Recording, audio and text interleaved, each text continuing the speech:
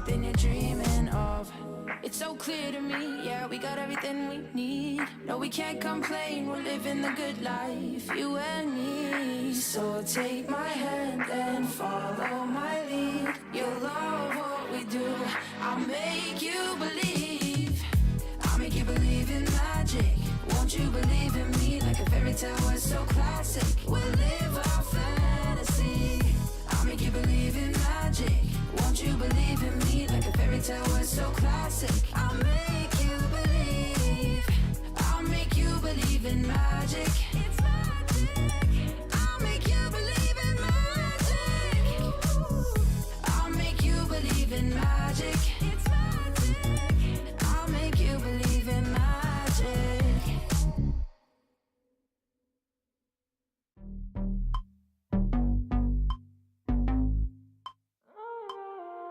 I've been putting in the mileage, I've been paying out of pocket, yeah. Been a while since I lost my shit. Crack a smile 'cause I'm on it. Don't wanna wait for luck to change, as long as I'm ahead of yesterday. I'll crack a smile 'cause I'm on it, yeah. Took a lesson from the losses.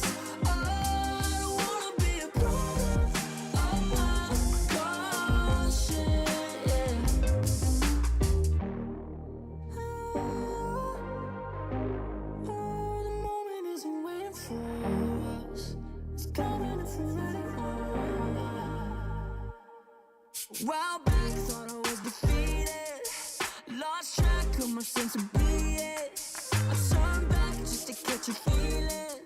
The covered up wasn't what I needed, so I look ahead and focus on the mindset.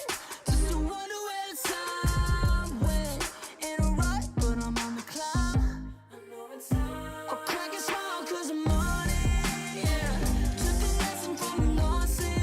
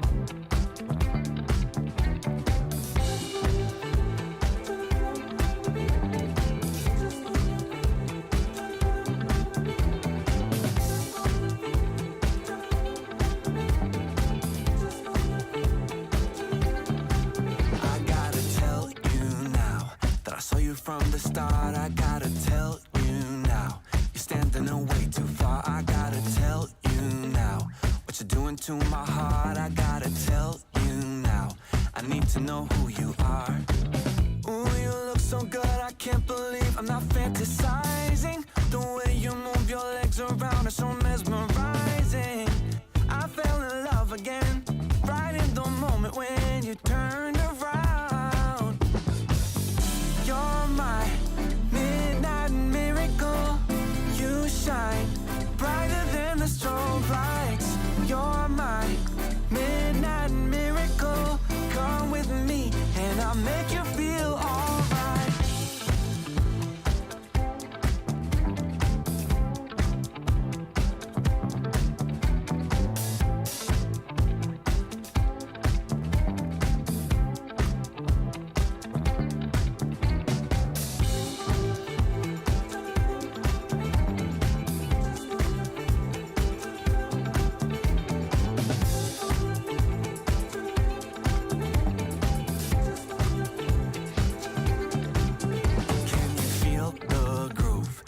look into your eyes, can you feel the groove? When I hold you tight, can you feel the groove? Taking us through the night, and can you feel the groove? Shaking from left to right. Ooh, you look so good, I can't believe I'm not fantasizing. The way you move your legs around are so mesmerizing. I fell in love again, right in the moment when you turned around, round, round, yeah. You're my midnight miracle. You shine brighter than the strobe lights. You're my midnight miracle. Come with me and I'll make you feel alright. You're my midnight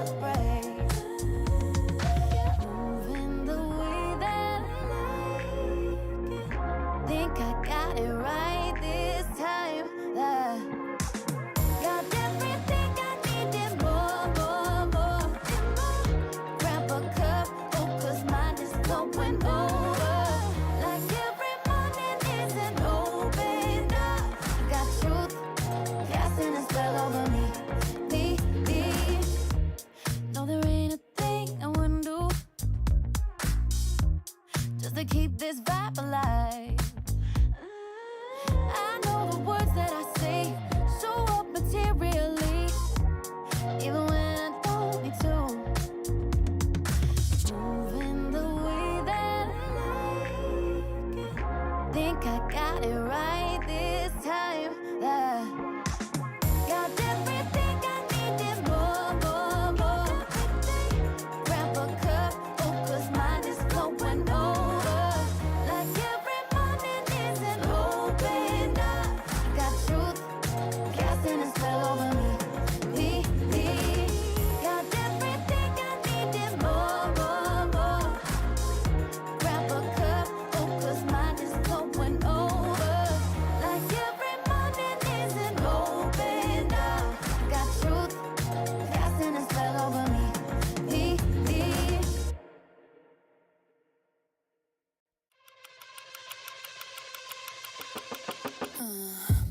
I know I'm a lot, but you should've known not to cross the line.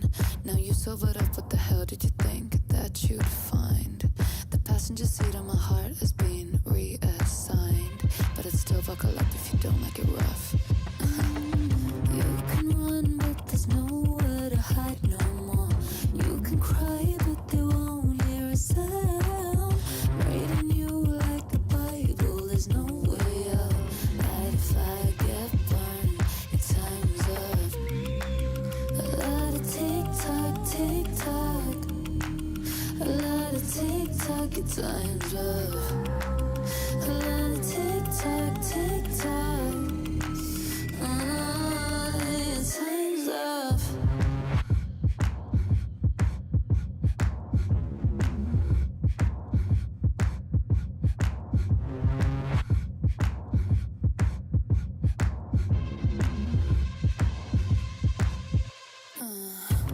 I know I'm a lot, but you should've known not to cross the line. Now you sobered up, what the hell did you think that you'd find? The passenger seat of my heart has been reassigned, but it's still buckle up if you don't like it rough. You can run, but there's nowhere to hide no more. You can cry, but they won't hear a sound. Reading you like the Bible, there's no way out. Light if I get burned, your time's up. A lot of tick-tock, tick-tock. A lot of tick-tock, your time's up. A lot of tick-tock, tick-tock. Your time's up.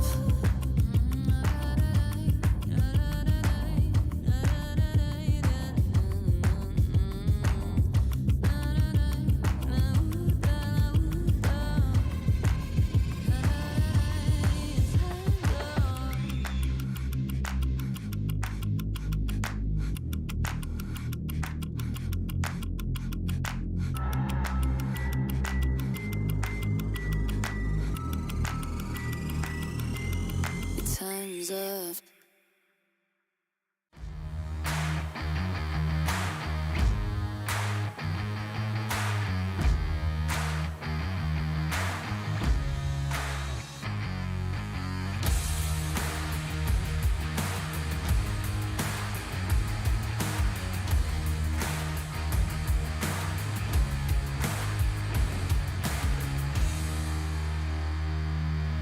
Push to the limit, no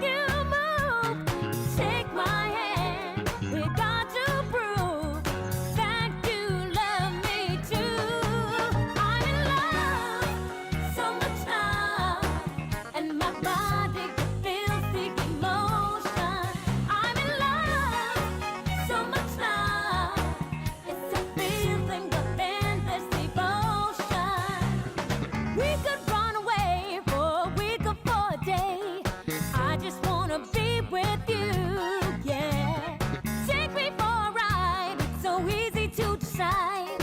I'm the one, you know it's true, yeah. So hold me now, don't be afraid. Touch my body, feel my sway. It's the day for you to say that you love me too. I'm in love, so much love, and my body can feel the emotion. I'm in love, so much love, it's a feeling of endless devotion. I'm in love, so much love. So much love, I'm in love. So much love, yeah. I'm in love, so much love, and my body feels the emotion. I'm in love, yeah. So much love, it's a feeling of endless devotion. Come on, you're standing on the edge tonight. You watch me like a satellite. Come on and dive with me. It's time to see the color changing in the light. The future's looking pretty bright. Come on and shine with me, shine with me. Now I can see that this is really happening. Honestly, don't you really want to try? Oh, you take my hand and we can make it out.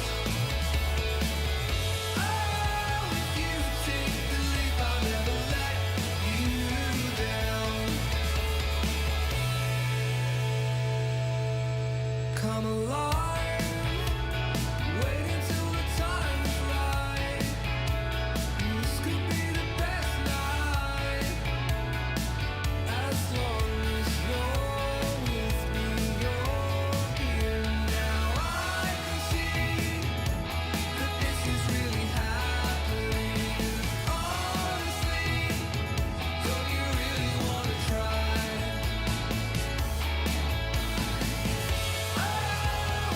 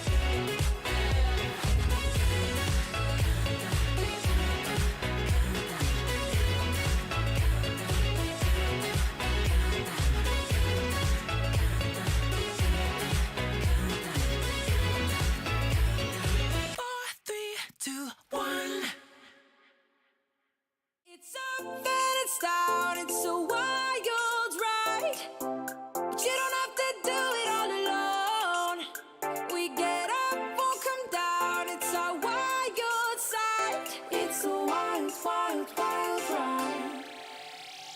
It's up and it's down, it's a wild ride. But you don't have to do it all alone. We get up, we'll come down.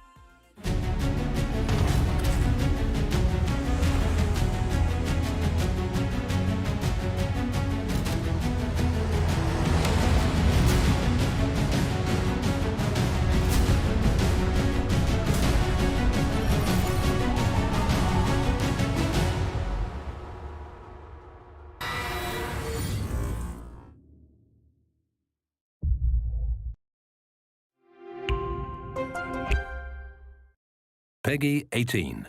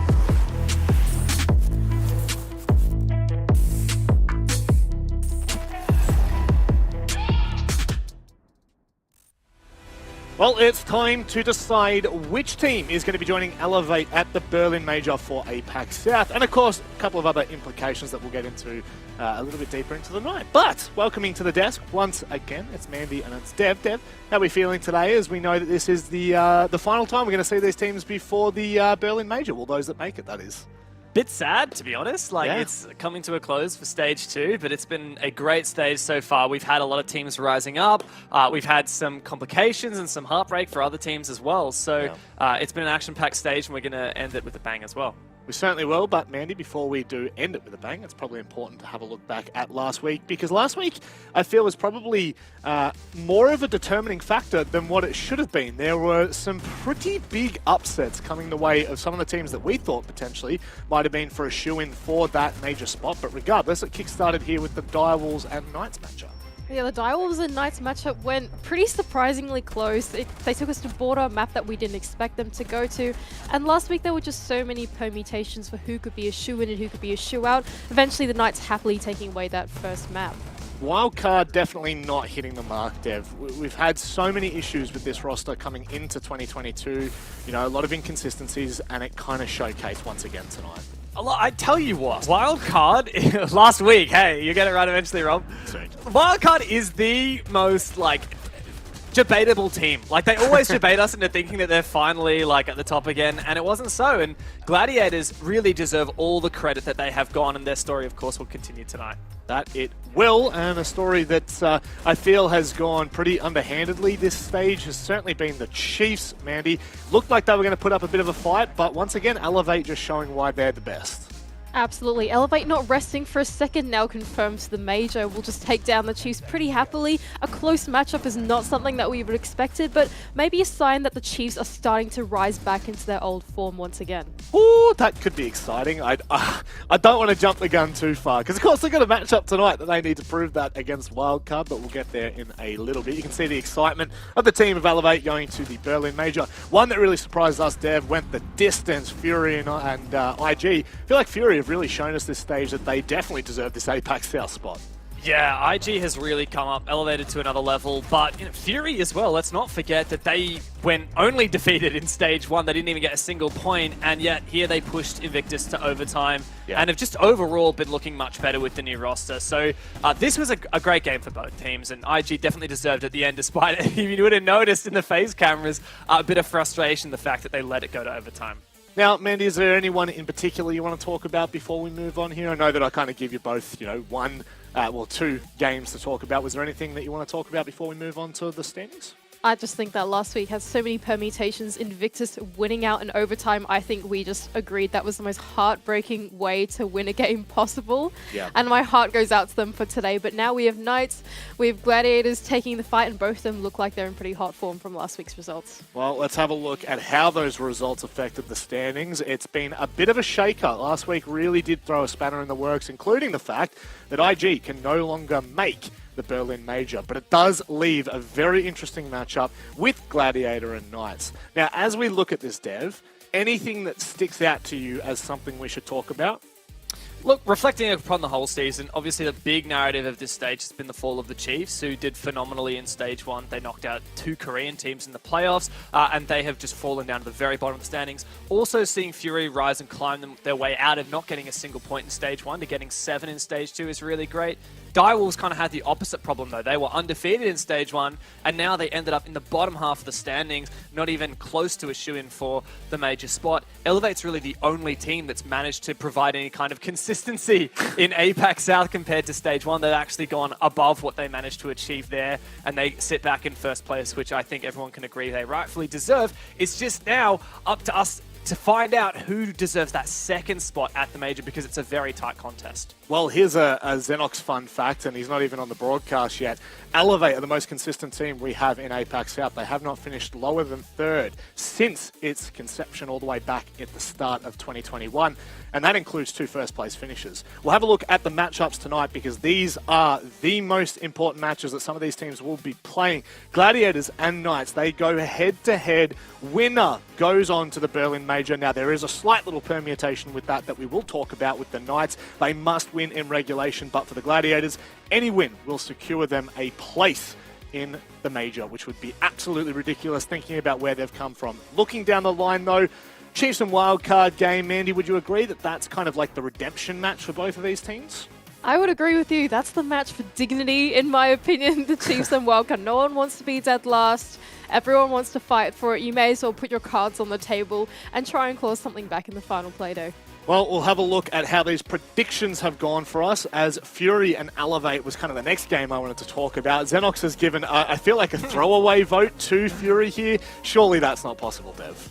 Nah, it's not happening. I mean, it'll be a great game. The 2 teams from Thailand always provide a great show. They have a really long history between the 2, but historically it's always been Elevate that have gotten ahead, and I expect that to continue here. I think they're the best team in the league, and they would want to go into the major with another win under their belt. The other one that's pretty well split is actually the final game, yes. IG Direwolves, which we haven't really touched on as of yet. Both teams sadly ended up in the middle pack. Both teams also look like they were in for a shot at the major, and now I guess it's just setting themselves up for stage 3. Yeah, a lot of heartbreak for IG and Direwolves, but there is a huge storyline on that final match. Direwolves, if they secure a regulation win, they will hit 4th place, and I believe, if my math is correct, they will sit around 16th in the SI standings, the SI point standing, which is just massive for them. It still gives, APAC South, another team, another hope for the end of the year. But I don't want to jump the gun too far. We've got plenty of time tonight to talk about that. Speaking of what we want to talk about, it's the first matchup. It is single-handedly the most important game that both of these teams have played all year long. Dare I say, maybe even the biggest game they've played in their careers, Dev. I don't want to put too much emphasis on that. But Gaming Gladiators came into 2022, and they have seriously taken APAC South by storm. Do you think they can back it up and secure a major spot today? This team absolutely is capable, which was unheard of. 6 months ago, these guys just played in Nationals. They knocked out both Order and Bliss, 2 very favoured teams in the relegation tournament. They got picked up by Gladiators. They've got the support. It wasn't long ago. There was actually a great tweet from Echo, the team manager, recently about, this team was close to disbanding not very long ago, and they've had a revitalization in their roster. They had Joe come on board, formerly of Invictus. Yep. And they've just escalated to another level. They are fully capable of making it to that major. They believe it, but they're also not putting too much pressure on it, which to me is actually the most impressive thing. It's what Rick said in his interview last week. They were like, look, we're not too worried about the major. We're not really thinking about it. Like, if we get to go, that's cool. We just want to improve. And Mandy, I think that's single-handedly the most dangerous mindset you can have, you know? For Gaming sure. Gladiators with no pressure whatsoever. They have done incredibly in 2022. Do they book their major spot today? I've predicted for them to book it. I think that they've been the most consistent team throughout this entire league, bar Elevate, I suppose, from Stage 1 to Stage 2. They've shown tremendous improvement. I don't see that stopping today. It feels like the prospect for this team has never been higher, Dev. Do we start talking about them being one of the best in APAC? I mean, do we just start talking about it now? It's so hard because, you know, they'd be the first to say they don't want to get overexcited and I guess have too high expectations, because this is a very new team in a way. Like, they don't have... Not all these players have a lot of very high-level experience. These players have been around for a very long time. Rix, for example, he is a true OG. He actually played in the very first season of Southeast Asia Pro League back in 2017. 5 years later, he might be able to finally make a major. But that is experience of a kind, but it's not like none of these teams have gone to big majors before. None of these teams have that experience, except for, you know, technically, I guess Joe has had a bit of a stint on Invictus. You could kind of count. Yep. And it's just another step up for this team. Hard to get too ahead of yourselves and say they'll be the best in APAC or APAC South, but that's not the attitude they're having. They're just looking at taking it one step at a time. Well, one team that has taken it one step at a time since the beginning of 2021, it's the Knights. They have had one of the most turbulent experiences, I feel, in APAC South. From first place in Stage 2 to last place in Stage 3 of 2021. They unfortunately weren't able to go to the Mexico Major, and that was absolute heartbreak. That really, I think, put a bit of a, I want to say just like a thought in the back of their mind. But Mandy, coming into 2022, they have well and truly shown that they are a team that deserves this spot. They finished 4th overall, I believe, in Stage 1, and now this could be their opportunity to book their very first international appearance.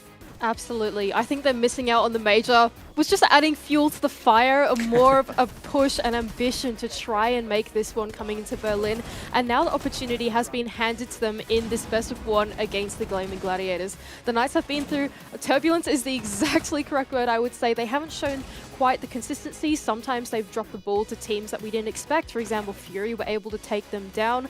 But the progress that they've made and the roster that they've decided to put together and formulate has just been so incredible to watch. I love their strat book. I love their cohesion, and they just seem like such down-to-earth guys as well. It's a huge talking point, isn't it, Dev? The two players they picked up, Stig's former from Fnatic, and then prior to that, obviously, on the Knights, but Quiz was really the one that raised a lot of eyebrows. Yeah, he played for the old Fury team, which is now Ground Zero, just a national team that he had only ever played in Oceanic Challenger League, which isn't even national. It's like pre-national, and a huge jump up for him. It's taken him some time to really find his feet, but now both him and Stigs have proven to be really strong additions to the team. Juicy and Sage also, like, just such core fundamental players to this roster. And Josh is actually the best statistical player in this entire matchup. He is top 4 for rating and also in the top 5 for KD and clutches. I've also got another fun one for Juicy, the Don that we all know and love, like the IGL hard support of this team. By far, the most plants in the league, 8 plants, and the next closest is 5. So yeah. It just, I think, reflects how the Knights works as a team. They have some real star fraggers, they have some star players. They also, like you were saying, Mandy, have a really strong strat book. They always like to play methodically when it suits them as well, and they're good at just working through that checklist. And even more fun fact for you about Juicy, he had the most plants in the world for a Tier 1 league. This was only 2 play days ago. And he was also the highest rated player on the night. So there is a huge conversation around what this player in particular has been able to do. The Don, as we have marked it in OCN. But moving forward, it's time to have a look at the vetoes. And this could really completely turn our conversation as to, what side we're favouring. We've got it split on the desk. It's more or less 50-50. We head to Chalet. Here is one of the funnest facts I think that I have for anyone watching. Chalet is the only map in APAC South to have not been played in Stage 2. Dev, Is that scary? That is scary. I'm actually really curious to see Knights ban Border. You remember the game last week, Direwolves versus Knights, and Knights won 7-5. They are so good on Border, like a really strong Border team. That's why I think it's so interesting to see them actually ban it and choose to go to Chalet instead. Knights have zero info from what I've got on Gladiators Chalet, right? Like the only result I've got of Gaming Gladiators playing Chalet, I'm actually pretty sure that's the North American Challenge League Gaming Gladiators roster, so completely irrelevant. They haven't played it in APAC South, they haven't played it in Operation League, so a huge gamble for Knights, who also haven't played it since May when they beat the Chiefs in a close 8-7 in OCS, which is a national league. They also beat Sandbox in the APAC playoffs on it, but again, a really, really tight game. So this is actually a very strange one for me. A big gamble, both teams going to a map that they don't play very often, especially for Knights when Border, one of their better maps, as has been proven in recent history, was left in and they could have played it if they wanted to. Now, Mandy, the game is ready, but I want to get your final thoughts on this one. Do you feel confident in your GG pick? I am pretty confident in my GG pick. The asterisk that I have on the Knights right now is that GG are the ones starting out on the attack because Knights banned out last, right? So preferably, GG are starting on the attacker-sided half of Chalet, which is what we come to expect. So if they can get the momentum running, I feel like it's going to be very hard to mentally claw back into this game if you're the Knights. Well, this is a massive one. The implications could not be larger for either of these two teams. And to run you through all of the action, it's Starsky and Hutch. Such a massive game here. Of course, winner basically goes to Berlin. All the permutations we'll cover throughout this match, but it is arguably one of the biggest matches that we've ever had in terms of an APAC South regulation match, guys. Knights, Gladiators, both battling for that final spot. Yeah, that's exactly right. And I think the fact that we're heading to a real, I guess, smoke and mirrors map, right? Neither team has really shown a whole lot on, especially GG. No info heading into this one. Knights as well could have sent us to Border, but they've taken a risk. It's a bold call for a big match, and I'm keen to see who gets out on top. For the first time this stage, we head to the wintry Chalet, and it could have the most important decision to be made. Who heads to Berlin? We'll find out very soon. Gaming Gladiators and the Knights to do battle. The good luck, have funs, go out and chat, and now it's serious time. Knights on the defense, Gladiators on the offense as we head into the ban phase. As expected, GG are starting on the attack, so that opens up the Knights to enforce the first ban in this match, and it's Finka straight off the board. Not too unexpected. One of the most banned operators globally at the moment. So powerful. LMG, Adrenal Surge, combo that together. Not all that fun to play against. And Flores in response from GG, just slowing down the potential for some of that util clear. And Finka, the most picked, most banned operator in APAC South. No surprise in that regard. The Flores as well, very, very prominent when it comes to Chalet, clearing out a lot of the choke points, and Valkyrie as well. Also, another operator that not only on Chalet, but pretty much everywhere is again still in the banned department. Our final one will be the Aruni to close things out, heading into Chalet for the first time this stage. I would sort of just bring our minds back to the last time these two teams played, guys, back when Gaming Gladiators were Renatus. That was on Oregon. So interesting to think that we could have been potentially heading there once again. Knights won that one 7-4. Of course, this was in regulation of Stage 1. So we see, will the script flip this time around? Can the Gladiators get revenge on the Knights and find victory and send themselves to the Berlin Major? And just to, again, go over those permutations, Gladiators win in regulation, they go through. Knights win in regulation, they go through. But in any scenario that we head to overtime, it is the Gladiators that go through every time.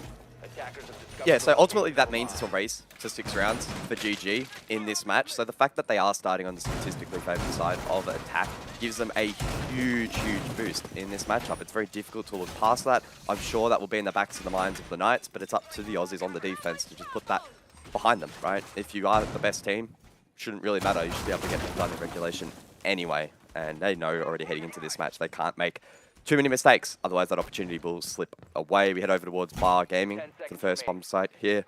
On the rotation, GG preparing drones for the solar take. The Knights extending across as expected.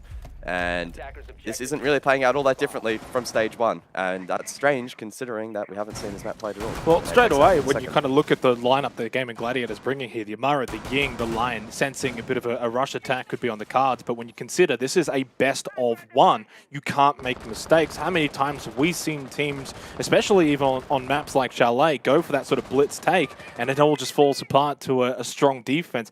You've only got so many rounds. You're on the attack. You really can't, let that go to waste. So while it may look like a bit of a fast entry take for Gaming Gladiators, that doesn't mean it has to happen straight away. I'm thinking big window, late round. The Candelas, for example, get control of Library. From there, they can really use those Candelas to full effect, but clearing out this mezzanine area, not going to be easy. You've got the keeper barriers as well with Stigs, but they're going in early. Red's just trying to walk straight on through, and Juicy watching for Bartstock. I mean, it's the easiest defense there for the Knights. What is the Gladiators thinking? Joe finally gets into games, but really, everyone else is already dead. Quiz got a big kill on Tatolji after he found 2 kills, but that's it. Round done. Knights 1-0 up.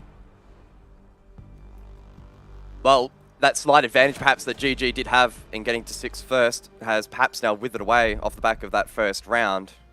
A very aggressive execute. Obviously, I guess a quote-unquote rush in terms of the operator composition, but they did try and set themselves up with the flank watch up above in Library to prevent the retake. However, the vault-in did not pay off. Backstore was being held. The smokes weren't in positions to cover that line of sight. The Candelas didn't hit either, so none of the util there from GG doing anything worthwhile. Knights doing a great job, very composed. They get the first round. Yeah, far too slow with that vault in through big window. Really no other, there was no Candelas going out to sort of blind Juicy and Barstock. There was really no way in which Knights were going to lose that round with the way that Gladiators played it. And if that's a sign of things to come, I think the Knights will be taking those kind of rounds all night, every night. And they get a good start, remembering kind of what you said, that it's a race for the Knights, of course, to 7.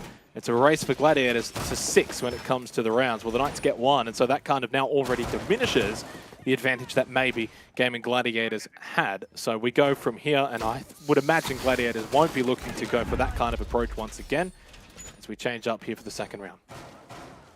10 seconds left. Over towards Kitchen Dining for the second, but much is the case here on Chalet. We will see extensions up above. Now, interestingly, only a single wall reinforced from Dining into Lobby, suggesting that the Knights here are going to be quite aggressive here on the roam. It's lines of sight.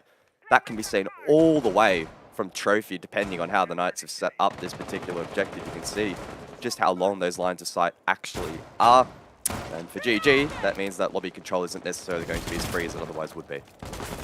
Oh, Tolji, though, gets a free kill onto Josh. Big player to get rid of. We know that Josh is such a linchpin when it comes to the Knights, one of their best players statistically. When the Knights are playing well, a lot of the reason is because Josh is playing well. 1.20 rating so far this stage through the 6 matches, +2 entry, +16 KD. And he gets taken out very early, and this opens the door now for the Gladiators, quite literally, to make their way into Library and above, to clear above now for Kitchen Dining. And they look like they can have a good round here if they can, of course, finish strong. All about recovering now for the Knights. Quiz aggressors back up above and Sage down below, still on the roam. So there are still some sneaky positions being held here by the Knights, but Gaming Gladiators making good work of their control. They've established up above. That's a line of sight into Office, applying more pressure to Quiz as Juicy now comes alongside to assist. A good drone, however, in response from the attack. They have information now, and the Knights under quite a bit of pressure. Only 3 drones remaining, though, with 90 seconds left in the round, but Ape with a big shot onto Quiz. Knights falling now, and they have not been able to respond, and all they're getting as well is pushed back towards site down below. That's going to leave things opened up now for the Gladiators, who have 2-player advantage. Juicy feeling like maybe he needs to make a play. Pushes up to the window here in Trophy. Can't find the angle, but Hoven can. From the lower position, he finds the head of Juicy, and Gaming Gladiators looking like they're going to find this second round. Just snowballing the momentum now, and with 60 seconds to go, and Sage low on HP, now down. Stiggs is left to clutch, and he has had some big moments in this second stage, but this would have to be absolutely huge, of course, from that spot, there's nothing he can do. Gladiators with a good response. Yeah, and obviously a bit disappointing there for the Knights because they just got picked apart. Josh goes down too early from that library window, and then they just lose a couple more players up above, and then suddenly you've lost vert control. Everyone's pushed back, stuck on trophy stairs. Obviously, Juicy, I think, makes the right play, goes for that kill through the trophy window, but Hoven's just positioned so beautifully. Doesn't fall there. If he does, then suddenly you don't have to worry about the player outside. You've got a little bit of control in trophy, but big shot from Hoven. Obviously, Ape, he got the big kill. He's the big player on this team as well. 1.18 rating, plus 14. An amazing stage so far, along with Joe, both over that sort of 1.10 threshold. And 1 for 1 to start on Chalet. You wouldn't have it any other way for these two teams. And I saw, even had a sneak peek, guys, at the Twitch channel point voting before this game started, and it was about 50-50. So really does kind of highlight how close these two teams are. Exactly right. I think anyone would be amiss to say this isn't going to be incredibly close. It's very hard to call. It's going to come down to which team simply plays better on the day. And again, even at their peak, difficult to separate these two. So I'm hoping that as this game develops, we get to see that. Unfortunately for both teams, the first 2 rounds have been incredibly one-sided, right? We haven't seen a round go down to the death as of yet. For me, I would probably edge out the Knights with a little bit more experience in the late round to perform slightly better. Perhaps that will be the game plan for Gladiators, right? Continue going forward, try and get aggressive early round. We'll have to wait and see. That's obviously something we can look back on in a couple of rounds' time. But for now, the Knights establishing over towards bedroom. Some control down below from Sage. Quiz in a pretty common position over towards Mez. Stigs to assist him.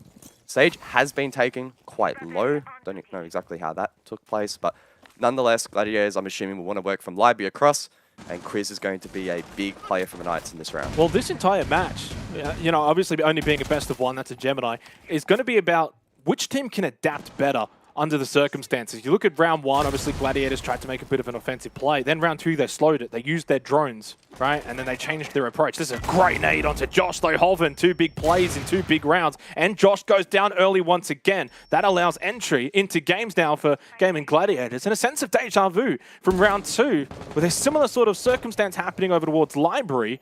And Gladiators find their entry and find a way into the map. Yeah, great nade. The greed from Josh goes punished. He already used his Nitro, and that was his best condition to get a kill from that position, but instead tried to hold his ground.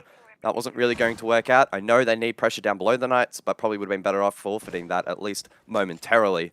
And now with half the round to go, Gladiators, once again, in box position to try and take this round. It's all about trying to open up the wall now, in towards site, expose those players on the A objective, push them back, in towards bedroom, and allow Ape to hold this cross. And again, look at the drone economy, though, for the Gladiators. Down to 2. It was down to 3 in the last round, and that might seem bad, but with only about 65 seconds or so left in this round, you're in a position where at least you've got some information. You've used those drones. You've played your approach. Rix is going to send another one out towards Piano, and obviously they've only got 2 left. You do have to be somewhat careful, but you know where they are anyway, right? You've got that information. You're using it. You're slowing things down, and right now, that's playing into Gladiators. They are dictating the way that this game is to be played. Keep a barrier goes out, looking to just try and buy a little bit more time over towards Piano. Stig's still playing such an aggressive position. 45 seconds left. Advantage GG. But the Knights in a good position to hold out here and find a few frags.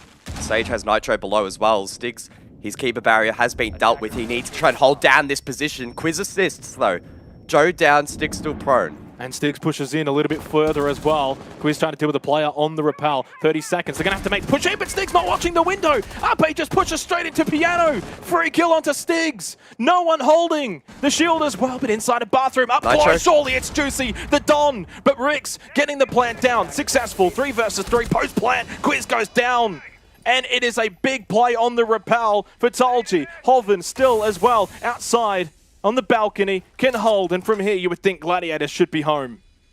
30 seconds remain, the double cross. Juicy able to go for the res, and Sage for the flank, the air jab though, to just stall that out. It is a 3 versus 3. It might be achievable, but Hoven gets 1, Rix gets a 2nd, and now Quiz left to try and collect all 3 by himself. And with 15 seconds to go, this will be a Gladiators round, and a very convincing round at that. What a push-in through Piano. That was the key moment in that round that allowed Gladiators to get it across the line. Entirely was, wasn't it? You know, it felt like Stiggs holding Piano. That was sort of the linchpin of the defense for the Knights. And as soon as he goes down without even firing a shot, it all just falls apart defensively for the Knights. Rix is able to get in, get that plant down, and I think anytime you're getting a plant down in that position, it's going to be so difficult to get a retake. Not happening there for the Knights. 2 rounds now for the Gladiators. And obviously, in a best of 1, you've only got so many rounds that you can afford to lose. Knights now down a round, but we head back to Bar Games, and they'll be looking to tie it up 2-2. Cast our minds back to the very first round in this match. It took place on the same objective. Gladiators went for a very aggressive, execute-heavy lineup, tried to send it in double window games, got completely shut down. Don't expect them to do something similar here. Somewhat identical operators in the sense that they are still bringing the Ying. I don't mind that. However, expect us more of a focus up on Library, up above. Perhaps Snowmobile down below to cut off that rotation as well. Try and suffocate out the Knights a little bit, who have shown weakness. In the 2 rounds that the Gladiators have won, it has been because, largely, the Knights have given away an early pick and put a lot more pressure on the remaining players on site. It's what we say time and time again. Josh is such a valuable player for the Knights. I mean, obviously, if any player is going down that early, allowing entry into a position like Library, for example, or Games, yeah, it doesn't really matter who dies there. So I think right now, Josh just has to be a little bit careful. 2 rounds in a row that he's died super early. He needs to not only stay alive so he can frag out, but also to not allow Gladiators to get those easy entries in. That's costing the Knights. And so far, the only thing that Knights have been able to do is just sort of hold on defensively, wait on site. They're just not able to push out, find kills, be aggressive. It's just all up to the Gladiators. Aggression on display once more here from the Knights. The one plus side of this aggression has been they're cutting down Jones. Great example there. Often when it comes down to the late round, Gladiators don't have a lot of information to work off. However, it hasn't really been all that costly considering the advantage that they have had here. So if the Knights can perhaps find one in response, continue to whittle away that information, we could see a big flip-flop. Quiz with the flank over towards Piano, shuts down the Nook. That's nades taken care of. And that's the surprise factor of that operator dealt with as well. And this is a huge improvement already for the Knights. However, APAC with a good trade. Yeah, and it kind of highlights the fact that as soon as the Knights have all 5 players up, they haven't lost a player early, they're able to be that little bit more aggressive and try and find those kills, put the pressure onto the Gladiators. But if you're losing a player super early and you're down 5-4, you kind of have to revert to a bit of a defensive mindset.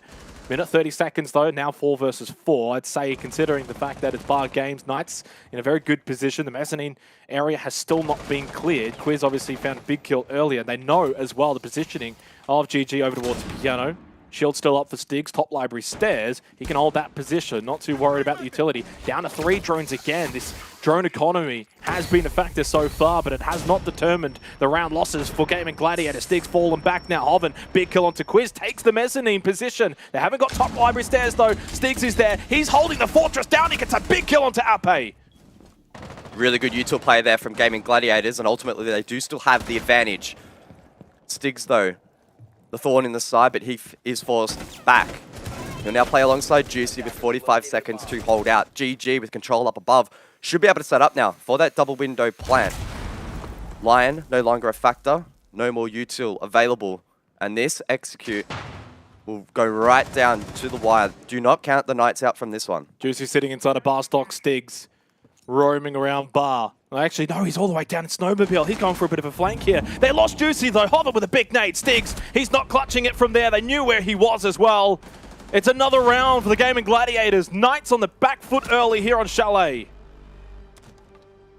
Really aggressive play there from GG. They are looking really confident and proactive in this matchup. The last 2 rounds, great examples of someone making a call. Gladiators as a team finding an opening and exploiting it. In that last round, really good timing there with the flash grenades. It meant that Stiggs couldn't hold the cross. Quiz was under a whole load of pressure. Probably should have been cut down even earlier than he was as he retreated to Library, but nonetheless was dealt with. And then that put them at the disadvantage. So despite the Knights perhaps tweaking and improving, the early round still wasn't enough. And this has got to be mounting serious pressure again when you consider Gaming Gladiators only need 6 rounds. Technically, they don't actually need a win in this match. A single point is more than enough. A big start now for the Gaming Gladiators, considering they did drop that opening round, and honestly, through fault of their own. It's not as if the Knights really did anything. They went for a bit of a quick attack onto Bar Games, see if they could catch them open, maybe catch them sleeping a little bit and just sneak into games, but Knights were ready for it, and since that moment, it's just been all Gaming Gladiators. Knights, at least in the last 2 rounds, have kind of been able to sort of slow things down a little bit more, right? The kitchen dining defense was, pretty abysmal. Gaming Gladiators just took it with ease, but Master Office Bar Games, there has been a little bit more of a resistance from the Knights. Now they take the tactical timeout. They take it at the right time. We're always quite critical when it comes to teams utilizing it. With Berlin on the line, you don't want to be saving that until the last second. Get it out of the way nice and early. Try and stall this momentum that Gaming Gladiators have built up over the last 3 rounds. And they make a big call as well to go down to Snow Wine in the 5th round. This is make or break, Guz, early on. I think if Gaming Gladiators get to 5 rounds, it's going to be so tough to be able to crawl that back. You would be asking Knights, despite, yes, it perhaps being an attacker-sided game, to go flawless themselves in that second half. Very, very tall ask. So I like this bold call, the early tactical, although in the context of this match, it's probably not really that early, because they know how important every round is. But they go down below, and that's been a strength for the Knights so far. They've shown they have a deep objective pool on this map. They're not shying away from any particular objective, and we'll see whether or not this does perhaps disrupt the momentum enough towards Gaming Gladiators, who continue to find openings and continue to immediately pounce upon them. It feels like such a vital round though. Early days, but of course Gaming Gladiators, as you've said and as we've mentioned, only need the 6 rounds, and they are 3 rounds away. Technically, told you though! Oh, he takes out Stiggs, trying to peek through the window, and he cops a bullet into the eye. And once again, it's the Gladiators that have an advantage early. Knights need to bite back, and especially on Snow Wine, you can't just huddle on site. They need to be aggressive. They need to go for a counterpunch. Question will be though, where do they find that? Joe and Ricks have already snuck into Boiler. There's pressure on Snowmobile as well. Oh no. So hitting a flank here is going to be tough. And look how much pressure's already being applied. That mute jammer dealt with, thanks to Joe. And the Knights with their backs against the wall, quite literally, already. Only 1:50. And it's all been droned. Hoven sent in a wonderful drone. Saw that there was no one on site, only Sage inside of Wine. Joe just pushes in as well. And just luckily, Knight's able to get away. Big Nitro Cell kill. Juicy found a big kill. Juicy got 2 with the SMG. Ricks, though, still alive and plant down in a 1 versus 2, but Quiz. And the Knights do bite back. They rallied to site. They rallied when it felt like maybe the site was falling. They were able to stand tall and get that counter defused. The retake is good. The Knights are not done with yet. It started to feel like it. It looked like it. Early pressure from GG, and they stuck to their guns. Every round they've won, it's where they've seen an opening. They've identified it with drones. They've opened a particular wall and applied pressure, and then they've banged. They've gone for it. That time, it does not work out. Cut at the knees. Juicy Josh went huge. Joe left chasing Tails in blue. And then Ricks to try and clean it up. He could not hold on in the post. Really big there from the Knights. And even if they don't win this final round of the half, they have given themselves a big lifeline by at least getting 2 in the first, because it creates that buffer. Especially when you consider Chalet and what we've seen in the APAC South region over, well, basically its lifetime since coming into the map pool has been attacker-sided, generally 4-2. Not always the case, and in other regions it's somewhat defender-sided, so you're never quite sure what you're going to get when it comes to Chalet, even more so when it's the first time we've actually seen it this stage in APAC South. And I would honestly say, yeah, 4-2, not the end of the world. 3-3, definitely part of the course probably for both teams at that point. And again, remembering for Gaming Gladiators, only having to get to the 6 rounds, they'll be very happy with this half regardless as to how it ends. One thing that I've been very impressed with, though, from both teams, the drone usage from Gaming Gladiators, they don't let that go to waste. They make sure they use all their drones. Hoven had an absolutely massive drone in that last round, so that Snowmobile was completely open, only 1 player in wide, and that's why they were able to just go in. They had the information, and even though they're using those drones, Knights have done a really good job in making sure they're at least eliminating them very early on. So we're getting down to like 90 seconds left in the round, and Gaming Gladiators have like 2-3 drones left.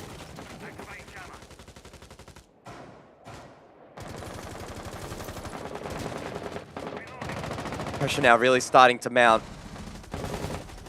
Can Gaming Gladiators respond to that last round where they faltered? Oh, the early round has been good. Josh already under pressure inside of Library. He's been droned out. Prepares a Nitro and throws it out single. Doesn't quite land though. And told you we'll survive. Well, the better thing he's done here, though, is fall back to top Library stairs rather than holding the position. Gemini came out, and the mute gemma deals with it anyway. So that's better from Josh. In the first couple of rounds of this half, he would throw out that Nitro Cell and kind of hold position, and that would just leave him a little bit susceptible to an attack and to a push. Now, it does obviously give up that library position, but hey, he's still alive. And this is a player the Knights need to be alive and firing if they're going to be beating Gaming Gladiators. Certainly has that clutch factor about him. We saw it in the last round. Lines of sight now into Office, so Sage is the next player for the Knights to step up here on this extension. Crossfire is already established by Gaming Gladiators, and Sage is forced back slightly. Being droned out as well, but an impact to take care of that. 3 drones left. Again, minute and a half. It's like clockwork from both teams. They're just not letting up. Obviously, Gladiators wanting as much information as possible, but Knights trying to deny it as quick as possible as well. Still, a decent amount of vert control for the Knights, considering the time left and a 5 versus 5. Gaming Gladiators need to find a way in and need to find that opening kill soon. And dare I say it, this might be the first time with a minute to go we've actually been in a 5 versus 5, because there has often been an early pick in this match. So it comes down now to who is better in the execute. 60 seconds remain, Sage still up above, yet to find a kill. He'll want to step up and assist Quiz here inside of Master. That's APAC. He falls Sage. There's that first kill. It's a big one. Nice turnaround from Tolchi. Gets the kill onto Quiz. And of course, there's the play on Sage. That's down 2. So 3 up for the Knights. 3 up as well for the Gladiators, with Joe down for the count. Josh over towards Solar Stairs. This is an interesting position. If he elects to peek up, fire the shot, he does. Gives away his position and may have to push back down Trophy Stairs. Sage does eventually die because he was down on the ground. And Josh, though, the air jab keeps him knocked down. He gets back up again. 24 seconds. Full white runs back to site. Covered on the trophy window, and it's Tolji for a triple. And it's Juicy now left. I was going to stay site, but now in blue, forced to flank with 10 seconds to go. Joe is low, so he might be able to find this and bring it down to a 1v3, but he's hit an air jab. His position revealed, and it has fallen apart here at the conclusion of the half for the Knights. Joe gets that final pick, and Gladiators respond. It was never going to be easy to go to Berlin if you were the Knights, and so far it is showing up to be very difficult against the Gladiators. It's a 4-2 half, 2 rounds away from Berlin for the Gladiators. The Knights now on the attack need to match. They need to mirror what the Gladiators essentially just did, but they actually need to even do more than that, guys. They can't even afford a 4-2 half. They need to come home 5-1 at minimum here. Attack on Chalet. That is the task ahead of the Knights right now.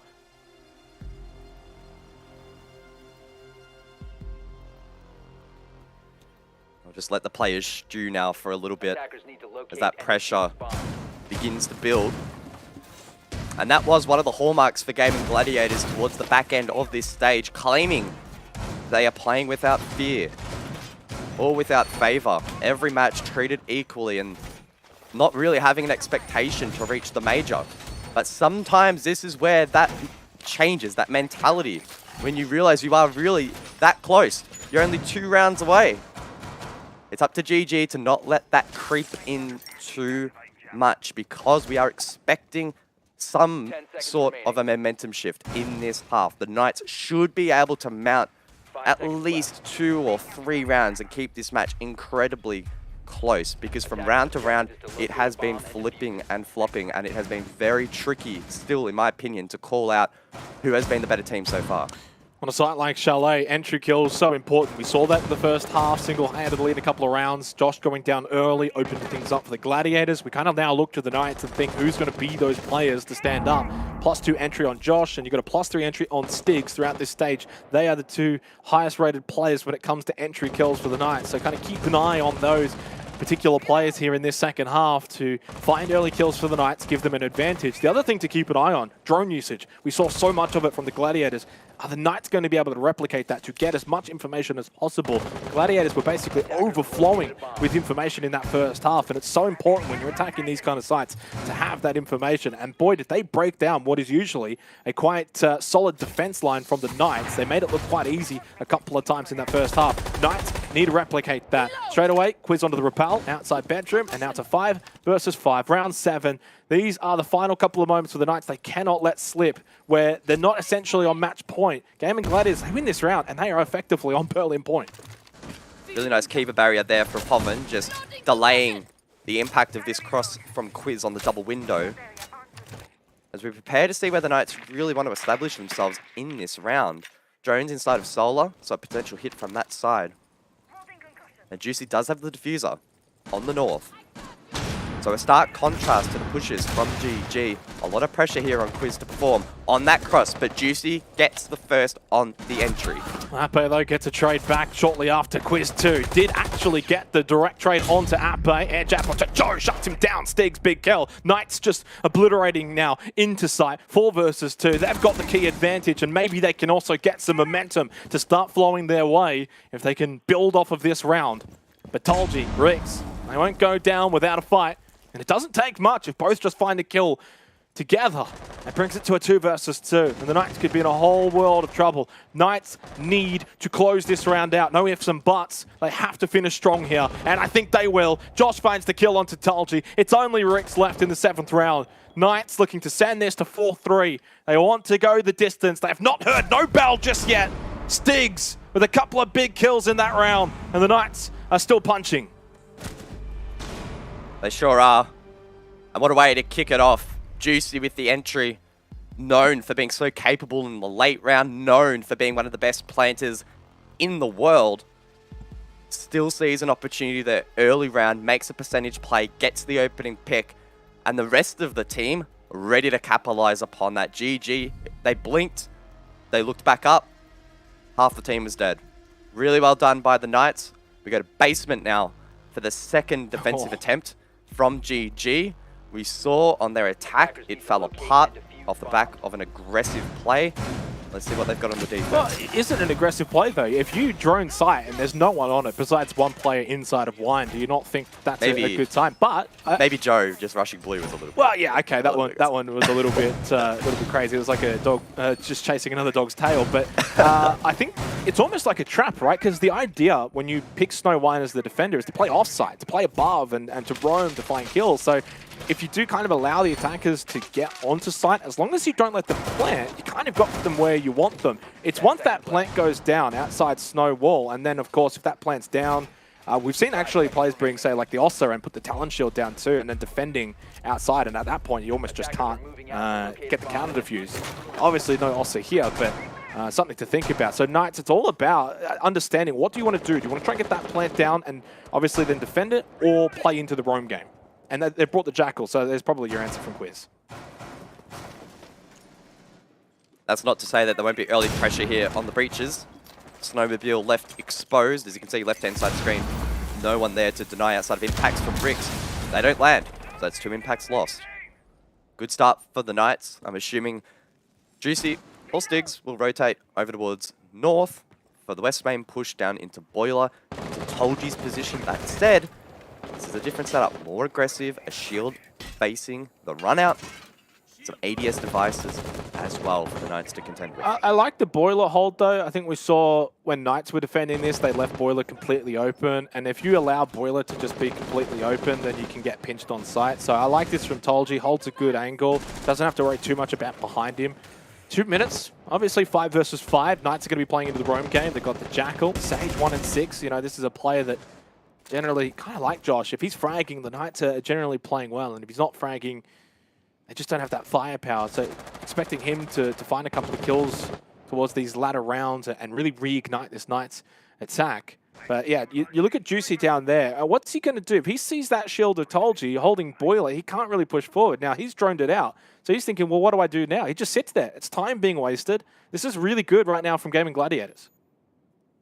Elsewhere, though, good control of West Main for the Knights, so it's not terrible. And I think Juicy will just be buying his time until someone with flash grenades can come along and burn. Styx comes alongside to open up Wine, and perhaps Boiler will be ignored altogether. Now they have the cross on the re-entry here, and Tolji's in a very rough position. He's already burning these gas canisters with a minute to go. And if GG want to withstand this push, he is going to have to find a pick or two. Yeah, and Quiz helping out now as well with the drones, but your Jackal's down below while you've got Gaming Gladiator still up above. Rick's now on site. I'm sure he would have got droned out, surely. This makes it a little bit harder to push in, but the way that Josh is angling this, I don't think Rix has been droned out. And if that is the case, he's in prime position to make sure that no one can rush into Wine and pinch Tolji and Boiler. Ape falls to Sage, though. There's that big kill that they needed. 35 seconds left, and it's a slight advantage for the Knights, but I still like this defensive setup for Gaming Gladiators. It still needs to be broken down, Guz. Yeah, the Knights don't really have the util now to deal with Tolji, so it puts them in an awkward position, and Sage forced to execute a play elsewhere. Josh will probe, and he finds the swing with 20 seconds to go. He catches his head prone on the floor. 15 seconds left, rushes into Wine, but Rix, of course, was not droned out. He holds a critical position. He can find a kill. Quiz dies anyway, though. That was to Joe watching the angle. Now he swings the drop down Sage. Hello from the heavens. He falls, and the Knights make it 2 rounds in a row. What a round there from the Knights, just when it started to look a little bit dicey. They made the calls required to get that across the line, and Rix did not have the impact that GG envisioned in that round. Too much of the rest of the defense fell apart. And despite not having the util, despite perhaps lacking the information, the Knights had the confidence to find those kills as required. They did it with just enough time to go, and critically as well, they have forced the timeout from Gladiators. Such a big round from both Sage and Josh. Josh's work on site, Sage off site, you know, both just essentially add up together basically to a round win for the Knights. And you know, surprise, surprise, when we think about the Knights, every single player is capable of these big moments. What a flick there from Josh. Opens up Boiler. Rix didn't get droned out, but Sage obviously got the kills above. Earlier he got Outpay, he got Hoven, then he gets Rix as well. Basically, Josh then closes out the round. So a big tandem duo round from those 2 star players for the Knights. But that's not to take anything away. Steegs has been so instrumental this entire stage and having critical moments. Juicy as well. I mean, you don't even have to really talk about it. We know what the Don does, and Quiz is a player on the rise, and that's why they are in contention right now to go to a major. All 5 players are standout players. And sometimes when we get these kind of pay-per-view matches, guys, you always think, is it going to be over in the first round, 1 punch thrown and the contender gets knocked out? But so far, this one's living up to the bill. GG wanted to keep things exciting. Back down to basement. And honestly, I don't think the Knights played that near as optimally as they could have. All it would have taken was slightly more util, perhaps 1 more nade. That boiler position would have fallen earlier. Perhaps the wall would have been open earlier. Rix would have been droned out. You add that all together, and the Knights would have won the round with a minute to go. So GG, I'm assuming, are going to throw something different here. That said, similar lineup, similar boiler setup, and I would assume in response, the Knights will probably try and clean up their act a little bit, but do something very similar as well. So quite an intriguing call to reattempt that site, but they did have the tactical timeout to discuss it. Into the 9th round, and again, we remind the permutation. Gaming Gladiators only need to get to 6 rounds. Knights need all 7 to head to the major. In some ways, after the conclusion of this round, if the Gladiators win, they're on match point, effectively. Knights cannot give them any more rounds than they need to. Open up that snow wall. It's another big round to sort of watch and see. Can the Knights continue to dissect this defense of the Gladiators, which, I'm going to be honest, guys, early days, but we haven't really seen enough to really suggest they're going to be able to control this attacker-sided Chalet. And I'll be getting very concerned if they lose this site for 2 times in a row, back to back. They're doing the same approach, and the Knights are doing the same attack, which would, in theory, equal a very similar result, which was a Knights win last time. So we'll have to wait and see what gets thrown into the mix here. I'm probably looking at Hoven, of all the players on GG, to be the one that steps up here on the Oryx. He's the one that needs to disrupt this West control. At the moment, he's lurking Library. Last time the Knights didn't push this. So if he's going to hold here for now, he needs to ensure that in the back of his mind, he is planning a couple of steps ahead here and getting ready for that push late, because the Knights are already droning like they did last time through West Main. They're going to take that control quite soon. Told you he's going to start being under pressure and using those gas canisters, and all of that is going to add up and weaken that site defense from Gaming Gladiators. And still 7 drones available as well for the Knights, so a lot of late round information still obtainable. Gemini just to maybe try and catch Tolji off guard. Minute 12 remaining in the 9th round. 8 rounds have been played. Only 2 of them have been won by the defenders. It has been an incredibly attacker-sided Chalet. Josh reels these now, making his way towards Wine, and a deja vu sense from the 8th round in the repeat. They want to get this wall opened up, but no exothermic, so Stigs will have to do it with the Selmas. But 50 seconds, time, it is a factor. When we think back to the last round, it was up above. It was Sage that got those kills to really allow then Josh to push onto site without having to worry about the Gaming Gladiators still having defenders. And they are struggling here. Clearing out the boiler position, Josh into the smoke! Oh, he finds a big kill onto Tolji through the smoke like he's Stewie 2K. That's all they needed. One more nade, and it opens up the round now for the Knights. They don't have to worry about this position. They have this control. They can send in that diffuser, go for the plant, and GG will find it tough to deny. 18 seconds, Josh again, he's standing up, rising to the occasion. Wants to go to the major, and he's making it happen, not just for himself, but for his team. He found 3 big kills, falls at the final hurdle though, now in a 2 versus 3 advantage for the Knights, but Riggs, he goes just as big, but Quiz enters what could have been a big choke. He says no. Shot him in the back, shot him in the heart. And I tell you what, all our hearts would be racing right now in this game. 10 rounds. It's a 5-4 lead for the Knights. And they edge a little bit closer to that Berlin spot. Good start there from the Knights. They cleared out that boiler position much cleaner. Josh then had free reign. It was like a highway into sight. Found the double. Rix narrowly was shut down, almost winning the round there for his team on the flank. But overall, you've sapped the excitement a little bit out of that round. That is a big failure from GG. The exact same setup. The Knights, as I said, played it more optimally and won the round outside of the Rix play, arguably more comfortably. Yep. So that's very concerning that GG, off the back of the timeout, go to the same site, do the same setup, and in fact play it worse. Now we see them go over towards dining, and their chances are slowly starting to run out. Of course, they can fall back on the fact they only need 6 rounds. However, the Knights are looking red hot at the moment, and GG do not have an answer. Since the Knights' tactical timeout in the 5th round, the Knights have won 4 of the last 5 rounds. An unstoppable force right now on Chalet. Gaming Gladiators need to dig deep. They are being tested like they have not been tested before. A team that was promoted from relegations at the start of the year. Had an okay stage 1, but find themselves in a fairy tale scenario here in stage 2 to attend a major. But is it being taken away from them by the Knights? I check my hands, Guz, and guess what? We've got a game on these hands as Josh falls to Tolji. The man of the hour shut down, and maybe Gaming Gladiators can find salvation in that kill. They win the majority of their rounds when they get rid of Josh. Just when it felt like Tolji was out of this match, he chirps up again. He's been one of the star players for GG in this match, particularly on the entry. It was mainly on the attack, but now when his team really need him on the defense as well. And it's Josh dealt with, who on these executes has looked deadly, incredibly sharp and confident landing his shots. Does that change things significantly now? I'm inclined to think yes.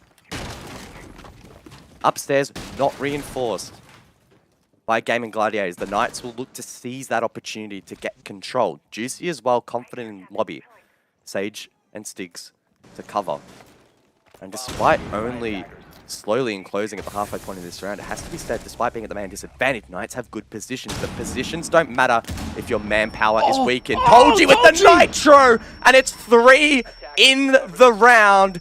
Quiz and Sage left in the 2 versus 5. He has absolutely taken this round for himself and just looking to turn around the fortunes of the Gladiators. 3 solo kills for Tolji. The man of the hour, the man with the best entry rating on Gaming Gladiators, has been able to enter in these kills and surely enter in a round win for the Gladiators. Quiz and Piano, he got 1 but traded back. You would expect that considering the numbers disadvantage for the Knights. Not much to expect from Sage. A massive solo round from Tolji. Single-handedly got them the round win. It's 5-5, and dare I say it, guys, Berlin point for the Gaming Gladiators, 1 round away. They needed to find a response, and Tolji was the one to find it. A huge triple kill to give his team the round. Some great, excellent solo skill. Really, really well played all around. This Nitro really capped it off over the top. That's Juicy down. And typically when Juicy falls in a round, it's because things are going left of field, and that was certainly the case Protect your bombs from that being round. used by attackers. And as you mentioned, whilst it may not be match point, strangely enough, it is major point for GG. They only need 6 rounds. They only need a singular point from this best of 1. Can the Knights now respond? The ball's in their court. Bomb located by attackers. 5-5, the 11th round, but generally when we kind of look at this round is to see who does get that point, that match point.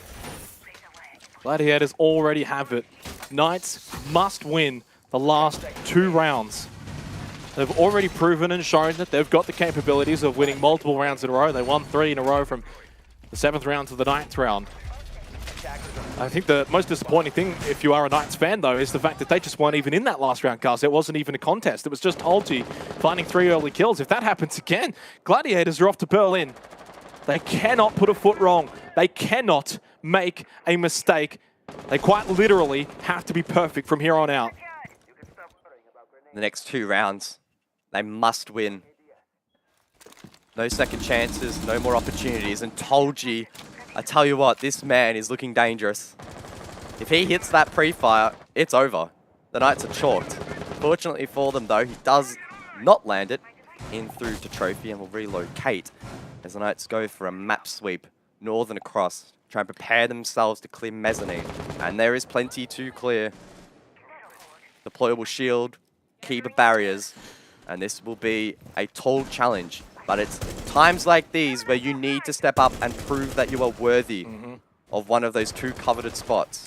Well, 2 things quickly. Rex on the Frost, those Frost mats. I'm imagining one's got to be big window and maybe one up in towards Library as well. But that's something to keep an eye on when it comes to bar games. You know, late in rounds, you know, sometimes teams do go for that little sort of last second rush. And if you're not expecting that Frost mat there, or if you don't play into it and you try and play into shooting the player in bar stock, that could be your undoing. Keep that in the back of the mind. But also, bar games, statistically, in the historical sense, is always a good sight for defenders. Now, Josh just goes straight into Library, but he meets his demise. Joe, 2 big kills! 2 maybe send them to Berlin, but Hoven falls somewhere else. Sage still outside that office balcony.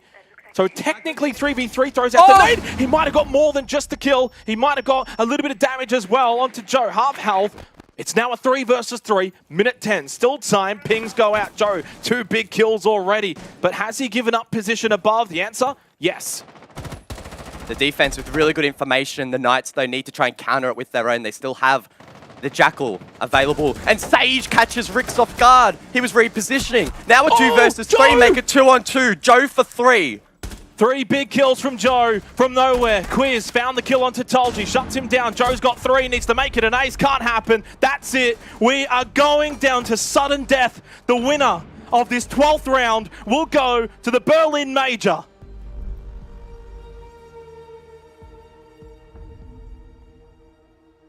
And Guz, it's Quiz, it's the young gun, it's the prodigy.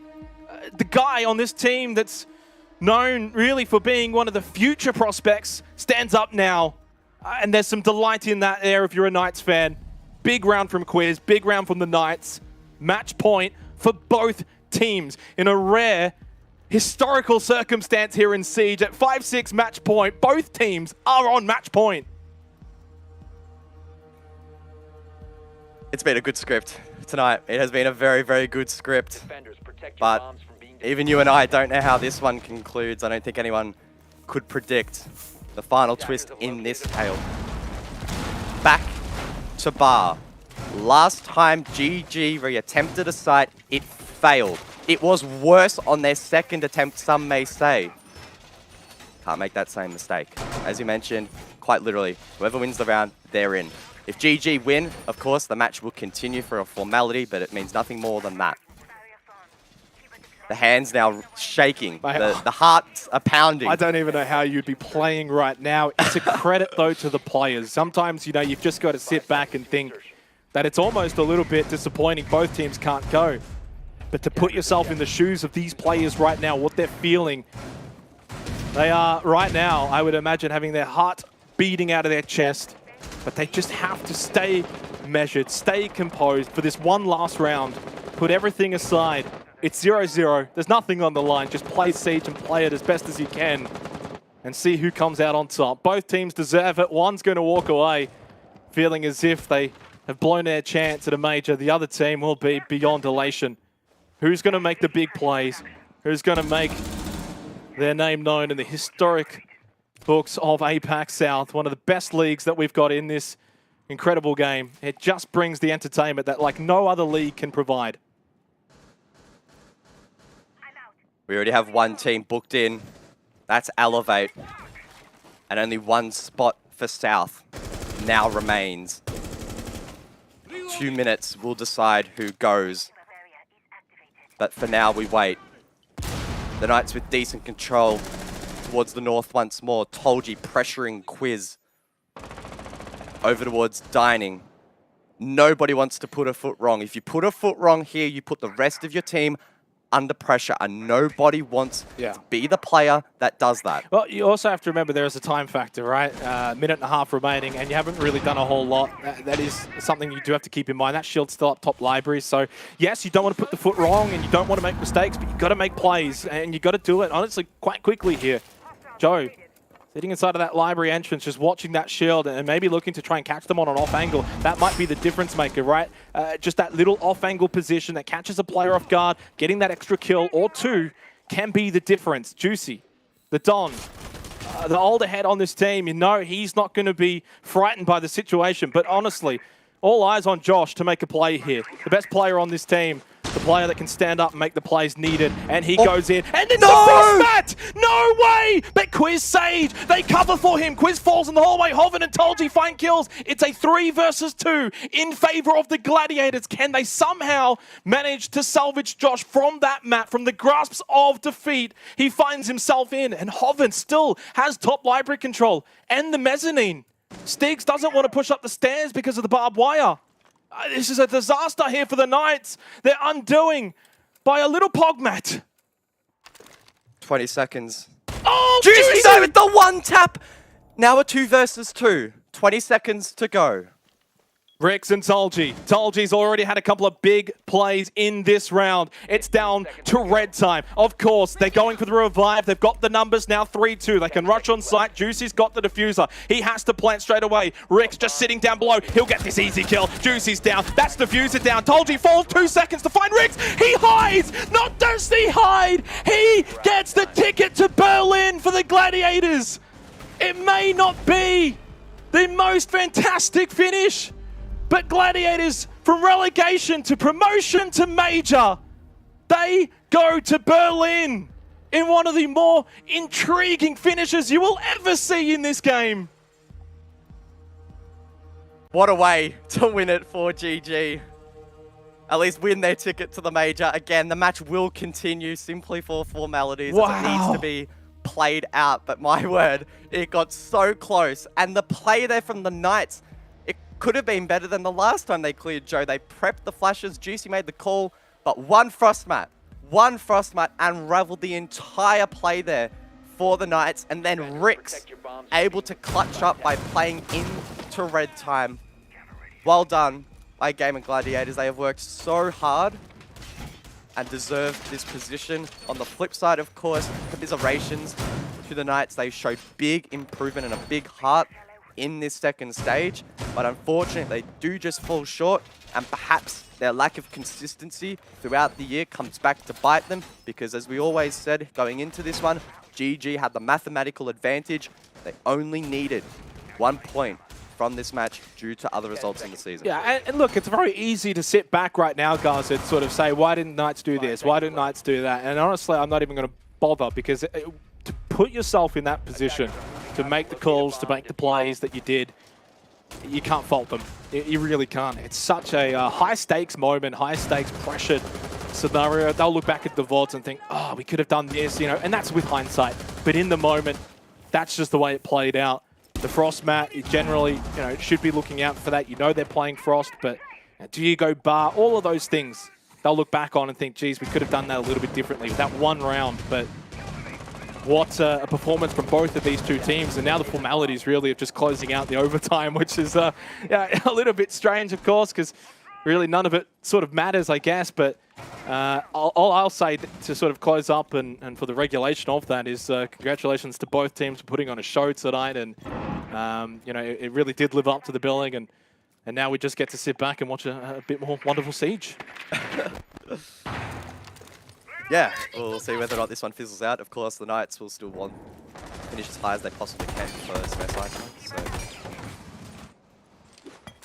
of course, there is still something to fight for, as Josh almost nades himself. In fact, he does, but doesn't die. Sage does find Hoven, though. 5 versus 4, and the Knights looking for a clean take here through Solar. Empty pick for the Knights, and they get the sack in as well through Josh. Such is the case at this point, they're probably just playing on almost anger, if anything, and obviously for Gaming Gladiators, maybe already taking a few sips of that champagne. Tolji, think back to some of the individual moments that sort of played out in regulation, and Tolji with a big 3K round, he just swings, finds the player top of trophy stairs. Rix too, got a kill onto Josh with a headshot. Nitrocell, oh, so great really in the end, and one sliver of HP available still for Quiz, but a marvelous Nitrocell, and it is his undoing though, looking for the closing kill. 2 versus 3 in favor of the Knights. Joe low on health, and Quiz though, barely alive. Juicy's drone certainly not alive as Rix takes a flick of damage. Stigs will look to push forward on the back of that yellow ping. The Knights wanting to get some side control and cut off returning members of the defense. Quiz playing that position on the double window. And from here, should be a Knights round. HP though would throw a spanner in the works, but Juicy gets an entry. 30 seconds remaining in the round. Big shot from Rex. Juicy though answers back and gets the quick double at the end to close out the round. While that plant was almost going to go down anyway, Juicy elected to just get off of it and find those kills instead, and the Knights get overtime match point.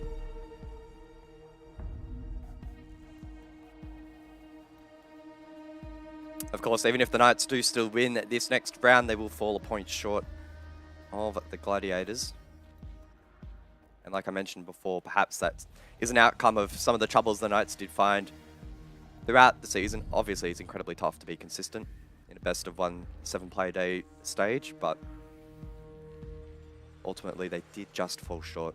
You go back to Bar and Gaming, the site which unfortunately saw their position at the major slip away. That was on the attack though. Now we'll switch sides and see if they can give back a bit of a blow here and salvage something from this game. Yeah, I think it would be quite strange for them to win but lose in the same scenario for both of these two teams if this does go to a Knights win. For those maybe that just tuned in or still not quite sure of the permutations, of course, we're just playing through the formalities. Gaming Gladiators, by getting to overtime, cannot be overtaken for that top 2 spot, so they will be going to Berlin. Knights will be missing out. They needed to win in regulation. Evidently, as we are in overtime, they cannot go to the major. They can still win this game, though, and collect the points. And I do wonder when it comes to SI points guys as well for finishing 3rd, if they could potentially be overtaken. And the answer to that is technically yes, I believe. So winning this at least still gives them something to sort of go home with. So you win this, and I do believe they can't be overtaken by IG. I think Knights actually won that matchup. Yeah, they did. So there you go. So if they win this in OT, guys, it's guaranteed 3rd. If they lose, then IG can jump up into 3rd. Not a bad stat from you. Thanks, Jake. No worries. The difference there actually is about 60 SI points. So finishing 3rd in terms of SI points is the same as the minimum for attending the major. So it's about 10 difference. But still a pretty decent finish, and who knows really, once we get to stage 3, what that's all going to look like for Knights and a potential SI as Sage finds the kill onto Joke, gets the opening kill. Does get traded back, and it's all just coming to a head here in this overtime match point round. Knights with the 1-player advantage, a couple of kills being traded out in quick succession, rushing up trophy stairs. Sage watching from piano, should find this kill and does so. Easy headshot, down he goes. APAC gets the trade. I think at this point everyone just wants to shut up shop and get out of here, and either go celebrate if you're the Gladiators or commiserate if you're the Knights. 2-2 though. Remaining players left in this round. Juicy makes his way up library stairs, still with that shield attached to the ground. 90 seconds remains and Quiz holds down box. Juicy assisting on the cross. And Ape maybe thinking about a play elsewhere. Could even sneak through mud if you wanted. It's opening up the game's wall, the game's window rather now. Up to GG to try and clear this utility, but in the 2 versus 2, more likely they'll go for trades and try and find these picks. Hoven and Ape are quite split, however. They'll need to try and hunt down one of these players, and I think Quiz will be up next, taken a little bit low there. 50 seconds remaining. Can the Knights at least sort of salvage something from this game? Juicy can't find that kill onto Hoven, just gets the timing of him. Headshot. Quiz though, oh, he's been so impeccable, and kind of look back to this game and it could be the moment that Quiz has arrived here in APAC South. 13-7, did everything that he possibly could to help his team get to Berlin. No questions on his shoulders. He's left everything out there. Now in a 1 versus 1. Time against him though with the plant down. And Hoven takes a good place outside of Bar. Quiz, I don't think it's going to expect him in that position. And we should be going to a 15th round. Hoven swings, and Hoven wins the round. So we're going to go to the 15th between these two. Probably expected considering how close they are. GG will be looking to perhaps now get the win for themselves. I wonder what happens if Knights win. Are we going to do a Knights interview? Or? I think we should be doing, honestly, a little double interview. I don't know what's set up. I don't want to throw production under the bus, but it'd be good to speak to both teams. Rare circumstance moment here in APAC South. It'd be good to speak to both. It's sort of one thing that we have, or at least for myself, as a bit of a host in the Oceanic Nationals, the regional league, is always talking to the teams after they've sort of lost and being able to talk to them there when they win locally. When? Attackers need to locate and defuse. Friday nights. In fact, tomorrow No. night. When did I ask? Yeah, Actually, I will see you there tomorrow night. You will I am see working me with tomorrow you. night, mate. We got work. Don't forget about that. 7-7. And yeah, I think it would be probably a little bit more fitting if the Gladiators do win out here for a match where they've already won the major prize by going to the major. So, but we'll see. The Knights, of course, will want to at least maybe spoil that. And, as I said, secure 3rd place. For those watching, though, of course, we do have the entire night still to play out tonight. A lot more games to follow. May not be as, I'll say, draw-worthy as this one, but Chiefs and Wildcard, Big Kane, that'll be up next. 2 Oceanic teams battling to avoid bottom spot, Guz. Attackers' objective is Getting all the good games tonight. Yeah, Fury Elevate, the Battle of Thailand, and then IG and Direwolves. So, What's that one? You didn't give that one a little title. Battle of the Chokers? The last game of the stage. Keep it simple. It is the last game of the stage, isn't it? What a stage it's been. Josh low on health. He did play well though, Josh. I feel like almost everyone in this lobby really rose to the occasion in regulation. Everyone had their moment, Yeah. which I think is why the game is as close as it has been. Oh, that's a bit of a tilter for Josh, getting spawn peeked by Ape, who actually has been the worst performing player on GG, but I was going to say he'll get picked up. That won't be the case because Stiggs has fallen as well. Ape on a rampage here on the 15th round, and it will be a 5 versus 3. Incredible stage for Ape. Considering the game he's had though, 7-14, not quite living up to the 1.2 rating that he had. At one point he was, I think, sort of top 4, top 5. Ape holding this off as possession. Does fall to Sage though. Started slow, but worked his way back into the game. As the going got tough, he too had some big moments and looked like maybe he had done enough to secure them the trip to Berlin, but no, it wasn't to be. So 4 versus 4, minute and a half, the final minute and a half of this glorious match that goes down in the history books as one of the best that we've had in APAC South, coming to an end. And while the result has already been necessarily determined, we still have yet to crown a winner. Often looking aggressive over towards library, double window. Perhaps seeing if he can deny the entry from the attack. Now, Josh has been picked back up, but he'll need to play safe and try and use those 2 grenades effectively as Hoven is falls down. So 60 seconds to go. It's starting to get a little bit more interesting here. Perhaps not as one-sided as Ape made it in the opening phase. Quiz lurking down below, and Sage looking to assist in the util clear with Josh, who also has a Gone 6 handy. Quiz does find a roamer, a lurker of Joe. And now it feels like it's swinging a little bit towards their favor. And we got one last round to give a bit of action. Oh, Hoven, such a smart play, the trigger discipline. He'll get the player coming through big window on the mezzanine instead. Quiz, though, gets the trade. 2 versus 3, still advantage for the Knights. Juicy, whatever you do, just don't drop hatch. Has the defuse up, so we want to keep that safe. Quiz has been on a bit of a rampage this round. It's been a good map for him overall, but Rix eventually shuts him down, leaving him alongside Told You. I think he might go bar this time. Josh Balls as well. Rix, he's done it to them again. One more time for good measure. It's the Gaming Gladiators. From relegation promotion to a Berlin major. Congratulations to the Gladiators. Well, thankfully they won, because it cuts off the storyline nicely, right? An 8-7 victory in the end. They get it confirmed, and yeah, in quite a poetic manner as well on the same site and the same player to clutch it out as well. And as I mentioned, what a turnaround it has been for this team. Congratulations to Gaming Gladiators. They'll be going to the major alongside Elevate, and very excited to see what they are able to achieve overseas. Well, as one famous gladiator once said, are you not entertained? If you're not entertained after that game, then I don't know what to tell you. You just don't like Siege. That was a barn burner, as we like to say here. What a performance from both teams. Commiserations to the Knights. They put in a tremendous effort to help us put on a tremendous show for this game. But the Gladiators will be heading to Berlin alongside Elevate, and honestly, so excited for them. Guys, they go in really as a team with probably little to no expectations. A team from relegations to then obviously making their way into APAC South and now a major. What a journey for them in basically the space of about 6 months.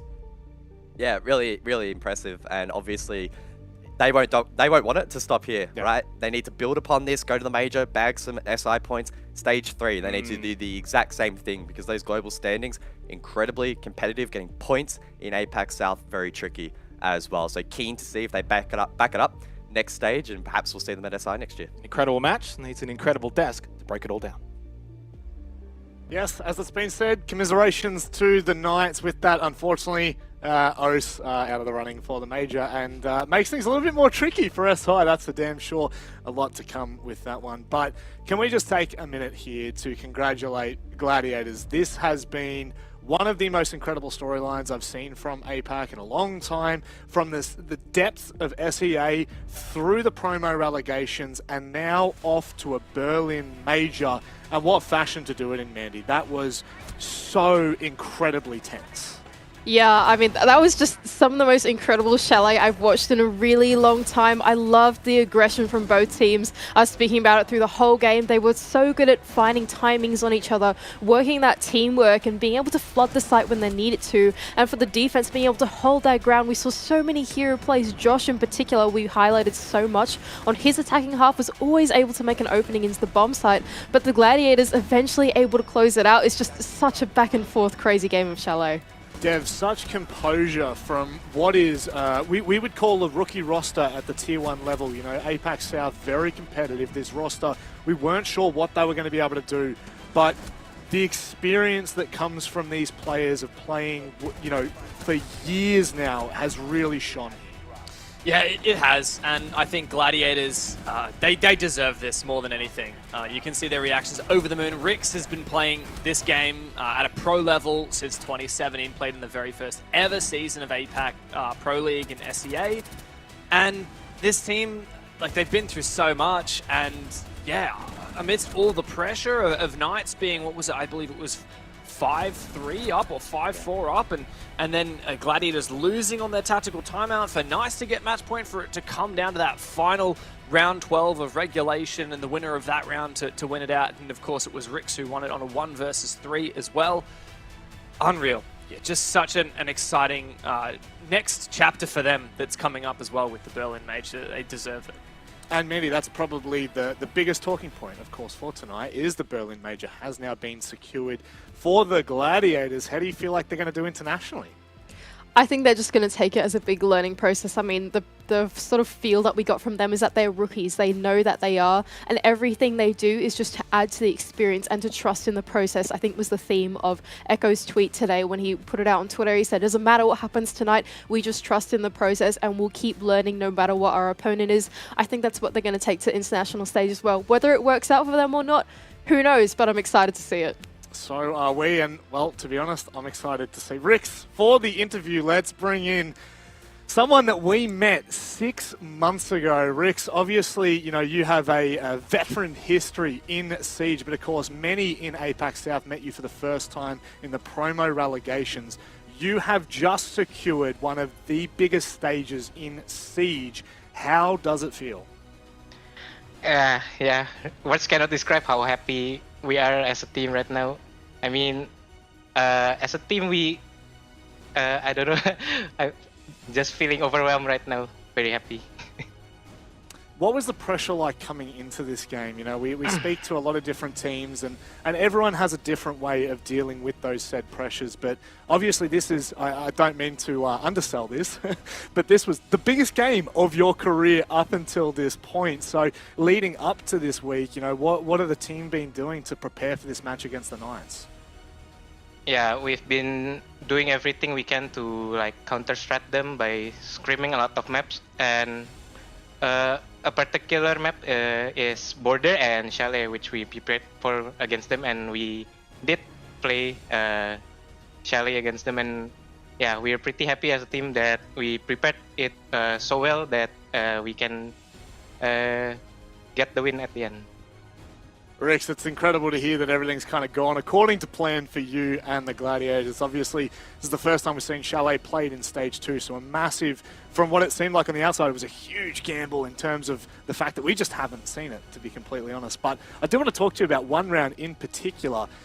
It's a 2 versus 3. You're sitting prone by Big Window on site. It is major point. This could not be any bigger. What's going through your head in that 1 versus 3 with time running out? Yeah, so I told Toji to hide, but he decided to not hide. Then he definitely makes things a lot more interesting. Yeah, and I hate him for that because I'm really shaking right now because of that round. Yeah, I don't know.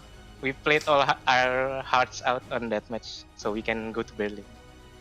Look, Rix, I want to give you the time here. Obviously, this is a monumental victory, to say the very least. This is probably one of the biggest wins we've seen to take a team to a major.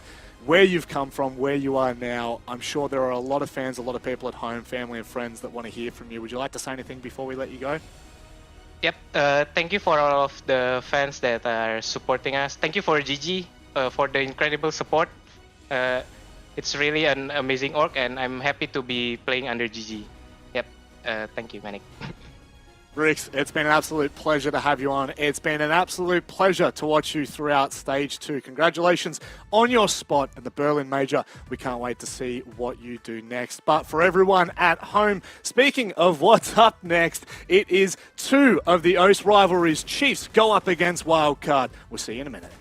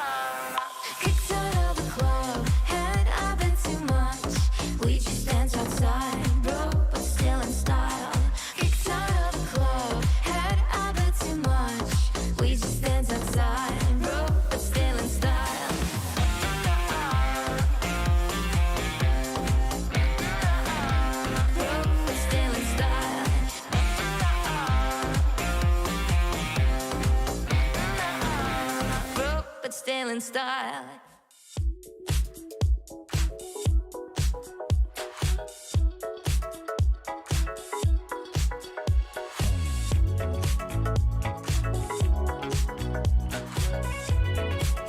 Yeah, I want to be wild and free so much. 'Cause lately I've been feeling kinda cooped up. Yeah, on the count of three. I'm ready. 'Cause the future is shining bright for me.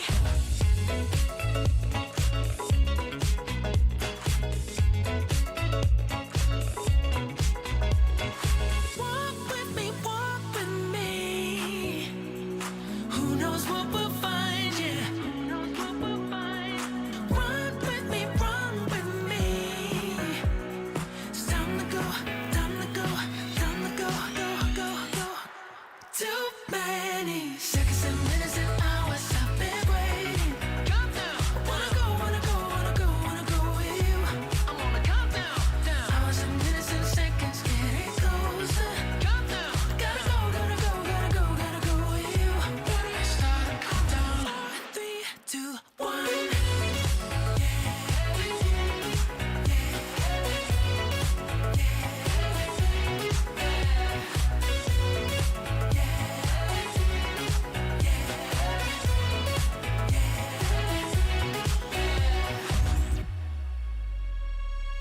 I'll count the seconds. Count the seconds. I'll count the seconds. Count the seconds.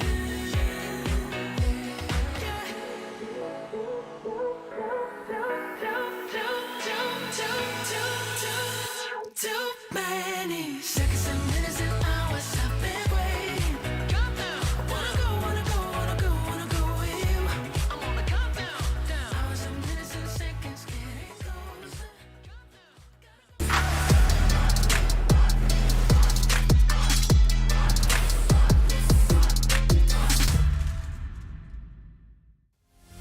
We have now secured our 2 teams from APAC South to head to the Berlin Major. It's incredible. It's a pretty incredible storyline, if I do say so myself.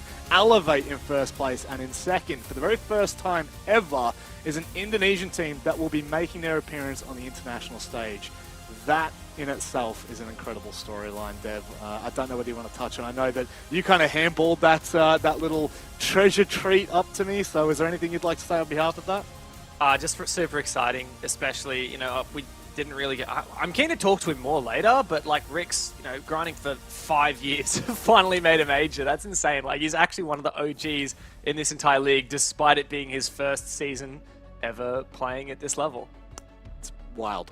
It's absolutely wild. There's nothing else I can really say around it. And you know what? It's a perfect segue for us. It's time to move on with our match. Our wildcard taking on the Chiefs. Both of these teams have fallen short of the mark. Mandy, I don't want to be too harsh, but they are our bottom-rated teams so far in APAC South for Stage 2.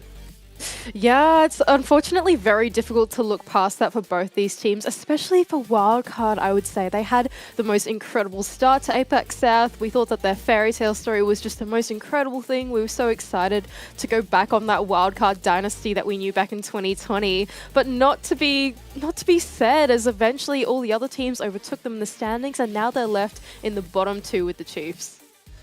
It hasn't been the greatest storyline, but there have been moments of joyous occasions, I guess, Dev. I don't really want to put it all in a negative light. The wildcard that we knew from Stage 1 felt like they'd shrugged off, and Stage 2 was looking good, but certainly the last couple of weeks haven't been convincing. So you do or don't want to put it in a negative light? Because I got some yarn to spin for you.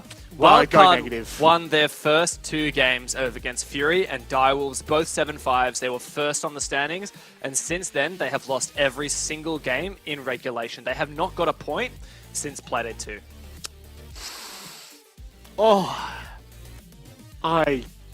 If they lose this game in regulation, they end up last on the standings. Yeah, this is even worse. Which is worse than what they did in Stage 1, by the way. So. Wow, this is just not great. First place to last place, it could well be for this team if they lose in regulation to the Chiefs today. Speaking of the Chiefs, I guess they've probably got as much pride on this game on the line, Mandy. They are well and truly... Like, this is... If you've ever wanted to see a story of a team that's risen so quickly but fallen equally in the amount of time, this is probably the roster you want to look at. Yeah, for sure. For the Chiefs, they looked like they were holding a dynasty, especially here in OS. We always turn to them for the team that would consistently go to these international events and be proving their name for OS. But now coming into stage 2, the period of adversity they're going through just keeps elongating. It gets longer and longer, and it feels like we're never going to see the Chiefs that once was. But Digital, in that last interview, going on about how much they needed that last win, how excited they were to finally get a win under their belt, might spark something brand new for this team. Dev, is anything about this image? Damn it, he just walked back in. I was going to say, is it foreshadowing anything? I'm so pissed, Digital. Get out of the frame again. Who knows what's to come for Stage 3, but we certainly know what's to come for tonight, and that is the Vetoes. We got to find out what map that we're going to be heading to.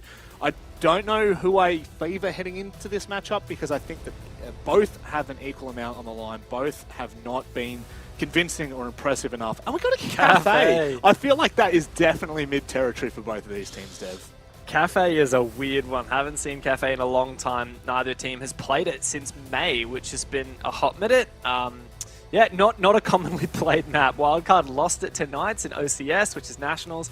And aside from that, they haven't played it in all of Stage 1. Chiefs lost it to Elevate in the APAC playoffs in the close 5-7. So, like, once again, we're going to a map that we don't really get to see very often as well, just like Chalet. So yeah, I'm a bit unsure about which way this one will go. Mandy, any thoughts? I mean, this is a... I feel like this map just has not been in meta for quite some time now, and it's certainly strange to see this come out as the deciding map here. Yeah, look, I'm just going to say it's the final day of APAC South. You may as well just show your hand, right? There's no point in holding anything back. It's the end. Just do what you can. Try and practice what you can as well. So for both these teams to take us to something that we haven't seen before, I'm not surprised by. There's no reason for them not to. The only asterisk I have a little bit is that Chiefs will start on the attack, Wildcard will start on the defense. And we just saw in the last graphic that this map is in fact defender-sided, so you'd think that Wildcard can start to run away with the first few points and try and swing the momentum in their way. But really, it's Cafe. We haven't seen this map in such a long time. Do stats really matter anymore? Who knows? I think this game will just tell for itself. I feel like I'm speaking to two stat nerds here, so I can't believe you've just said that, Mandy. How dare you? But we do go to Cafe, Chiefs and Wildcard. This is the battle for bottom place, and to run you through it, it's two of the best in the game. It's Guz and Xenox. Wildcard's kind of had the wood over the Chiefs in recent times, but a lot of teams have. Of course, the Chiefs went through some troubles that we probably didn't expect them to have in Stage 2, but in some ways, looking like maybe a bit of a renaissance is on the cards to close out the stage, whereas Wildcard, guys, they started strong, and boy, they've fallen off a cliff. Yeah, they really have. It has been a very disappointing conclusion to the stage for Wildcard, and they'll look to salvage something in this match. Salvage what? I don't quite know, because, I mean, realistically, there's not much to find. However, these teams will want to scathe off any relegation threat and try and build into Stage 3. If we went back to May, June, and you were looking at the wonderful DevMarta match tracker that he's always been an amazing creator of, it's all green for Wildcard, all red for the Chiefs. But in recent times, basically in July, there's been a little bit of a turnaround. Chiefs have started to find some form. Wildcard on the downward spiral. Can they maybe stop the rot here on the final Playday of Stage 2 of APAC South? Or could the Chiefs continue to maybe regain some form going into Stage 3? Of course, remembering, guys, they're a team that will be still trying to get to SI next year. Yeah, that's the big storyline, I think, for Chiefs. It's all about the long-term game, right? This match, this stage, it's not going to have any positive bearing on that expectation. But for the third and final stage of the year, the Chiefs are still in with the chance. They did attend the first major of the year. They banked a nice amount of points. And if they can roll that into a recovery effort in Stage 3 and, I guess, completely write off and forget this second stage, then who knows, they could be off to Montreal or wherever Invitation is going to be held in 2022, or 2023. So, yeah, it's going to be a very interesting storyline, I think, for the Chiefs going forward. And surprisingly, when the pressure's been off them here towards the back end of this stage, it's when they've looked their best. So, who knows what's in store for them going forward, whether that be roster changes or role swaps or whatever they're going to do to improve, but certainly going to be interesting to sit on the sidelines and watch that develop. Alrighty, let's get out of the way. Kitchen cooking here for our second match of the night for APAC South. Final play day for stage 2. And obviously for both of these two teams, it's the battle of the bottom in this instance, and who can get out of that 8th spot. Chiefs must win in regulation if they want to achieve that. It would give them the head-to-head and put them up into 7. And for wildcard, a win here could still give them a somewhat decent stage, especially if they get a regulation win. They would go to 9 points, 3 out of 7 wins. That's not a horrible stage, but it just is the fact that they won their only 2 games back in Playday 1 and Playday 2. Also, wildcard, guys, if you want a Xenox fun fact, why not? I'll give it to you anyway, even if you didn't ask. They're the only team that has not played in overtime this stage. Can they get through all 7 Playdays without going to OT? That could certainly be a really exciting storyline to latch onto in this match. Because we take what we can get, mate. We are scraping the bottom of the barrel a little bit in this match if we want to be completely realistic, but hopefully we'll have a bit of fun.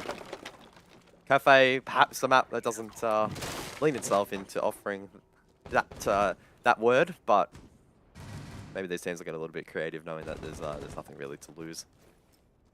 Yeah, I mean, there's nothing really to lose. You think about sort of what is there to gain. I mean, technically, even for the Chiefs, they can't get SI points from this.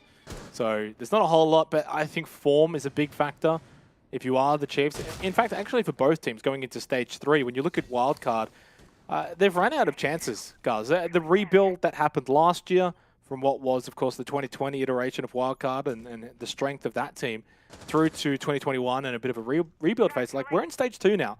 This team's been around together for a little while. You know, the likes of Cairo and Moloska that have come in and done a great job. It's time that they start getting results. And they kind of teased us a little bit back in Playday 1 and 2, but since then it's been same old wildcard. -12 round differential now. They've not really been able to get close in these games. They need to finish strong, otherwise stage 3, it could be another bottom place finish for them.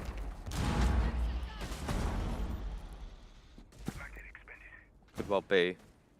Honing in though on round number 1. It is Kitchen, of course. I don't think we had much of an opportunity to really discuss bans, but I'm sure we can bring that up a little bit later.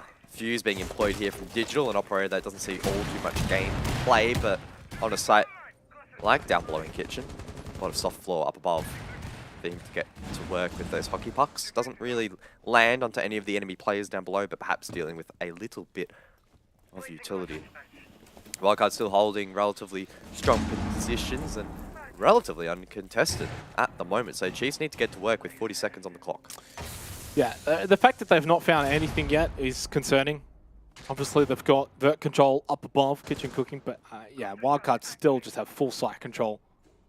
So unless the Chiefs can find something from, you know, holding the floor up above, they think they're going to be able to take this round. Or you could just be Ethan on Finker and just drop an LMG, everyone. That is also a very viable strategy that we've seen a lot of players and teams employ in recent times. Nice shot from Cairo, anticipating the sit above. And he gets Ethan off of that diffuser as well.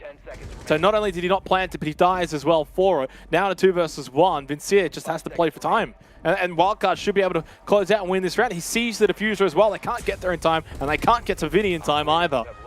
It's a messy, messy round and kind of indicative as to why both teams 7th and 8th respectively. But a round win for Wildcard nonetheless.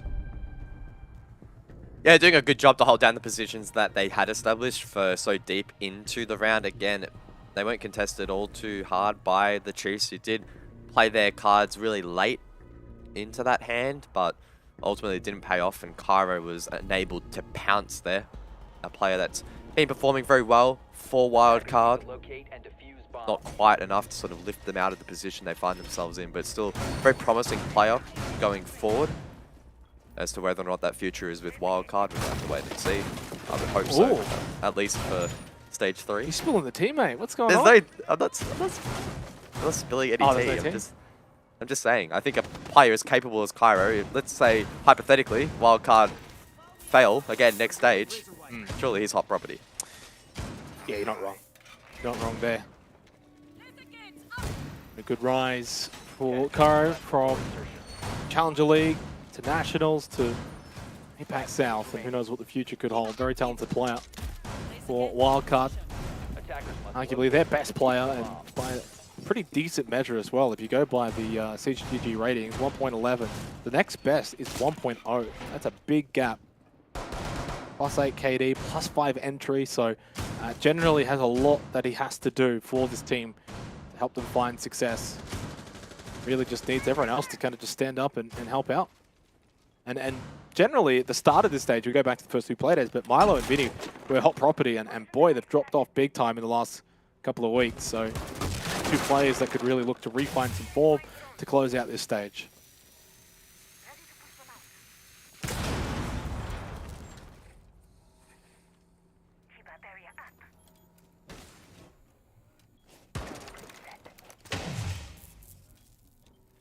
Chase looking to open up top of red. I'm a little bit confused as to how that wall was getting jammed. Am I missing something, or what operator from Wildcard is jamming the wall? I am feeling very, very sick at the moment, so perhaps my mind has gone missing here. Anyway, I'll pretend I didn't say that or didn't see it, as Bouncin sees that. Milo punished for the jump out. Right now, if you're Wildcard, you pretend you haven't Actually, seen it'll be the bulletproof camera. That'll be what it is. Interesting strategies here from Wildcard, I must say. And Cairo getting aggressive over towards Yano. Minute 20. Tried to find that kill on the rappel of the window. Bouncin survives. And he's still sitting in backstall. Wildcard can still win this round if they find a couple of kills back. And Cairo able to just sort of reposition now over to White Corridor. Can play Washrooms and Pixel. Still throw out those Kiba barriers and look to sort of reinforce these positions. It's not as if it's all hope lost. The Chiefs have not been a clinical team, and at this stage, these are the kind of rounds that they've lost. It's something that has become a bit of a habit. That is a wonderful, wonderful shot from Vincier. Ethan falls, no more Finker, and suddenly, only the one-player advantage for the Chase. 40 seconds on the clock, and not a whole lot of position really has been gained here on this Bar Cocktail site.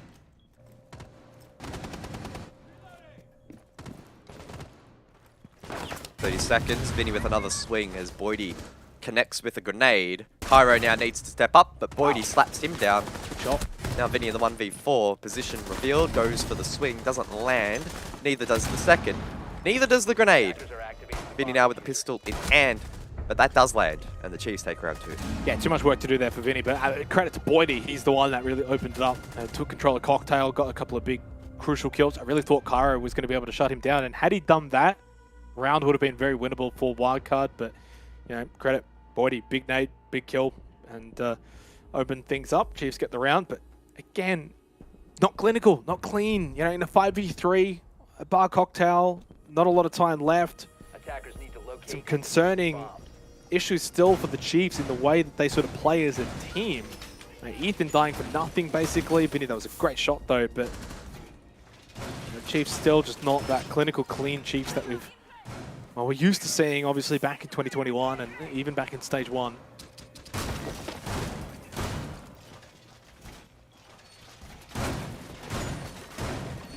Over the reading then for the third round. Pretty interesting setup there. Cairo on the Aruni. Yeah, and the other thing as well was Pat dying super early. So Pat has basically the worst survival in APAC South when it comes to percentage, 16%. And you kind of want someone like Pat to be staying alive late game, especially if he's playing things like Mute Shotgun and has a Nitrous ult. You know, you think about that kind of utility. You want that for the late game. You don't want him going out early. You know, you want him to hold down and anchor positions, not sitting in shop and dying to a nade in a minute.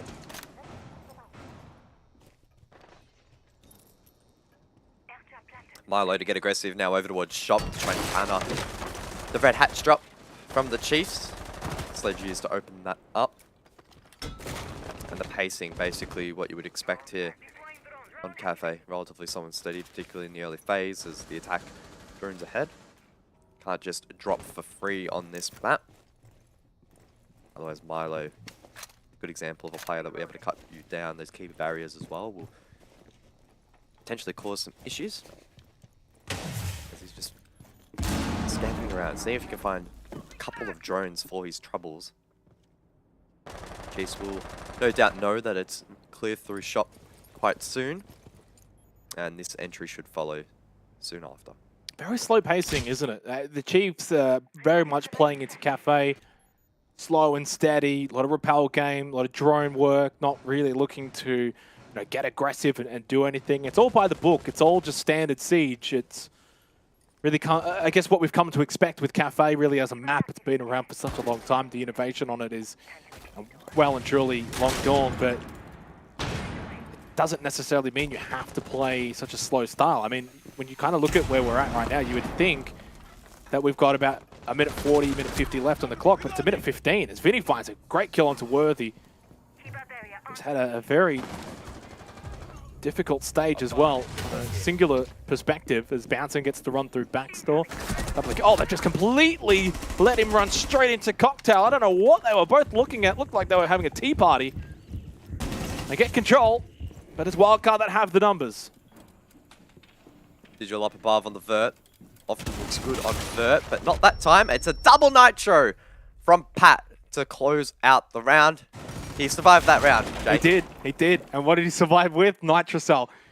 So it's the difference, though. It's the little things, and I'm not just picking on Pat. I think it's the issues for Wildcard this stage have been entirely a team effort. But it's those little things. That's the difference between winning and losing rounds throughout the course of an entire stage, throughout the course of an entire season. Those add up. You position better, you get a good Nitrocell, you get a couple of kills. You let your fraggers do the work in the early portions of the round. You don't have to be so far out and look at sort of, you reap the rewards of that. So really, really well played from Wildcard there. But again, you kind of question the Chiefs, the slow pace. You take our minds back to what we saw Game of Gladiators Nights. I know it's on Chalet, attacker-sided and all of that, but the pacing was so good in the way that both teams were using their drones and getting information, site control, getting into the site, finding early kills, all of those things. Both of those two teams, so effective at doing. Right now, it's the Chiefs are just playing such a slow, methodical play style, and I think that's going to actually play into Wildcard. I think Wildcard is a team that succumbs to pressure, succumbs to teams that are going to be aggressive against them. If Chiefs are playing slow, Wildcard's happy with that.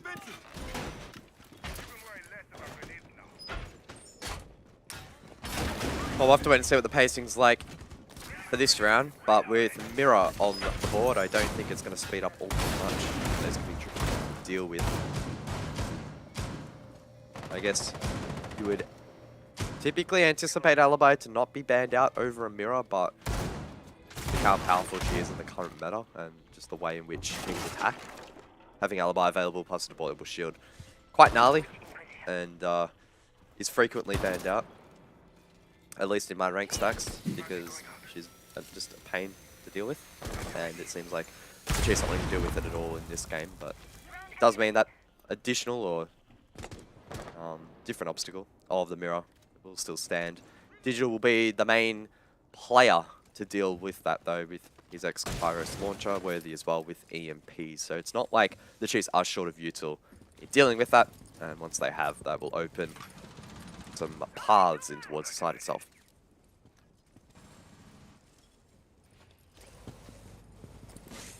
Credit to Wildcard in the way they're playing defensively too, not playing into the slow nature of the Chiefs. I think sometimes if you're on the defense against the Chiefs and the way they're playing, you almost get a little antsy. You always want to run at them and spawn peek and swing windows because you know they're repelling, you know they're slow, you know they're on drones, all of that. But no, Wildcard just holding their ground, holding their positions, playing defensively. They know the Chiefs are going to take a lot of time, almost too much time. You got the Mirror. You don't need to be too aggressive. You don't have to be up on stage. You don't have to even be in Cigar Shop. Just sit back, wait for the Chiefs to basically eat their own time. Minute 10 left, and you're only just dropping top red. I mean, that's a really slow round, really slow pacing.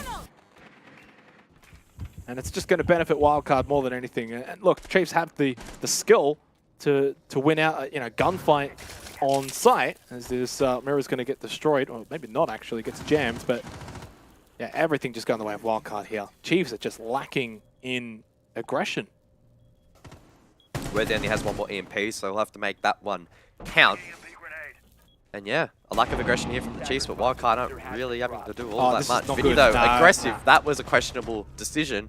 Gives Chiefs a back into this round. Now we're 3 on 3. Yeah, as soon as he just bolts that, you know that he's gone a little too deep. Now, Pat, at this point, has to make a play. Don't mind that. Gets the kill onto Ethan. Traded by Boydie, 2 versus 2.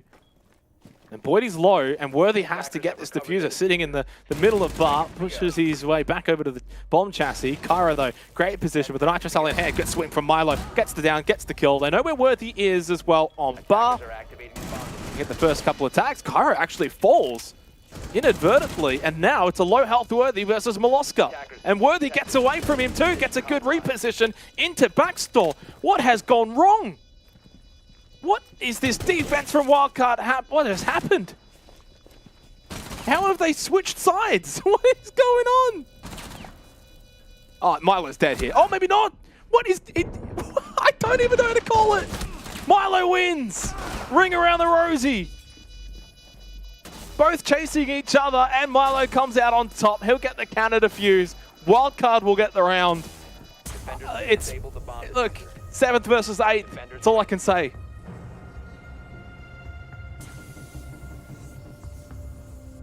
Yeah, I don't want to make any enemies, so I'm just not going to say anything. But yeah, yeah, it's been an intriguing first 4 rounds, and we'll leave it at that.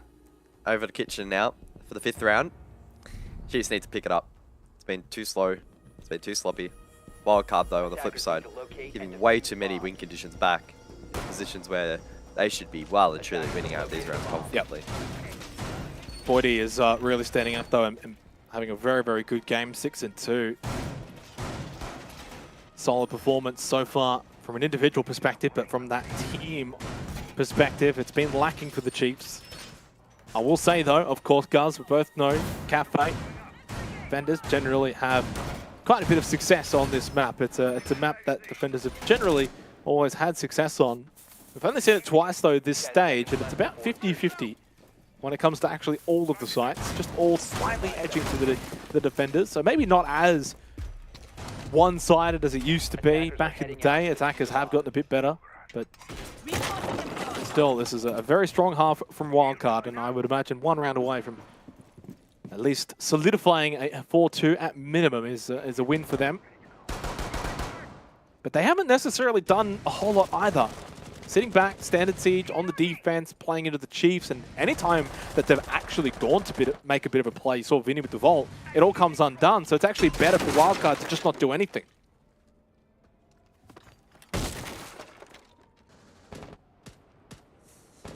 Yes, I would tend to agree. Let's see if the pacing though steps up a little bit here from the Chiefs. This is a top-down attack, so it needs to be speedier. And so far, that will be the case. Bounce and Boydie, both in the building. What's the roam game like though from Wildcard? Doesn't look like it's really extensive up above at all, to be honest. So should be pretty free real estate for the Chiefs, and they'll want to make moves elsewhere.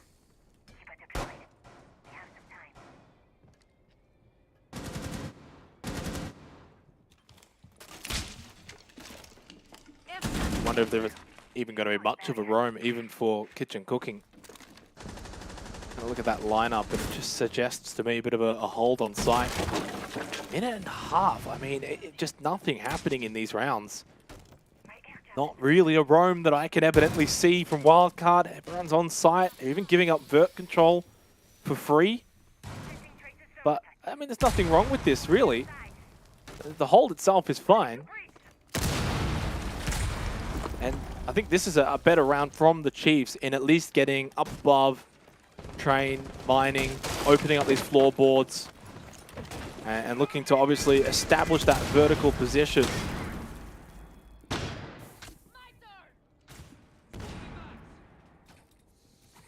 Bomb located by attackers. Now with a minute to go, the Chiefs will need to convert this into something a little bit more meaningful. Haven't been able to find a pick. Still utility on site as well that is standing, namely those keeper barriers, reinforcing the coffee position for OJ. So it's all just feeling a little bit awkward once again here for the Chiefs. Wildcard just need to hold firm and not give away the openings they did last time. Yeah, still got to clear out this VIP player as well, Pat. That's not going to be easy. They do get OJ on site. Now it's going to be go time here for the Chiefs. And Milo responding by getting the move on. Pat really can't do a whole lot. He's just holding a bit of a linchpin. Cairo on site falls to Digital, who is in on site with that diffuser, but low on health, has to stand up as well, and does so. 2 big kills for Dig. Pat as well now has to make the move from VIP, and it's a defense that is starting to come undone for Wildcard. Credit to the Chiefs. They've sliced on through. Big play from Digital on site does ultimately fall, though, to Vincia, but damage done. To drop down, get 2 kills, get plant down. It's a big job from Digital. 2 big kills from Vinny. He just teabagged. He literally just teabagged the diffuser. Can't get this, though. He can't win it from here. There's too much vert watching the angle. The moment he goes for it, he's going to get popped in the head. Boydie will round the corner. And there it is. Well done by the Chiefs. And it was that vert play, really, that did salvage it for them. OJ, I thought he was safe, completely safe, but that keeper barrier allegedly or apparently was dealt with, I guess. We didn't see it, but... Well, the first one he threw out was dealt with immediately, and then I think the other one after that as well got worked on too, and then, yeah, he dies for the eventual push. So, yeah, really, really well played from the Chiefs. They had a bit more time. Do you have to sort of wonder, when you're playing Kitchen Cooking, why there's 0 defense up above, trained and mining, but... You know, obviously, as we've kind of been saying, for Wildcard, it's just all about not making mistakes. And I guess if you don't want to make those kind of plays and play that way, then yeah, I guess sitting on site, playing through VIP, that's going to be the way to go. They had a player in Bakery, but Chiefs never even gave it a look. I mean, this is they didn't even open Bakery at all. So you kind of knew where they were going to be coming from.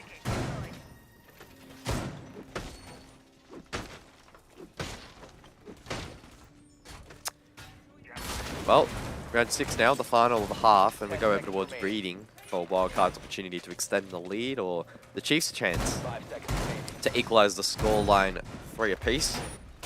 Bit more of a roam here on offer from the defense, and as you would expect, it's up above in Cocktail and Angles all the way through to a Lounge, and with that mirror in play in the hands of Molosco, it does facilitate a little bit more aggression offside up above. Parcel as well being deployed just to, I guess, fortify it even further. I don't mind that, especially in the washrooms, and OJ will pre-hit the barricade so that he can go for a speedy escape later on in the round if required. And all this means is the Chiefs need to make sure that their timing is once again a little bit quicker. Yeah, I think that's a little bit of a difference to take into account in the last round. You know, you get to sort of that vert position minute 20, I'll be generous, maybe even a minute 30, largely because it's uncontested, but it gives you more time, and then you're not rushed. You can sort of break down that defense a little bit better, a little bit quicker, and you just find yourself in a better position overall. And then you're able to put yourself in a position where you can find kills, get confidence, and it's just all a snowball effect, isn't it? So you look at Boydie, 8-2, clearly having an incredible performance at the moment. Digital with a big play in that last round too, getting in onto site, 2 kills and the plant down. So, you know, just starting to see the effects of the Chiefs really playing on confidence. If they get a couple of rounds, I feel like Wildcard is the kind of team to drop their heads a bit and honestly succumb to the pressure. Bounces low. Takes a bit of damage early, again for nothing, but yeah, minute 30. And you wonder what have the Chiefs sort of established here. OJ finds the opening kill into bounce it. He already got tagged up and then finds himself dead anyway. Really good position here in washrooms with the mirror for OJ. Yeah, don't mind this. Quite defensive, but equally aggressive with the angles that he can also expose over towards that new bulk drop. Vinny getting flashed out though over towards Cocktail. Don't know how much support OJ can provide from his position, but Milo is alongside to aid. Digital does eventually cut down that player in washrooms, and Milo uses that as a cue to try and fall back. He makes it out, but Vinny does not. I thought Milo would, but he is well taken down. Yeah, and for nothing too. Now Kyra should find a kill here, unless Upside Down Rebel just gets away from him, and yeah, and it looks like it has. That's going to be pretty much round over now, you would think, and a 3-3 half in the end, and means a bit of a saving of the half for the Chiefs after a bit of a dismal start, down 1-3. They've brought it back, and it's Wildcard's turn to kind of just peter out a little bit and not really have much success go their way. That one bouncing into the Sawyer gate to get rid of it first, and then the second one to open up the barricade. 19 seconds left, Pat up close with that shotgun. It's all about staying alive, and he's done that job. Nitrocell Maybe didn't find the mark, but the shotgun up close can certainly do so. Swings, and that's one down. Diffuser, and no one responded. He did his job, and unfortunately fell at the exact same tile. And it's a Chiefs round win to close out the half, 3-3. Yeah, really clean sweep there up above from the Chiefs. And doing a good job to just lock it in there at the end, despite Pat's best efforts with the shotgun up close. Keeps it very close in terms of the context of the match now as well. Difficult to split both teams who have not looked at their very best, but have had some good moments. Back downstairs we go for the Chiefs' first defensive round. And I would anticipate a slightly more aggressive roam compared to what we saw from Wildcard. Very intrigued to see how aggressive Wildcard's going to get here on the offense and whether or not they just kind of go balls to the wall and look to be aggressive from the onset. Look at some of these picks as well. You know, if you got like a Finker and a Jackal, you can really get moving quick and don't dawdle. Don't let that clock tick down for basically nothing. I don't know why that was the case in the first half. I know Cafe is a map that you can't necessarily speed run, but you still can get through your objectives a little bit quicker. In the end, it worked out for the Chiefs. I mean, to get 3-3, that's fine. It does play into the statistical numbers that we have for Cafe and APAC South. It is a 50-50 kind of map now. So, in the end, it is now up to Wildcard, though, to sort of, again, play into what has been a bit more of an attacker side of Cafe in recent times and show us their aggressive playstyle, mainly through Cairo. Cairo on that Finker is going to be their biggest win condition that they have in finding rounds.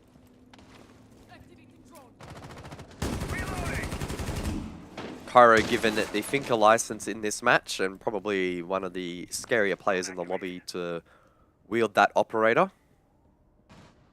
And I'm sure Wildcard, the plan will be to try and facilitate him to find as many kills as possible. Entry over towards reception.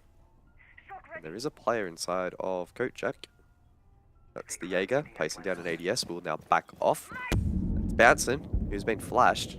Needs to be careful here. Cairo, there it is, Finker, LMG, surprise, surprise, and yet no one is actually surprised. Wildcard taking the early advantage here in the 7th round and finding a kill. There's a minute 55 on the clock, and look, Wildcard making things happen straight away, right? Not dawdling, not just waiting for things to happen. They are making things happen here on the attack, and if that is something to think is going to be a trend here in the second half, it's going to be something the Chiefs need to work out and how to defend. If Wildcard is going to be aggressive,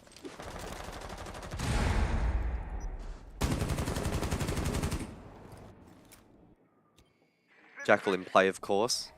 Love to see how much of an impact OJ can have in this round, spotting out someone down below. Not entirely sure who that is, but it looks like they are on site. So Wildcard might look to work a bit of vert here. Vinny will make his way down. He's probably the best operator to do it. OJ now with Brownstairs control as well to try and choke out this player in VIP. That's Digital, who is going to be under quite a bit of pressure. 50 seconds remaining in the round. OJ. Stairs, Cairo, Gasu from the window. That's the kill onto Digital, and now Wildcard have really opened up a significant advantage here in the 7th round. Good drone as well from Vinny. Up above, 4 drones left for Wildcard, 30 seconds left as well for Wildcard, and now making their push towards site here. And look at Cairo, he has the ping, he's got the information. Worthy takes a big chunk of damage. He's forced back upstairs as well, on the run towards top red. Boydie, though, has been single-handedly the best player for the Chiefs in this game. He makes another big play. 3 versus 3. Boydie through the wall! Turn around, shot onto Vincere, sits him down. Oh, it's the Boydie show on Cafe. What a round from Boydie, lining up that kill feed, and he's been on a bit of a heater so far in this match. A little bit concerning for Wildcard, who continually struggle to shut him down, even whilst having him pinched in a corner in that round. Still just could not find the trade to save themselves. Nice swing to start things off there. Onto OJ. Vinny getting turned on. And of course, you got the final one onto Pat, left in the 1v3. Overall, really well played. And the Chiefs off to a good start here on the defense.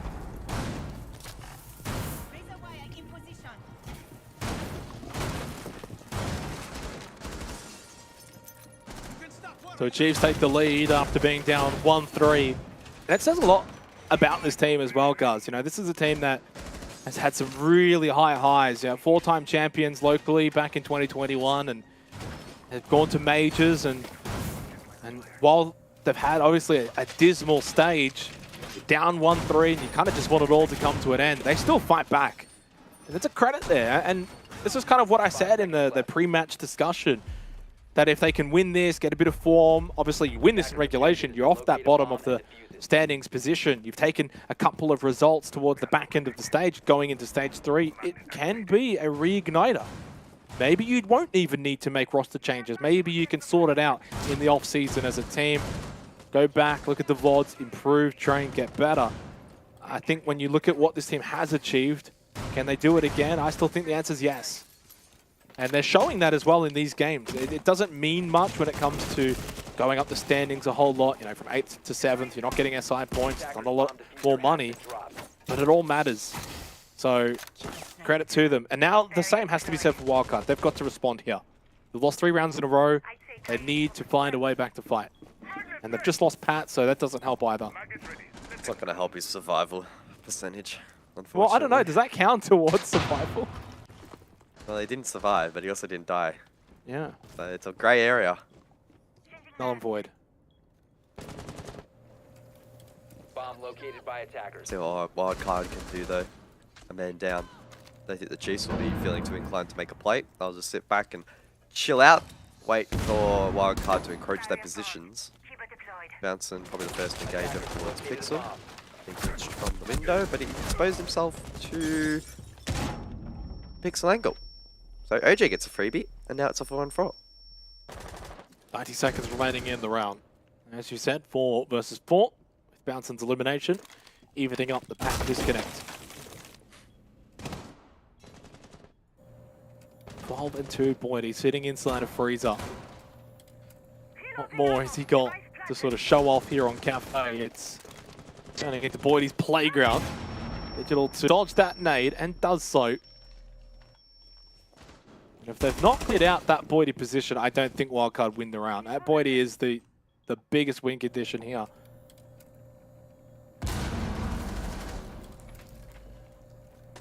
Still in freezer. Undetected. The nade's flying out over towards Cocktail, but Digital weathers that storm alongside Worthy. Ethan below hits that shot onto Vinny. OJ does shut down Boydie though, keeping things interesting. Yeah, and it just opens up side a little bit, doesn't it?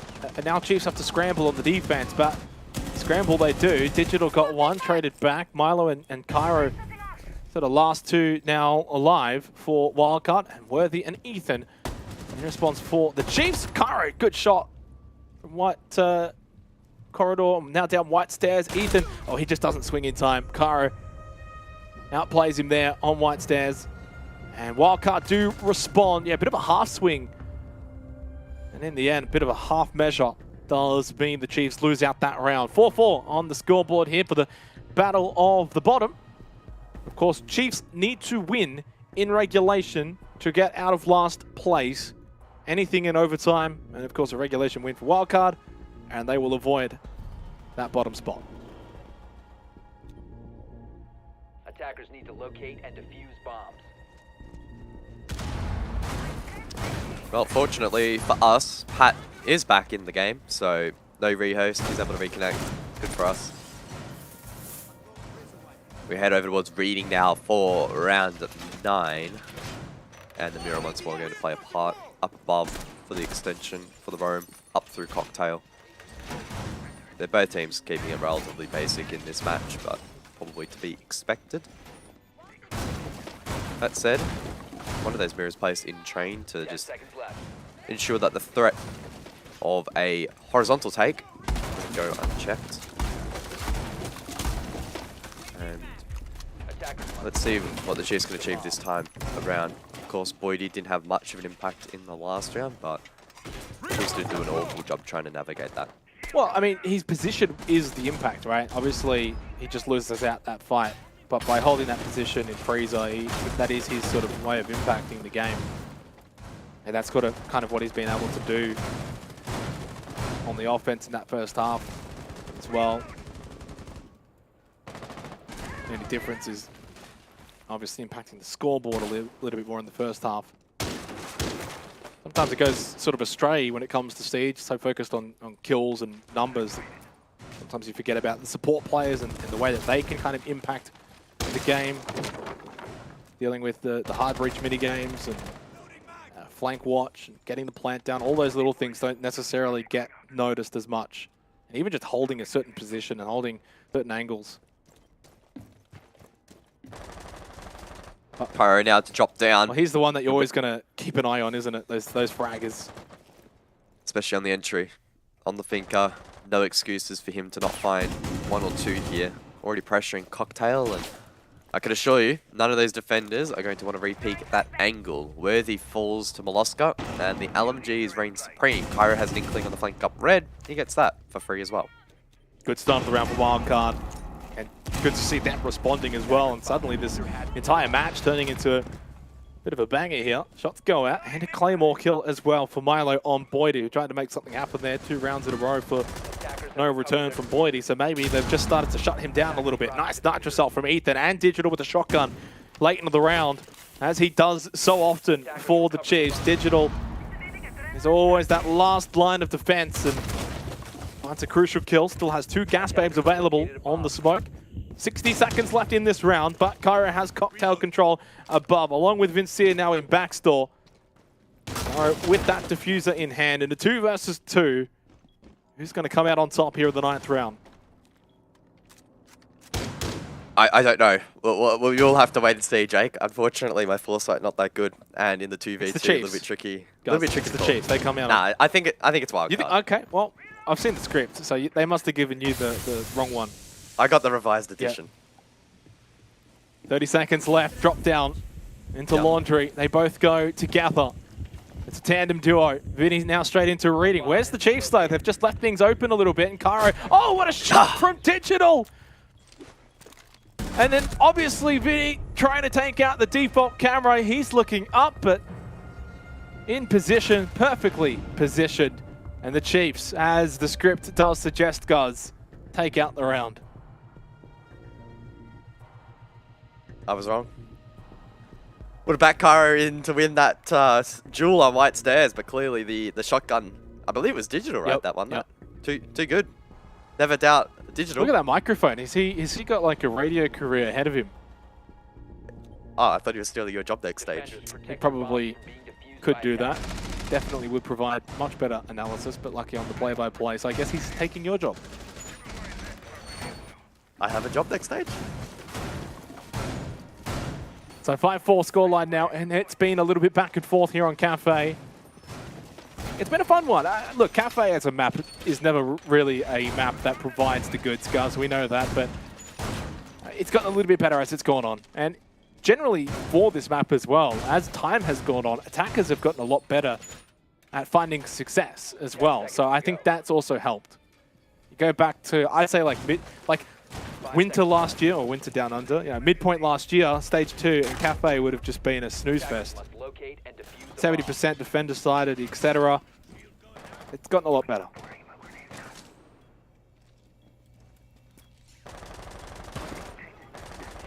Who's that? Aid, Ethan, tricking the garage. And he gets the ex-Kairos. So that is probably one of the more phenomenal Electro Claw jungles I have seen on Cafe since the inception of this map. So well done to Ethan.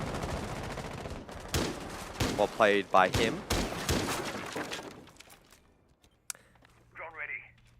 There's Wildcard now prepare for their entry. Worthy's pretty hungry here. Man's been quiet in this second stage, and he'll want to try and post some big numbers in this match. At the very least, he'll want to step up again stage 3 as he gets lit up, forced back towards the objective, and Wildcard will be able to drop down and get some control for themselves.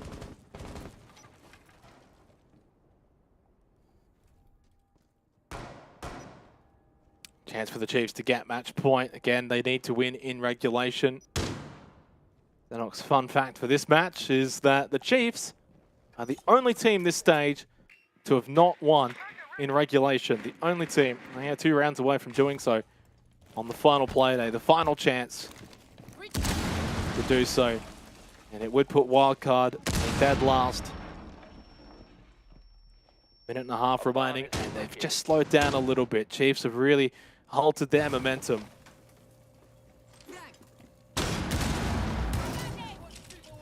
Sure have. Now the freezer hatch being worked on as Vinny taken low, but the wonder of Finker means that he is straight back up. And with a minute to go, we will hopefully see a bit of a duel out here, a 5v5 execute. Worthy low, Vinny low. Wildcard want to try and drop into freezer, get that plant behind the coffee chassis, but boy, with the nitro, eventually we'll shut down Vinny and there's no coming back from that one. Not looking good for Wildcard. Once again, it feels like it's all on Cairo's shoulders to make something happen. Pat in preparation for the drop down and a little sneak up on the digital timing. It's everything. So unfortunate as he whips out the gas babe while defending VIP. He dies to Cairo, who did a great job to just sort of sneak into that position. Watching down towards the corridor, Pat on site, planting, losing health, now losing his life to Worthy after Boydie died to OJ. Trades go out, still advantage for the Chiefs though, heading into red time. Worthy low on health, but Ethan bouncing in the better positions here. Milo tries to shoot his way onto site, not happening. Match point for the Chiefs. Regulation win, 1 round away. And if Wildcard lose this round, guys, it will be a worst stage. I think a worse stage than actually stage 1 last year. If they lose this round, I can't believe I'm saying it. It literally would be worse in terms of round differential. Same points, but worse round differential. That is the stage in which they had their coach subbing in for the entire stage. Yes. Jeez, that was a bit of a throwback now, having to think about that. But yes.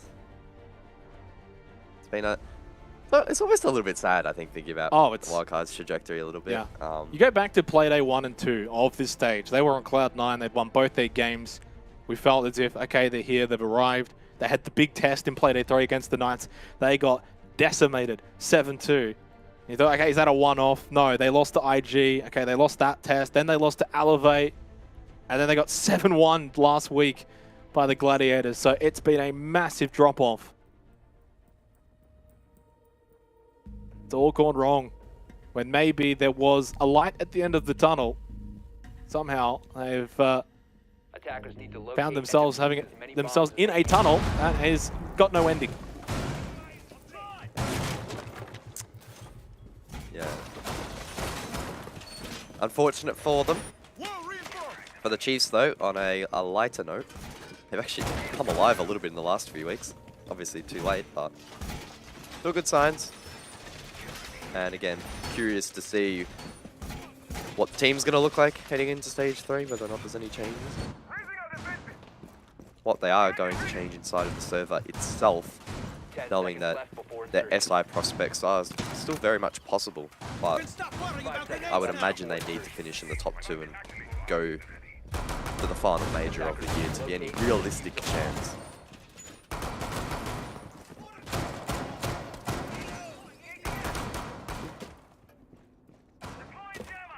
Big games from both Ethan and Boydie, combining for 27 frags. This match alone from the two of them. Standout performance. Boydie more so in the first half, Ethan a little bit more here in the second half. And credit to the Chiefs though, it's easy to drop your heads after what's been a tumultuous season. And it started really bad, you know, big losses to Gaming Gladiators and Fury in Playday 1 and 2. Then they're kind of like must-win a game against Direwolves in Playday 3. Went the distance, 7-8. They just barely lost that. Maybe should have even won it. They beat IG in OT. It hasn't been all doom and gloom if you win this game. It ends up being kind of okay-ish stage, but not up to the standards of this team that they've set in the past. But at one point, it looked like they were going to go winless. So to get 6 points out of this stage would be a miracle from where it looked for them.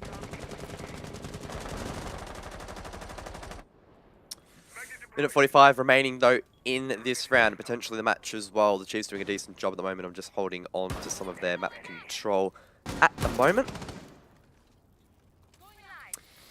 The entry, though, over towards top red will begin to pose issues for defense as Wildcard look to progress forwards. We need a scout Located a bomb. on the Yana. He can post up now and start sending out Geminis if required. Cairo as well. On the rappel over towards the east, offering a bit of a pinch here for Wildcard, who have been slow and steady. And that's really been the mantra for both teams in a match where you would probably expect a bit more of that frantic gameplay when you consider the stakes. Sometimes, though, as one legend has said in the past, slow and steady wins the race. 55 seconds left. We'll see if the Chiefs do finish in first place here. Boyd holding cocktail. It's Bouncing and Worthy, though, that find the opening 2 kills and maybe find the opening of this wildcard offense. OJ gets one back, but I think the damage is done. Great shot from Milo. A nice Nitrocell from Ethan, though, does get the response that the Chiefs needed. Boydie, well, he has finished what he started. A standout performance from Boydie and from the Chiefs. They take out Wildcard. They are out of last place in the final game of their stage for Stage 7. Smiles even from Boydie, a referee in the end. The Chiefs take victory, and Wildcard season has come to an absolute crash and burn moment. Dead last for them. The worst stage in APAC South history for Wildcard. Yeah, a little bit of a disaster in the end, but fortunately, I guess the positive side for the Chiefs, they were able to bounce back a little bit. Sure, it's a big disappointment and a huge step down from Stage 1, but they salvaged something, and the storyline for them heading into Stage 3 is going to be recovering for SI. I guess Wildcard echoing that as well. They're not probably going to be recovering for SI. I think that's basically completely off the table now, but it's about trying to recover themselves. Of course, with relegations potentially being a threat as well, it's going to be a really tough stage for them. It certainly will be, and maybe even somewhat of a tough match to sort of dissect. But luckily, we've got the best in the business, and they'll be able to bring that to you now as we go back to the desk. Don't really know how we're going to break that one down, I'll be completely honest with you. But Mandy, I think that match kind of, it unfortunately sums up what has been a bit of a disappointing disappointing stage, I should say, from Wildcard. Yeah, I'd agree with that. When Wildcard first started out on their defense, I really rated some of their setups. I thought they were playing it very methodically. I thought it was pretty smart, to be honest, the way that they were playing Cafe. But in the end, they seemed to throw the momentum out of their way. They couldn't string together too many rounds, and as soon as that half switched over and they had to start attacking, it all kind of fell apart for them. Yeah, Dev, I guess this has probably been a bit of a highlight for the Chiefs, obviously showing their own prowess, but I think it's more a mental game from the Chiefs, especially toward the end of this stage where all of the expectations for them had just completely crumbled in their own hands. To see them come back in such a fashion against Wildcard, I feel like that's got to be something worth kind of talking about and fighting for in Stage 3.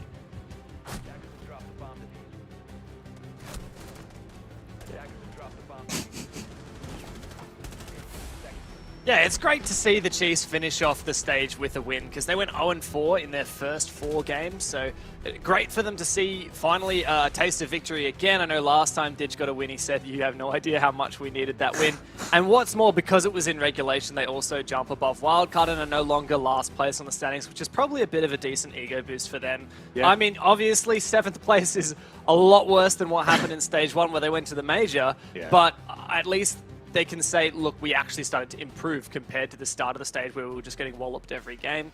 So for Chiefs, it's a nice little bit of redemption. For Wildcard, I think this is pretty grim, to be frank. Like, they just lost 5 games in regulation in a row, and there's not a lot of redemption there. This is actually, in terms of like standings, their worst performance since Stage 1 last year when they played with Silex, their manager. So where is next for Wildcard? It's hard to say, but you know they've got a lot of thinking to do in the offseason. They certainly do. That's a bit of heartbreak, but someone I'm sure will have a smile on their face. Digital, we welcome him in for the final time in Stage 2. Digital, great to see you. I wasn't smiling there, and then you made me smile. See, mate, I know how to tick you in the right ways. How are you feeling after that one? Obviously, you're not bottom on the ladder, and that's something to take home from Stage 2. Yeah, it is. Pretty much been on the bottom of the ladder this whole stage, which was a surprise coming to the season. But we've had our issues, and then I think Dev put it nicely that, you know, throughout this stage we had a lot of problems at the start, but we're ironing them out now and trying to, just sort of tickle the tick all the boxes and make sure that we're doing things right. We're not quite where we want to be yet, but it's good to see some success in these games. Yeah, because I feel like we've been lurking a little bit harder. So yeah, no, it's good to see. So obviously, from the start of stage 2 to the end now, we're kind of seeing that upward trajectory. All eyes for stage 3, I guess. What are the goals heading into what will be the final stage of the 2022 season? For next stage, it's always make the major. I think for every stage, the main goal is make the major, and then beyond that, it's have some success at the major. But I think to answer your question, I think stage 3 will just be make the major and hopefully get a boot camp in or something like that and get some success. Bit of cheeky boot camp, that'd be nice, thrown in the mix as well. I do want to talk very quickly about this matchup with Wildcard, obviously a rivalry that has run pretty deep for some time. We go to Cafe, and I mean, we haven't seen Cafe barely at all in stage 2. Was there any reasoning as to that pick behind there, or is it just kind of a comfort zone? I don't know. I think we sort of knew. I mean, we didn't really expect it. We sort of, obviously throughout the week, we're going to ban, and we have our predictions as to what they're going to ban. But yeah, no, we weren't uncomfortable, and it's not like a super comfortable map for us. Yeah, I don't know, just sort of, it actually did sort of caught us off guard, but I don't know, we're fine on this map, so and it showed tonight. Oh, some great insight as per usual. Digital really giving us the hard hitting facts there. Yeah, I don't want to reveal too much. It's our best map, much, mate. You've revealed too much for stage 2. That's the problem. You revealed too much. Look, we'll give you the final words as per usual. Anything you want to say before we let you go? Good job, boys. Good job to my teammates. Thank you to coaching staff, Chiefs, everyone watching, supporting. I said it last week or the week before or something. It's probably a bit hard to support us this stage, but it still means a lot. So yeah, thank you to you guys as well for the cast. Appreciate it. I love your work, mate. Look, it's nice to end on a high for stage 2. Sure Congratulations on your victory. We look forward to seeing you in the next stage. But for everyone at home, you don't want to go anywhere. We've got Fury and we've got the top dogs of Elevate coming up after this short break. 10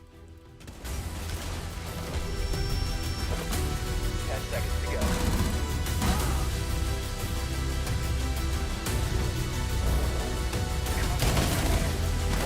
Attackers located a bomb. 10 seconds left. 5 seconds.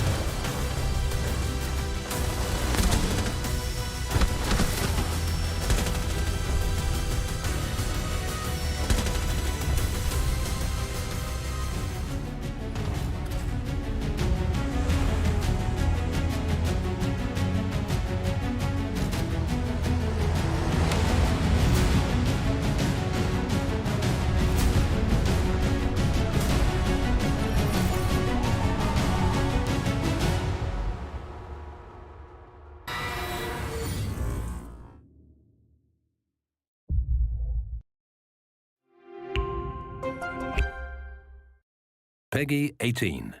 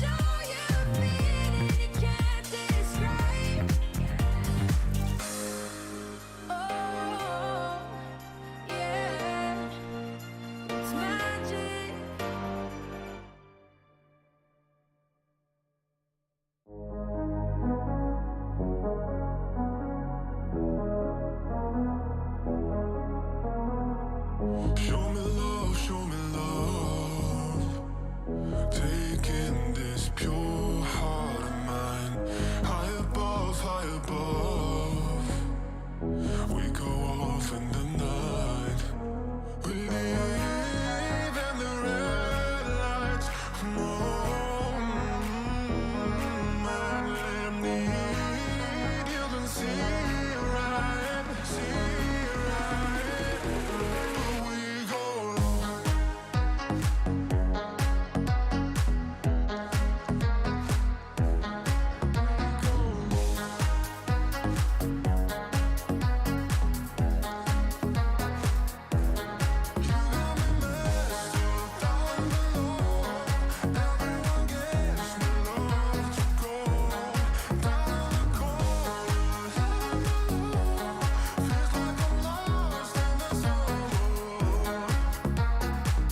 Show me love, show me love. Taking this pure heart of mine high above, high above. We go off in the night. We leave in the red lights. No, I need. You can see right, but we go long.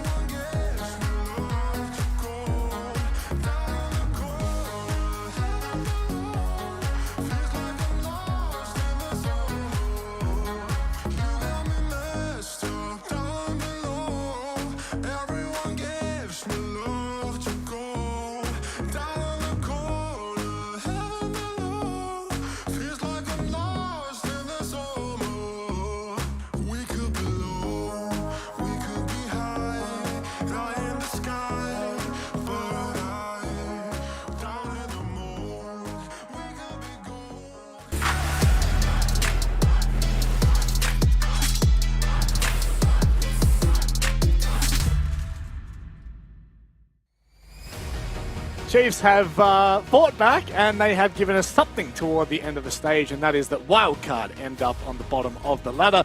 But moving forward, I don't really want to touch on either of those teams too much more, because we have the top dogs in Elevate going up against a Fury that is certainly on the rise here in Stage 2. The big question for me here, Xenox, is, oh, by the way, welcome Xenox and Guz. Don't think I really had to do that, but Cheers, Fury. Cheers, Robert. No worries, mate. Look, as a professional host, I do like to welcome my analysts, Michael and Jake, to the broadcast, so I'm glad that we got the formalities out of the way. Fury, Jake, have been doing quite well this stage, but is it enough to compete with the Elevate roster? Well, this is the thing. You say quite well. I think they've had good moments, 2 regulation wins and then 4 losses. Does that really spell quite well? It does when you consider what was Stage 1 for Fury. So yes, correct. But obviously they had their big test last week in Playday 6 and fell short 8-6 to IG. They had to win that one to give themselves somewhat of a chance maybe at the major. I don't think it would have mattered in the end, but they did well in that game to even get that to overtime against an IG team that was still fighting tooth and nail, of course, to get to the major. So look, I think they've actually done really well. And then of course that big win against Knights. They've done well to make something of this stage off the back of what was an awful, awful Stage 1. Obviously they've had some big recruits and they've done a great job. But are they at the level that they should actually be contending for a major? Not just yet, but can they get there in Stage 3? I think they can do it. I think they've got the team that if they can continue to make inroads in improving, keep the same core roster and, you know, improve and practice over the off season, I think they can contend for a major spot. I don't think you're wrong. I don't think you're wrong. Guys, they are going up against the most consistent team that we have in APAC South and potentially the best team that we have in APAC, especially when Sapper be sitting there. Is that DCH? I think it's DCH. Be sitting there playing some tunes in the background. Honestly, this roster just continues to show us why they are the best that we have to offer here in the APAC South League. I think it's probably fair to say that the vibes right now at Elevate HQ are Chilling. pretty chilled out. Yeah. They don't seem to be all too stressed out about this game whatsoever, and I mean, there's no real reason for them to be. They've locked in that spot towards the major. They've been looking really clean this stage, it must be said. And of all the teams in South, well, they're the best shout at making it to SI at the end of the year now as well. So full steam ahead for Elevate, and I think this will just be a game for them to rock up, show us what they've got, have a bit of fun, and get that dub. I've got to say, we still haven't found out what the clown is for. We still are yet to figure out what the meaning of the clown Well, is. it's so- obviously redacted. Well, I guess it is redacted. I think at it's the just end a of the day. good luck charm. Yeah, I'm going to have to ask Onigiri about that because undoubtedly they will walk away with the victory here. Not to rub a bit of salt in. Oh, look, it might be. But, I mean, Xenox, we can't really breeze past the fact that Elevate are the dominant force in APAC South and are definitely the team likely to walk away with the victory today. We'll have a look at the vetoes. I'll let you talk about them in a little more depth, or you can talk about Elevate. It's kind of it's a bit breezy here, you know. You can talk whatever you like. Well, if we go to Oregon, I'm a little bit worried for Fury, and I think we're heading. Oh my God, it's happened! I was looking at the okay. I was looking at the map stats. 10-1 is the result for Elevate. They are very, very clinical on Oregon. Fury's not too bad themselves. It is their most played map. They don't ban it at all. So I guess you are going to a map that both teams will feel confident on, but Elevate have the record on Oregon. They have the history on this map as well. Fury, of course, back when a large portion of their team was the old Q Confirm, it was a map they played a lot of, so not really too surprised to be heading to this map at all. It's kind of somewhat... I feel like the meta's somewhat shifted here, guys, on Oregon. A lot of teams... I guess it's probably the repetition that we saw throughout 2021 and into the stage 1 of 2022, but it does feel like this is nowhere near the defender-sided map that it used to be. Well, the snapshot certainly suggests that Fury don't know how to defend it. Of course, that was only one game, though, so extrapolate that as you would. And I believe that was actually against Dire Wolves, so certainly not an easy team to defend against, but I mean, that's where the match was lost, on the defensive side. Yeah. So on the flip side, Elevate quite strong on that particular role, so keen to see, does that have an effect on this matchup, right? If Elevate come out of the gate swinging and are really strong on their defensive half, then Fury are going to have to step it up. Now, this matchup in particular, not a lot rides on it, of course. I just want to be completely open here in this discussion. Transparent. Obviously, Fury, they can jump up to 5th place should Dire Wolves lose their game against IG, but unfortunately, because they lost against IG, they will not be able to gain any SI points from this stage, which is okay. But there is a big blaring storyline coming into this, Xenox, and that's we get to see Napier, or who is now I9, for the very first time in APAC South against his former teammates.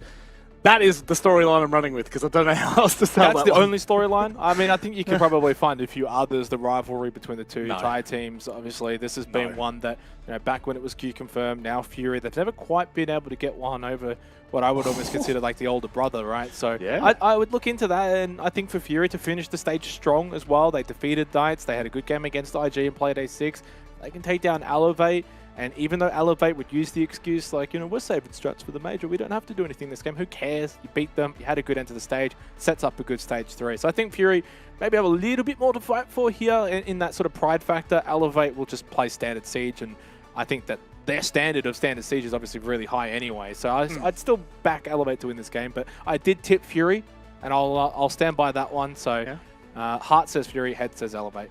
So, and I just want to get this right. You're telling me that Fury have never beaten Elevate? Is that what you're trying to tell me? No, they have not. Wow, that is big news to me. Guys, I don't really know where he plucked that one from. That is the kind of fun fact. His imagination, I think. It's the one that we've come to know and love here with Jake. He's been quite fantastic on these all stage long. But do you have any thoughts about this matchup in particular? Well, look, all I'll say is you probably don't want to be listening to the worst predictor in the league. Picking Fury in this matchup, certainly an underdog. Elevated the top team for a reason.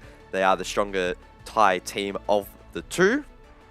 That said, Fury could win on their day, but as mentioned previously as well, I think Elevate's default safe siege is going to trump Fury's any day. So no real stress on them being able to take this win. The only question mark really lands on to Elevate care enough to show up today. Yeah. I would hope they do. I think they have a pretty positive attitude overall, so that's what I would expect, and that's what we'll probably see today. Safe Siege, hey? I feel like that is...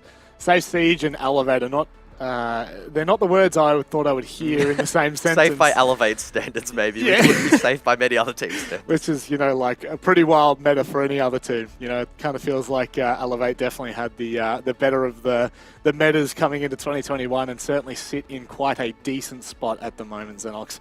I'd love to ask you the win conditions here for Fury. Should they be able to do it? You know, should they be able to pull a rabbit out of the hat or the ace out of the sleeve? Sure. What's wrong with his point? Oh, I'm just saying, I'm sure Xenox has a really good point. Well, ready to go. The thing is, we do know that that brain is quite large. It's actually rather wrinkly. So, Xenox, would you like to explain where Fury are going to find these rounds?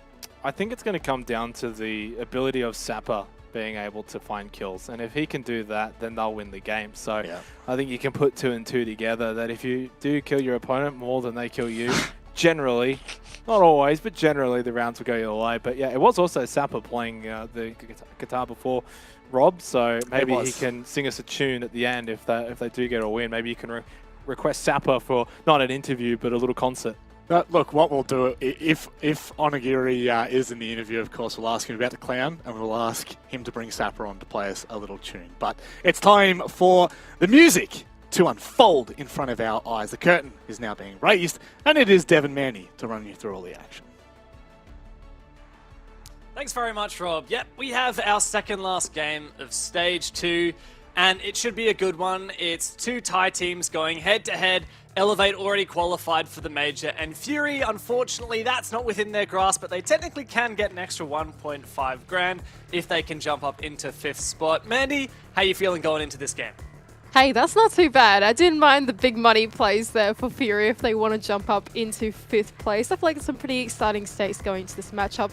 Oregon is where Elevate will take us once again, and that makes me feel a little scared for Fury. We just saw Elevate in pretty hot form on this map, and I feel like that's not going to stop anytime soon. Elevate are the undisputed best team in APAC South. Even if they lose this game, they cannot be overtaken. They will remain in 1st place. But of course, we have 2 former Elevate players currently on that Fury roster, bringing a second life to the team that struggled so dearly in Stage 1. It's BG Man and I9 in the bottom left-hand corners of your screen. They know what it's like to play from the Elevate HQ that you can see and the guys on the right are sitting at. But of course, now they find themselves on the other side of the fence. Finger to be banned out first as well. From the side of Elevate, Finger seems to be pretty staple ban nowadays here in APAC South, and Flores to follow as well on Oregon. Can be quite a utility-heavy map. We like seeing Flores come out, especially for some of those basement elbow pushes. We might have followed because clearing shields is now made suddenly a little harder with Flores being taken out. So many different ways that you can play Oregon depending on what's left in. I'm just checking. I have some information from our lovely observer Sky that apparently it's Lycolis' birthday today. Now, really? Liquipedia cannot confirm, so I'm trying to investigate on Lycolis' Twitter page. But hey, that's pretty big. Would be nice to get a dub on your birthday. That would be. Yeah. Okay, the balloons have come up when I open his Twitter page. Happy birthday, Lycolis. Let's hope that he can finish off the stage with a win. Round 1, here we go. Down to the basement. Elevate will take us, bringing quite a anchor-heavy setup. Goyo and Smoke to follow with that zone denial, as well as the Aruni and Jaeger to be able to protect any utility that might be sitting on the site. Not expecting Elevate to go for something very aggressive here, although that is the Elevate that we know and love. Here it's Oregon, it's basement. The positions that you can play are very strong, and I think that they are happy to lean into that. Also love getting to see a bit of Valkyrie stay in here. Of course, Onigiri is getting to play his Aruni as well. Prolific on Aruni. In fact, I've been addicted to playing Aruni with the DMR since we've been watching so much of Onigiri. I was like, mate, this looks like free kills. I got to give that a crack. Now my most played operator, and I've played way too much rank this season than I care to admit. I'm keen to see the interpretation for Elevate. If it's full on site, maybe we'll get to see a little bit of that beautiful Sapper on the freezer stairs action. He did some mean work last week against the Chiefs in this position right here. I feel like the way that these guys play is pretty contagious, Dev. What you said about Onigiri and the Urini, I feel like I can so relate to that. Every time I pick a Urini now, this is exactly the player that I think about as well. Whenever I play Freezer Stairs, you know when you're in ranked and sometimes people just run at you and you go, okay, it's time to pick the Ella shotgun and play on Freezer Stairs. You know, it's one of those moments. It's a sapper moment for me. It's where it comes in. Anyway, I love watching these players play for that little bit of inspiration. Fury now starting their map clear onto Oregon. They're happily taking through the entire map. I9 swiftly in the building. Now they can start getting to work on those ground floor hatches, opening them up, trying to figure out what execute they can go for. I've really got to wonder, if you're BG Man or you're I9, you've played on Elevate for a really long stint, going up against your former team, surely you have a pretty strong understanding of how they like to play, even individual tendencies, and it goes both ways, right? I9 is a player that loves to get in the building really quick, loves to play really aggressive. I reckon a lot of his former teammates on Elevate would read into that and know how to counter that. Well, the thing for Elevate is, this could be a hot take, but I feel like the most recent iteration of Elevate, let's say, is actually quite different from the previous iteration of Elevate. This one feels more methodical, more calculated. The way that Onigiri describes Mark and Mr. Punch, the new duo, into this team seems to be that they have amazing basics and they're willing to play around that in a much more methodical way. Whereas the old Elevate that we know and love, oh, hang on a second, what is going on here? Sapper! What are you doing, mates? This man is just unstoppable! That position, those stairs, that is his. He owns it. Week after week, that is where he lives. And he gets a 3K from that position. He absolutely ruined my point as well. I thought he was going to fall off. I saw him throw the smoke babe down on the ground in Freezer, and I was like, oh, it's all right. We can keep chatting on a little bit. And then he pushes through his smoke canister to get 3 kills. What on earth was that from Sapper? Deja vu from last week. Sapper does not give a crap. In Freezer, he just pushes. He just goes for it. No holding back. Certainly did not expect this game to be so explosive, but here you have it. Fury now in a 2 versus 4. Thankfully, they did trade back Sapper, but he's having a laugh right now. Top-rated play in the league by far. He might be out of the board for this round, but I don't see Fury winning it from here. Look, I reckon Sapper, he's currently spectating Onigiri. He's on his guitar right now in his chair. I can guarantee you that. He's not looking at cams. He trusts in his team. Mark and Mr. Punch, the duo, to clean up the first round for Elevate. Very nice opening for Elevate, thanks to Sapper and Sapper alone. He is so good on those stairs. From now on, if you're ever playing ranks and you're playing that position, that's called Sapper spot. Like, that's... There's no debating it. Look at it. The way he quickly ADSs to get the tighter spread of the shotgun pellets. I mean, what do you do against that?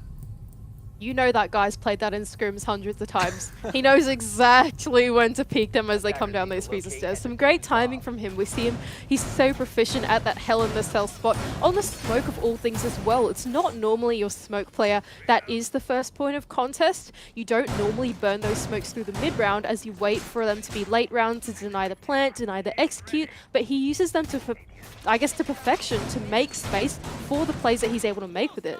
Now Elevate will actually take us to meeting and kitchen instead of going top floor. You know what? After what we've seen on top floor, the catastrophe that it's been this stage, I don't mind this play from Elevate. It's not bad. I don't mind. I love meeting and kitchen. I think it's so much more of a dynamic and interesting bomb site.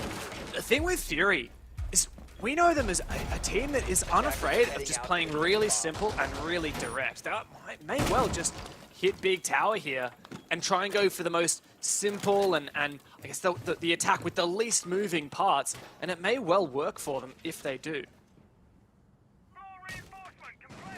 Elevate actually playing half of the meeting wall open as well into tower stairs. Could be looking for something aggressive or maybe just looking to trick the wall. I9 once again, the first in the building.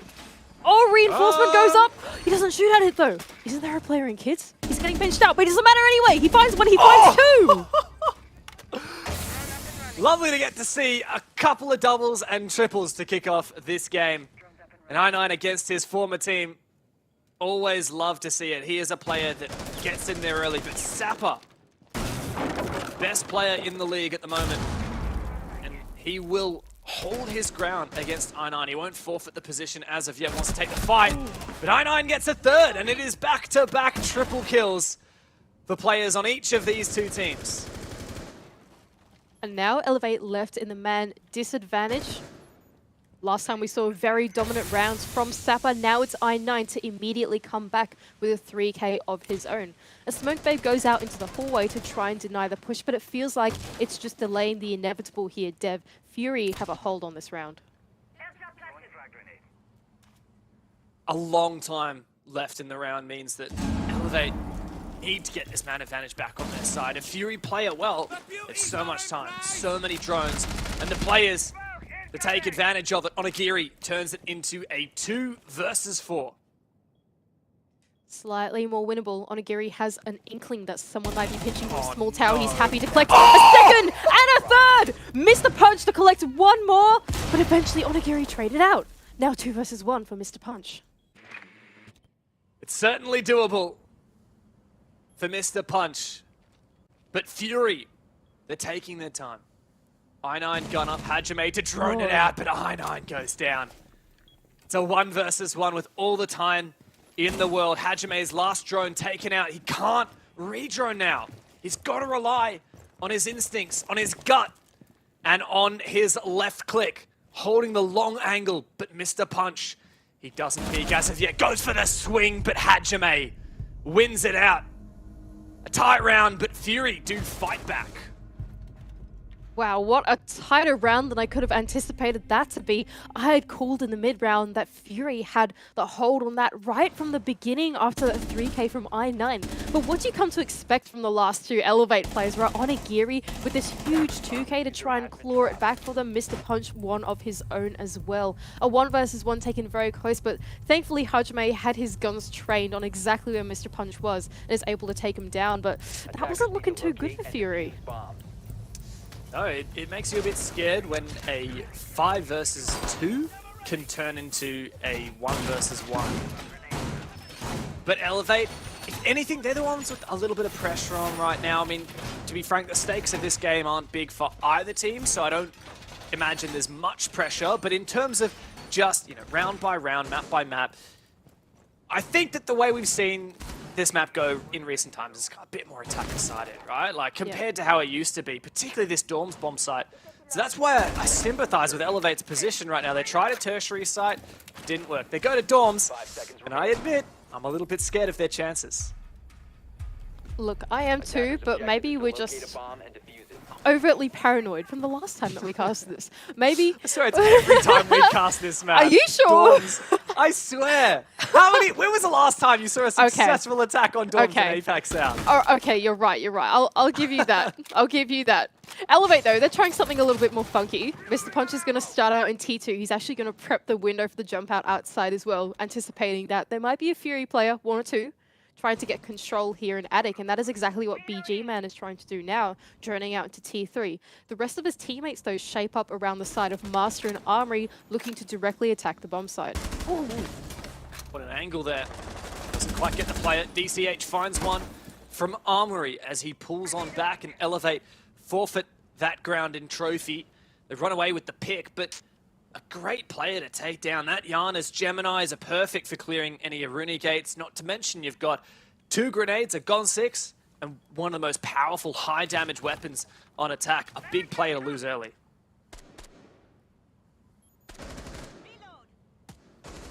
Fury pretty happy now, though. Getting control into Trophy. All of the Elevate players have fallen back into their respective anchor positions. Mark will be the first to contest inside of Attic, holding a crossfire with Sapper, and so that will be the next puzzle for Fury to try and solve. A lot of utility as well dedicated to this Trophy, pushing a Runegate, some ADSs, and the time running out as well. But like Hollis, he's happy to start working the wall. Progress is being made for Fury. Once he does breach this wall, which he's going to have to clear the Mute Jammer first. I wonder if Ina... This should be pretty easy to clear. Oh, BG Man's actually just going to go and take it out by making a little hole in the wall. Maverick, nice and easy. But next up, 2 keeper barriers, staring them right in the face. Oh, but those keeper barriers actually working in favor of BG Man. He finds a little slit between them to find the kill. And now left at an even man advantage. Hajime as well from Big Bone will take down another player going through that white rotate. And suddenly Fury are a man up. Elevate feeling a bit of pressure now. DCH. Oh, Oh, it's actually Sapper to find the player on the kids' dorms window. Hajime goes down. Sapper is so low, though, for the trouble.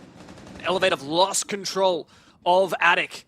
It's only a matter of time until Fury starts to push on in. They're actually going for the plant. Where is that plant going down? Just inside from the Attic door. Sapper tries to swing it, does get the down. Now Fury have to re-aggress. Just 2 players up for them. And I9 goes in for the backstab. Going for the revive now is Mr. Punch, able to win it out. It's all on I9. Faking out the defuse. Is he gonna stick it? Timeout will hit 0. Mr. Punch has to swing and he should well win this, but I9! How do you win that? I cannot believe what we've just witnessed. I9 has been such an impactful player in this matchup so far. Mr. Punch just missing out on the timing to run at I9, planning down the bomb. Milliseconds earlier, and I9 wouldn't have been able to get off the bomb and find the pick onto Mr. Punch. But what an incredible shot he is. 3Ks back to back, being able to pivotally enter the site and just find all the kills that he needs to. He's just such an incredible addition to this Fury roster. And I gotta wonder, like, is Elevate really should be used to understanding I9's playstyle, but in these first couple rounds, I9's aggression and his gun skill, his aim, has not been met with an adequate response by Elevate. That's 2 rounds in a row now that Elevate have lost thanks to, well, largely in part, massive multi-kills from I9. He's now 5 kills. It was a 3K and then a 2K, I believe, in those 2 rounds. Now Elevate do go back downstairs, however, which means Sapper can play Sapper spot. Fantastic. This is what he's happy to do. He's going to sit here very comfortably. And Fury, they'll have to find a better way of dealing with this. Maybe it's like mitigating it altogether. Maybe you don't even push Freezer Stairs because you know you have to push Sapper spot. And like, who on earth would want to do that? I would not want to do that if I was on the side of Fury right now. So we'll have to see if they can come up with some kind of counter strat to make an in onto this bomb site, because beforehand, they couldn't even get a foot into the basement, let alone into the bomb site. And if you look at it from like a very kind of mathematical point of view, you look at the utility Fury have, you know, they could EMP the ADSs, flash out the player, nade out the player, use the Geminis for info. So many ways that they could counter Sapper's position. But Sapper knows the timings of playing it so well. And he's such a slippery player, dancing around those angles. So you can't really blame Fury. Ooh, this is one way of trying to deal with it though. I9 actually prone at the Freezer Stairs drone hole, trying to see if Sapper will play that angle on the top of the Freezer Stairs looking into Zulu.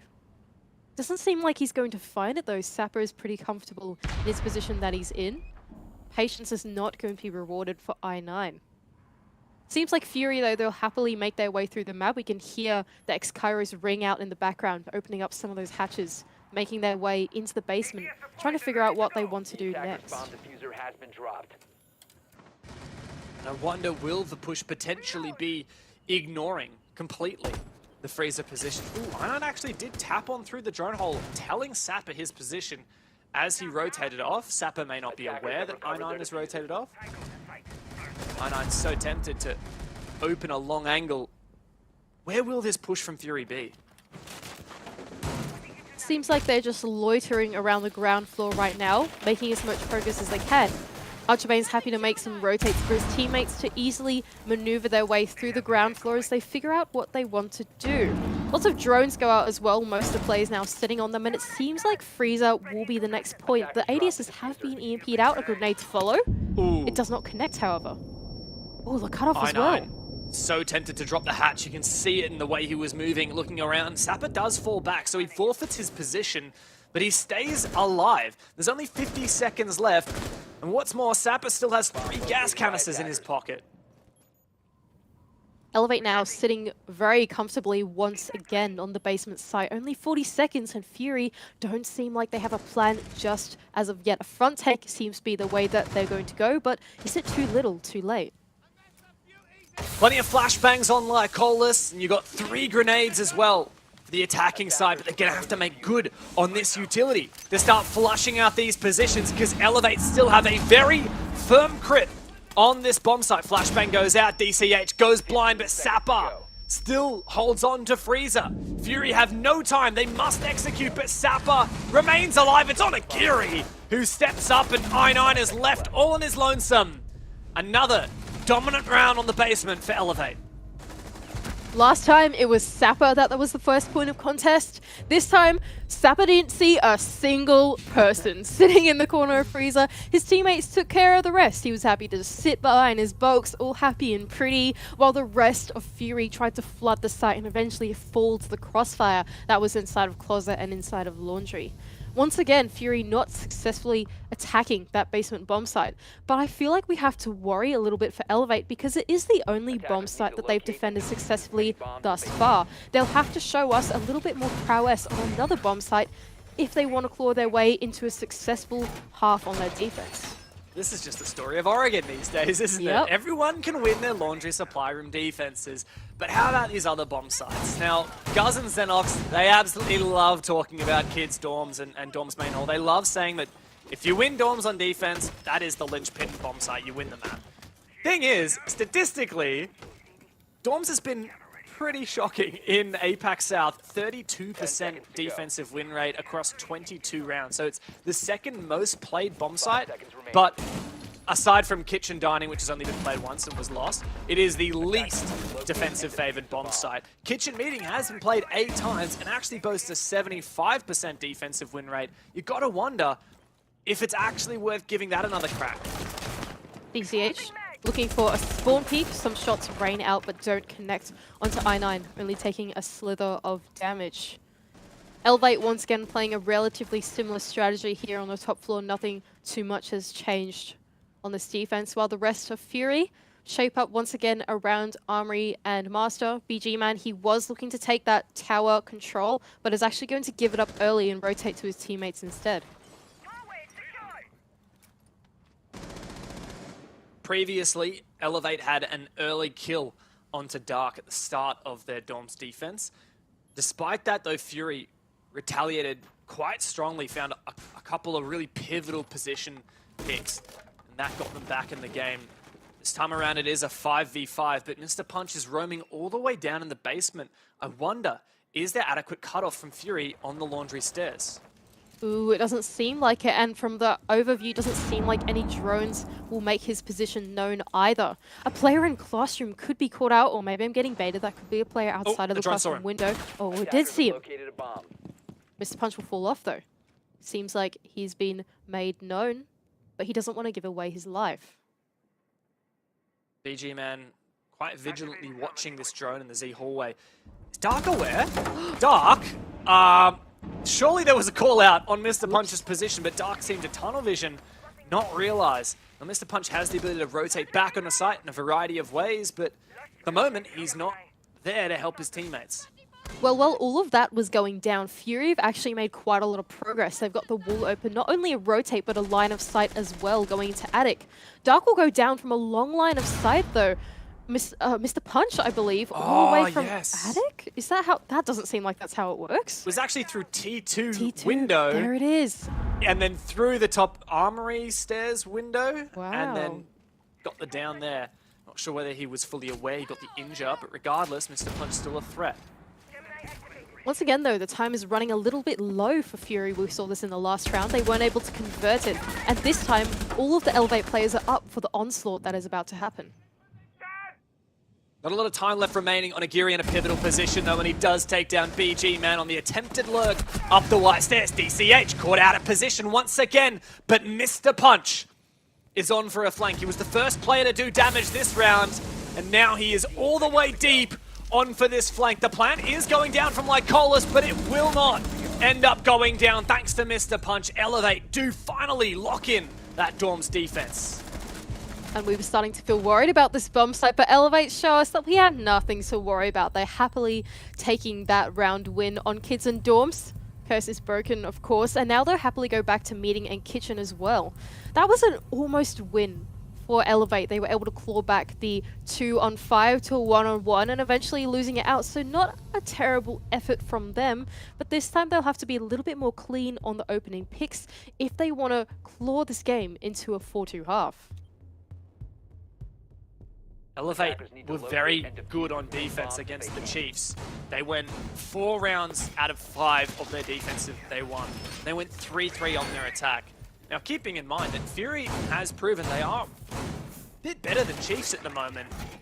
If you try and extrapolate the last week's result into this week, I think Fury kind of Elevate kind of have to go 4-2 here, because if this is just a 3-3, I could easily see Fury winning 3 defenses just as Chiefs were able to do against Elevate. Which kind of does put a little bit more pressure here on Elevate in first place to make sure they lock out this next round and put their best foot forward going into their attacking side, which is seemingly less favored. Attackers must locate and defuse the bomb. Once again, though, Elevate running a fairly similar lineup, playing their extension into top floor. Now, last time, I9 made a very scary entry into Trophy. Hopefully now Elevate have read into this, and they know that I9 is going to be the first in the building, and will be in their faces any second now. Last time it was at the 2-minute 20 mark where I9 was in the building and running at them. This time, it's a whopping about 10 seconds later this time. Actually, 10 seconds earlier. He's already in the building. 2 minutes, 30 seconds. Nothing has changed. I think is on the Twitch this time around, and you want to have adequate time to actually use those Twitch drones, right? For the utility, you can only do that during the action phase. That does soak up a bit of time. Maybe he'll drone up. And look, I wouldn't be surprised if he goes for a play. He saw that player. He's going to want to go for it. Try and get spotted out. The second one can roll on in. I9 holding this pressure on the ground floor while the rest of his teammates work that top floor instead. They do have the sledge at their disposal, so if they wanted to, they could make use of that vertical gameplay to try and get an in onto Kitchen. I9, though, like you said, creeping his way through Zulu, looking for an opportunistic moment. Bit worried about the freezer stairs. An angle underneath the normal barricade. Oh, could be his demise, but it's actually on Agiri. The other side of the Showers hallway, opening up the barricade. Now another barricade open, putting him in a vulnerable position to the player with the shotgun. And Mr. Punch does refrag. I9 not on for a multi-kill this round, but Elevate come to life. An onslaught of kills come on the side of Elevate as the rest of Fury tried to clear out through that top floor, but unsuccessfully. None of the kills end up going their way. Only Onigiri taking that duel with I9 went the way of Fury. And now all of a sudden they're left in the man disadvantage. Now we'll have to see, can they convert this round? Because last time we saw Elevate in the man disadvantage, it was very close to them converting it to a round win, and it all begins here. It certainly could, and I'd be a bit scared for Elevate if they bleed any more picks here. How much of a risk will they take to try and revive the smoke? What are you doing, Sapper? I am so glad you won that. I was sweating hard for Elevate as he jumped through that barricade, but it doesn't matter. Sapper's good for the last kill as well. And Elevate can round out the half quite comfortably, winning 3 rounds in a row to finish at 4-2. Look, Dev, you didn't back in Sapper. He did, though. He knew exactly what he was doing, bro. Jumping through that voltate, as I like to call it, vault rotate, through security.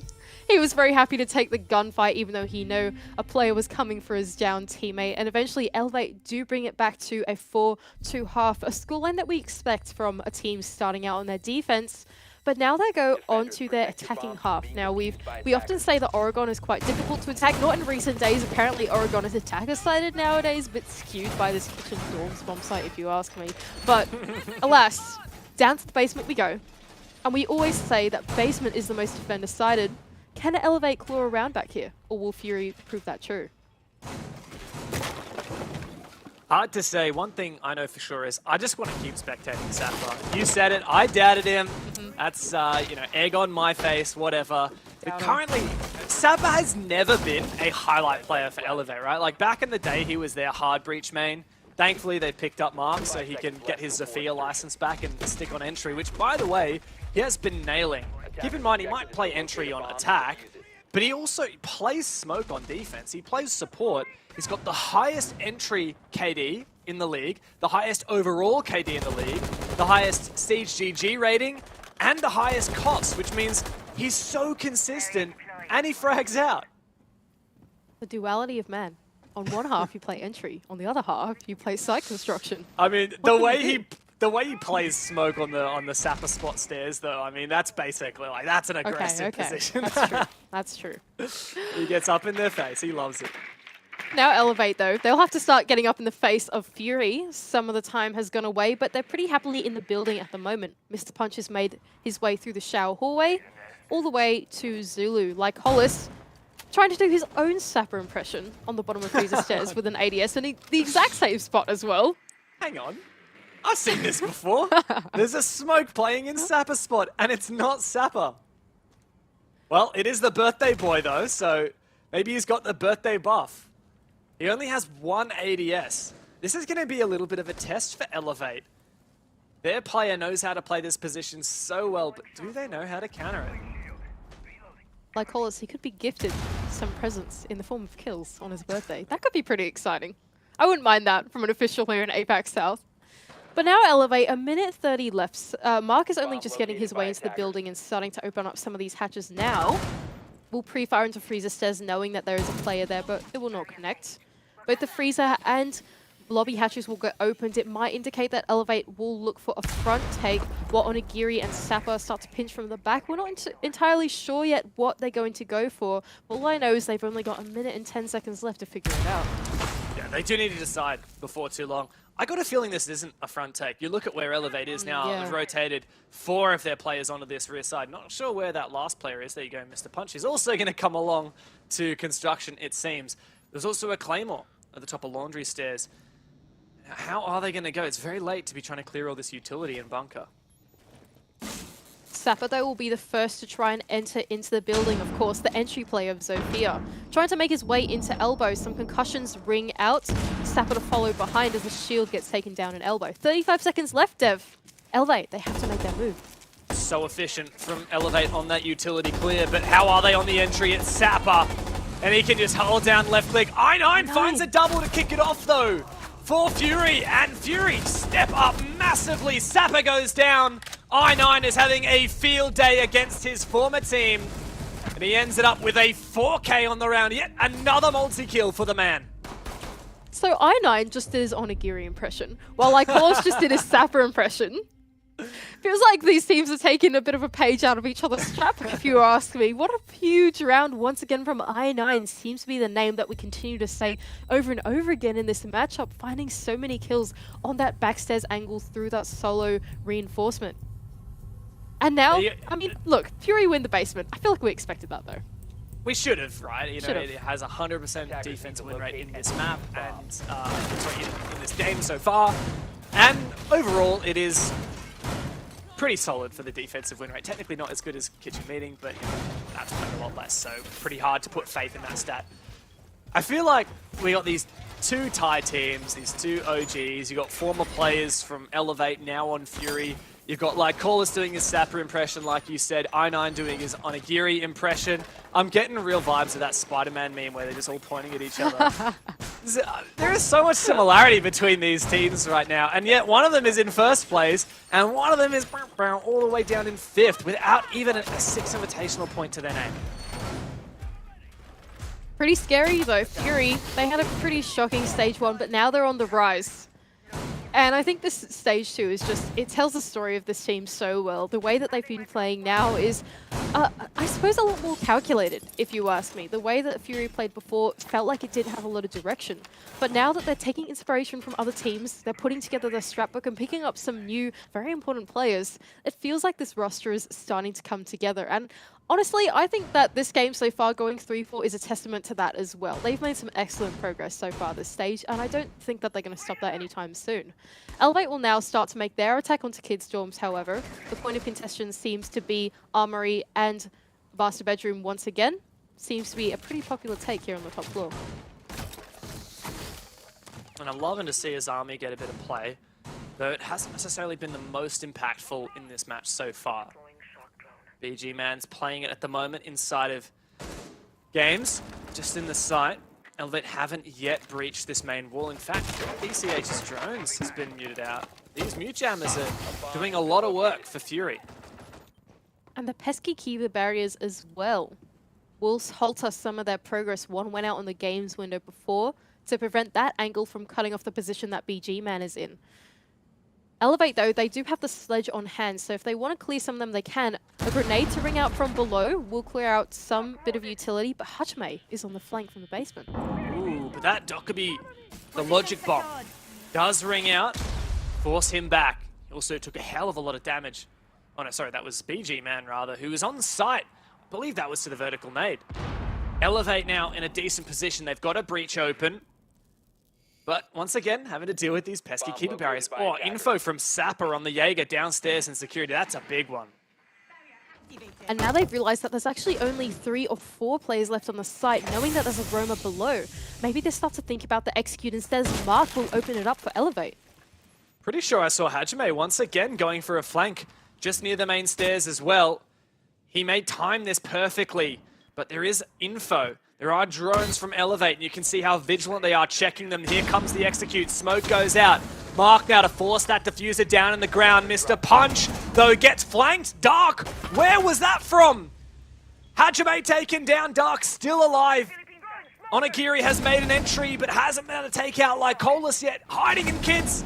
And Onigiri just trying to land enough shots to get the down. It's all on Dark now. Onigiri to finish it off. And that is just 1 round for a match point now for Elevate. Onigiri in Onigiri style, of course, for the DMR, hopping through the double window, closing out the picks with 2 happily, some unknowing anchors not looking at his position until he took the fight onto both of them. A great flank as well to close out the round for Elevate, and a great execute. We saw that entry come in from Mark. He tried to get the bomb down. There was a very scrappy execute of picks going back and forth. Flanks were coming through, but through all of that, Elevate managed to stay composed and actually came out with a pretty strong man advantage, 3-0 at the end. That is some serious composure in what was a very chaotic late round.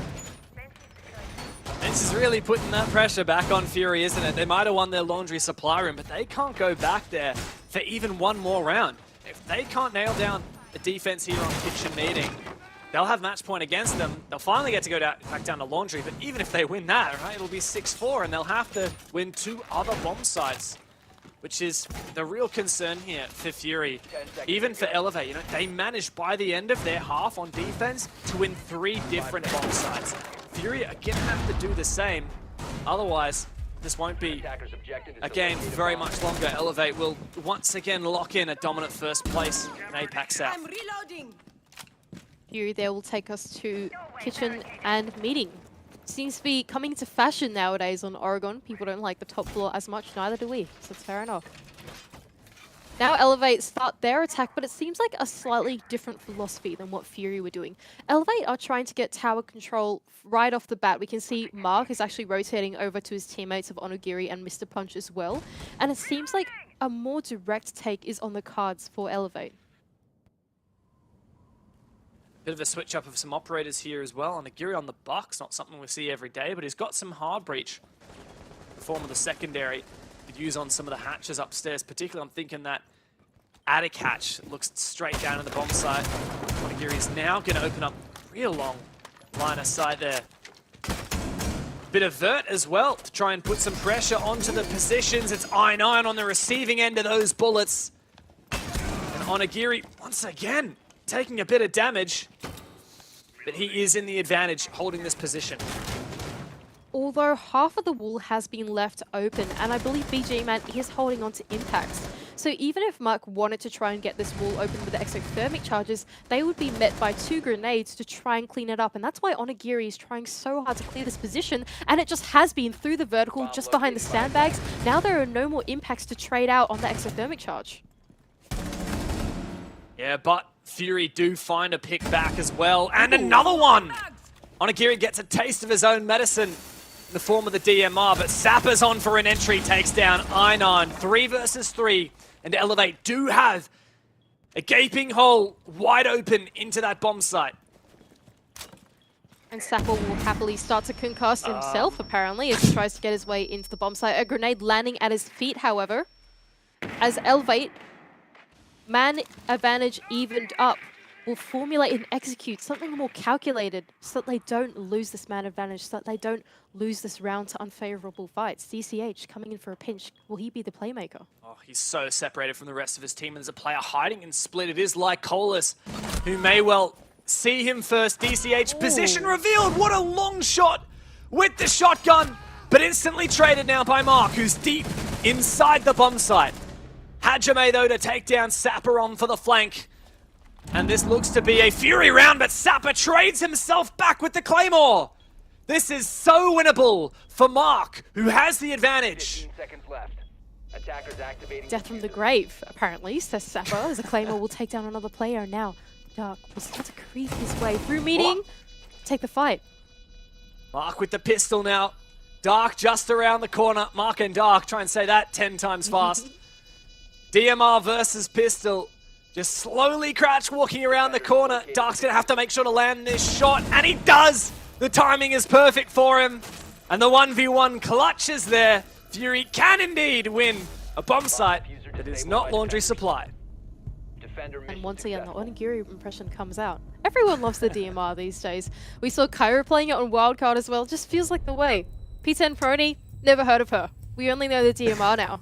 Those little guns that give you clutches. And Dark playing that to perfection, not giving away his position with any sound cues, just crouch walking his way around the corner. And Mark, unfortunately, just finding some bad timing, swinging his way out of the other side of Split that Dark had just creeped around. And eventually Dark wins out that 1 versus 1, putting Fury on a 4-5. Not a bad scoreline from them, preventing Elevate from match point. That's pretty big. Yeah, if Fury can do what is expected of them and win laundry supply, we're back at even. And yeah, they will then have to go dorms, or technically they could go kitchen dining. Not advisable. But it makes it feasible that they could win in regulation here. If they are to win this round, I mean, even just I think it's mostly just put it on the weight of winning that clutch just then. That's really made this a winnable game for Fury, especially because Laundry is favored for their side. If this was a 3-6 right now, I'd be really worried for Fury, knowing that they're about to play essentially the only bomb site they can win. Now they've proven that they can adapt, that they can play make. But Elevate are proving that they're not afraid to be a bit daring themselves. Look at this lineup. You got Monty and Ying picked in the repick phase. That is... Ooh, I'm keen to see what they've got in store for us. That makes me feel very uncomfortable, to be honest. This is not what I would want to be playing against. If I saw this in any of my games, I would be like, ugh, get that away from me. Onigiri, of course, putting the pressure on straight away, not taking any time at all, as Hajime spots him out and goes, oh, guys, they have a Monty, and the Monty is walking at me. That is a little terrifying. Well, fortunately for Fury, they did pick the Warden, which is great against the Ying in particular, plus the smokes on the Twitch. But now Elevate are aware of that. They saw Hajime on the roam. They know there's a Warden, and they'll try and kill him before using their utility, or perhaps not using the flashes while they know the Warden is potentially in a position to benefit from them. Now Elevate will start to make their way through the building. Of course, they didn't bring Hibana along with them, but they do have the tin can openers on Onigiri to open up the hatches that they need to. The first one will actually go down inside of meeting, clearing out that E-box position. Watching Onigiri run in the top down with the shield looks so funny. Sorry, I've never seen that. It's a clunky run, isn't it? It is a very clunky run. It's so comical. Oh, gosh. Well, there you go. 2 hatches open now for Elevate. It just looks so slow. It looks like he's wearing rollerblades or something. It does. I like how he just tosses his drone away as well. It doesn't even care. Let's just burn the Aruni gate. I don't need my drone. I'm Monty. Oh, wait a second. Oh, it doesn't matter. He slips past it anyway. We thought that Monty was going to be too big to fit through that, but it doesn't matter. He manages to crawl under it. But what that means is that the attackers cannot use that angle to their advantage because it has been blocked off on the stairs. Oh, so that makes that solo wall angle actually very one-sided for the defense. I don't mind that. But a cheeky bit of tech from the Azami on Fury. BG man showing he knows how to use that new operator Innovate with the setups, but Elevate aren't afraid of just pushing straight on through it. It is Onigiri. He's actually going to go for an ADS, couple shots through the wall with the pistol. Another gas to potentially come on out. He actually wants to take the fight with the smoke as well. And the execute is going to come on out. Fury, guns are blazing. They take all of the kills. It's I9 up for a flank. DCH now steps up for the team. It's just him and Onigiri. Onigiri has to go big inside of blue. DCH pushing in from Freezer. Onigiri goes down. It's going to need to be an ace from DCH with 15 seconds left to go and no diffuser inside. There is no way that he is going to win this round, and Fury are rising up for the comeback. Wow, what a big round from Fury as well. They played that to perfection with those keeper barriers in the mid-round. That one on the backstairs, I really rate that. I thought at first it was to try and prevent the entry from coming on, but as soon as I saw how defender sided it makes that angle, I thought, okay, wow, that really does counter-strat immediately the way that Elevate are trying to make the execute work for them. And we saw it work to perfection. Sapper, he tried to go for his execute with the Yin Candelas, but couldn't make his way in. He was immediately taken out by an unfavorable angle. Onigiri was left on his lonesome with the Monty. DCH, he tried to make a play, but in the end, I9 finding, once again, some pivotal timing on the flank to take them down. Elevate just looked really stumped in that execute. And the flanking has been seemingly unwashed by Elevate. Fury have managed to get away with it multiple times now. They're always keen to see if there's a way back in, or a way to keep prodding and prodding at the attack and highlight any potential flaws, punish anything that hasn't been accounted for by the attacking side. Now, Fury really do have that momentum back on their side. And despite Elevate going 4-2 in their own defensive half, Fury have now managed to go 3-1 in just 4 rounds. So they are 1 round away from doing just as good as Elevate did on their defense. Reloading, cover me! Now Fury will take us to kids and dorms as well, once again bringing these keeper barriers. But a mirror, out of curiosity, out on the kids. Ooh, interesting, on the games breach. Wow. I wonder what Fury are going to make of this. I don't think I've seen anything quite like it before. I'm very curious about how that will play out for them. You know, my favorite thing to do with Mirror is these days, like if teams just bring either Thermite or Maverick, and they're going to use the Maverick to like do a top and bottom of the wall, or they're just going to try and chuck a Thermite charge on a wall and breach it. My favorite thing to do is pick Mirror and put it right in the middle of that wall. What are they going to do about it? Ooh. Oh my god, is Onigiri just going to keep sending this? If so, that would be very rude. I was trying to make a point, mate. I was going to say that as well. All these places. Oh! What an angle! I don't think he is going to again. send it this time. No. Well, he did kill your point. And unfortunately, he killed my moment as well, but it doesn't matter. PG Man's going to take him down anyway. Thanks, BG, man. I appreciate that.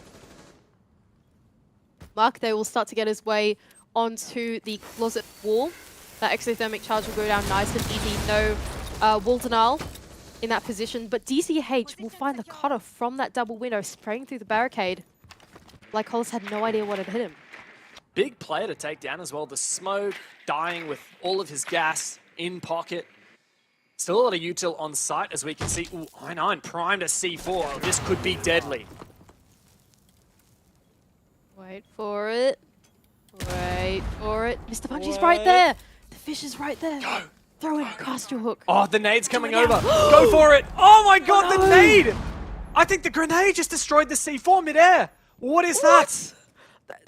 Okay, that is the interaction that we couldn't have expected. You counter one explosive with another explosive right in the middle of the air. Remember, everything in this game has a hitbox, even drones. Everything has got a hitbox in this game. So, of course, in APAC South, that kind of interaction happens. Mr. Punch will find a pick onto that white stairs, cut off Hajime going down, and now Elevate in the man advantage with only 40 seconds left to go. This execute has to come out from them soon. Ah, Sapper finds one. DCH from the big window. It is a bloodbath, and Dark is the last player left alive. Elevate march on forward. They prove that Dorms is undefensible, and they push us onto match point. And Elevate, they barely even had to execute in that late round that time. They found so many picks off, I wouldn't say even off angles, but cutoffs of Fury making some slight mistakes in their positioning. BG Man, he ended up being caught out. There was a player on white stairs that was caught out. I9 couldn't find his pick inside of Attic either, as the onslaught came through from inside of Trophy. And it just feels like Elevate, they didn't put heaps of effort into making a big explosive execute happen, but they were able to play that pinch around the bomb site that choked out any of the Fury defenders or anchors, and they had to show their hand and try and take some fights. And so Elevate, patience does prove to be worthy. And now they're on match point. The Fury, that does mean the maximum they can get from this game is just 2 points. I'm gonna have a look at the standings as they sit. Fury 7 points, Direwolves also tied on 7 points. So Fury still can actually claim 5th position. I know on the standings it says that they're currently 5th. They're technically actually currently 6th due to other matches that have been ongoing already. But if Fury do get any points here, they have a chance of overtaking Direwolves. Of course, Direwolves are actually yet to play, and so Direwolves could then jump back over them. But we know for certain that Fury could guarantee, well, get as close to guaranteeing their spot in 5th and an extra 1.5 grand if they get some points out of this game.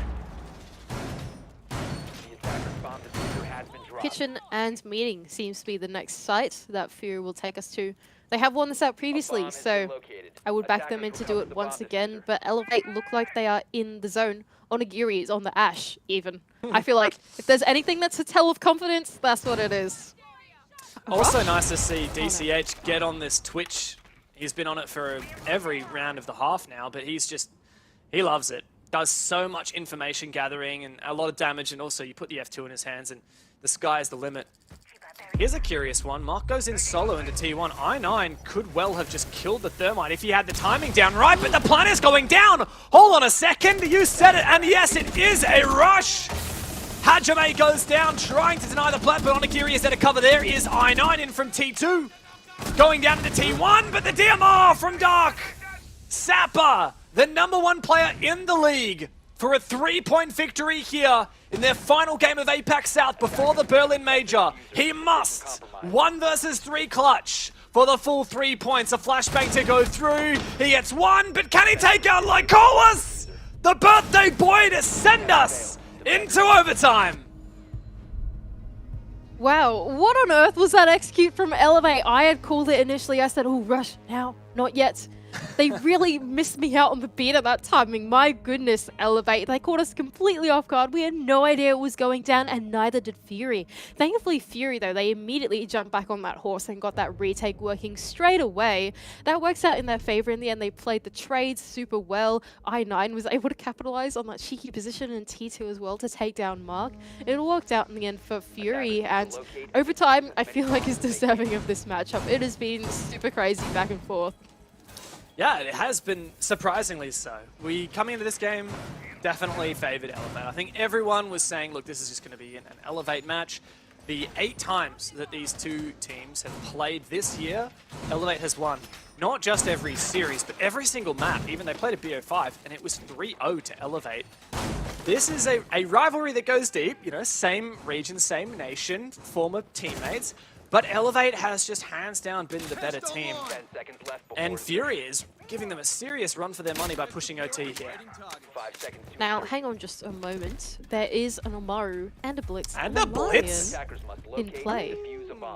I have no idea where Fury are at the moment, but oh dear. What kind of rush is this going to be? He's got the gun 6 out. There's only one thing that this means. There's only one possibility here. Oh, it is a blue Blitz rush. Oh no. But Mark is ready. He's got the shotgun out. He knows it's coming. Enough against a Blitz? Is a shotgun really enough again? It's not even a smoke player. Oh no. Wait for it. Wait for it. Wait for it. And go! The flash does not seem to work. Mark does get a kill, but with that, Fury take control of blue, and you can see Elevate flock back to the side. They know full well that this is a rush. But is it enough? I9 actually goes down, but not out as of yet. Sapper rotates over with his gas canisters, chucks one in, and that locks out Electrical and prevents any further aggression from Fury. Still 2 minutes left to go as well, and they've got full elbow control all the way into bunker, but just about nothing else. No hatches open. Actually, Hajime could be the linchpin player coming down from Freezer stairs. This could be the pinch that Fury needs to close out the round. On for the backstab, Hajime gets right on in there, takes down a player, and is all on DCH. 1 versus 4, and we may well be looking at a Fury match point. Interesting team kill there, Hajime, but Fury to get that round across the board, and they do take match point. And a huge momentum swing on their side as well. A successful rush always gets the adrenaline pumping, you know, you're in there, you're in the site, you're taking down all the defenders, and the rest of them just have to rally back onto site and you go, ha, fools, we're already in here, now you're attacking us instead. It's always such a good feeling to land a rush, and Fury now coming into this overtime match point are going to be feeling the full fire, going back down to laundry and supply room of all things as well. This is looking close to a Fury win if you ask me. I mean, that round there has got to be the game-winning round, the game-winning call, the rush. No team in this game so far has won an attack of the basement laundry supply until that rush. And now Elevate have to match that themselves. They have to win onto this bomb site that has just proven to be, time and time again, so difficult to attack. Even when they brought the Monty and Ying, it wasn't enough. And now it looks like they're not going to go for the Monty and Ying. They're going to go for a very stable, classic lineup that they have run, well, close enough to multiple times before. Is it going to be what they need to push to round 15, though? I'm not sure. It certainly doesn't seem like it as well.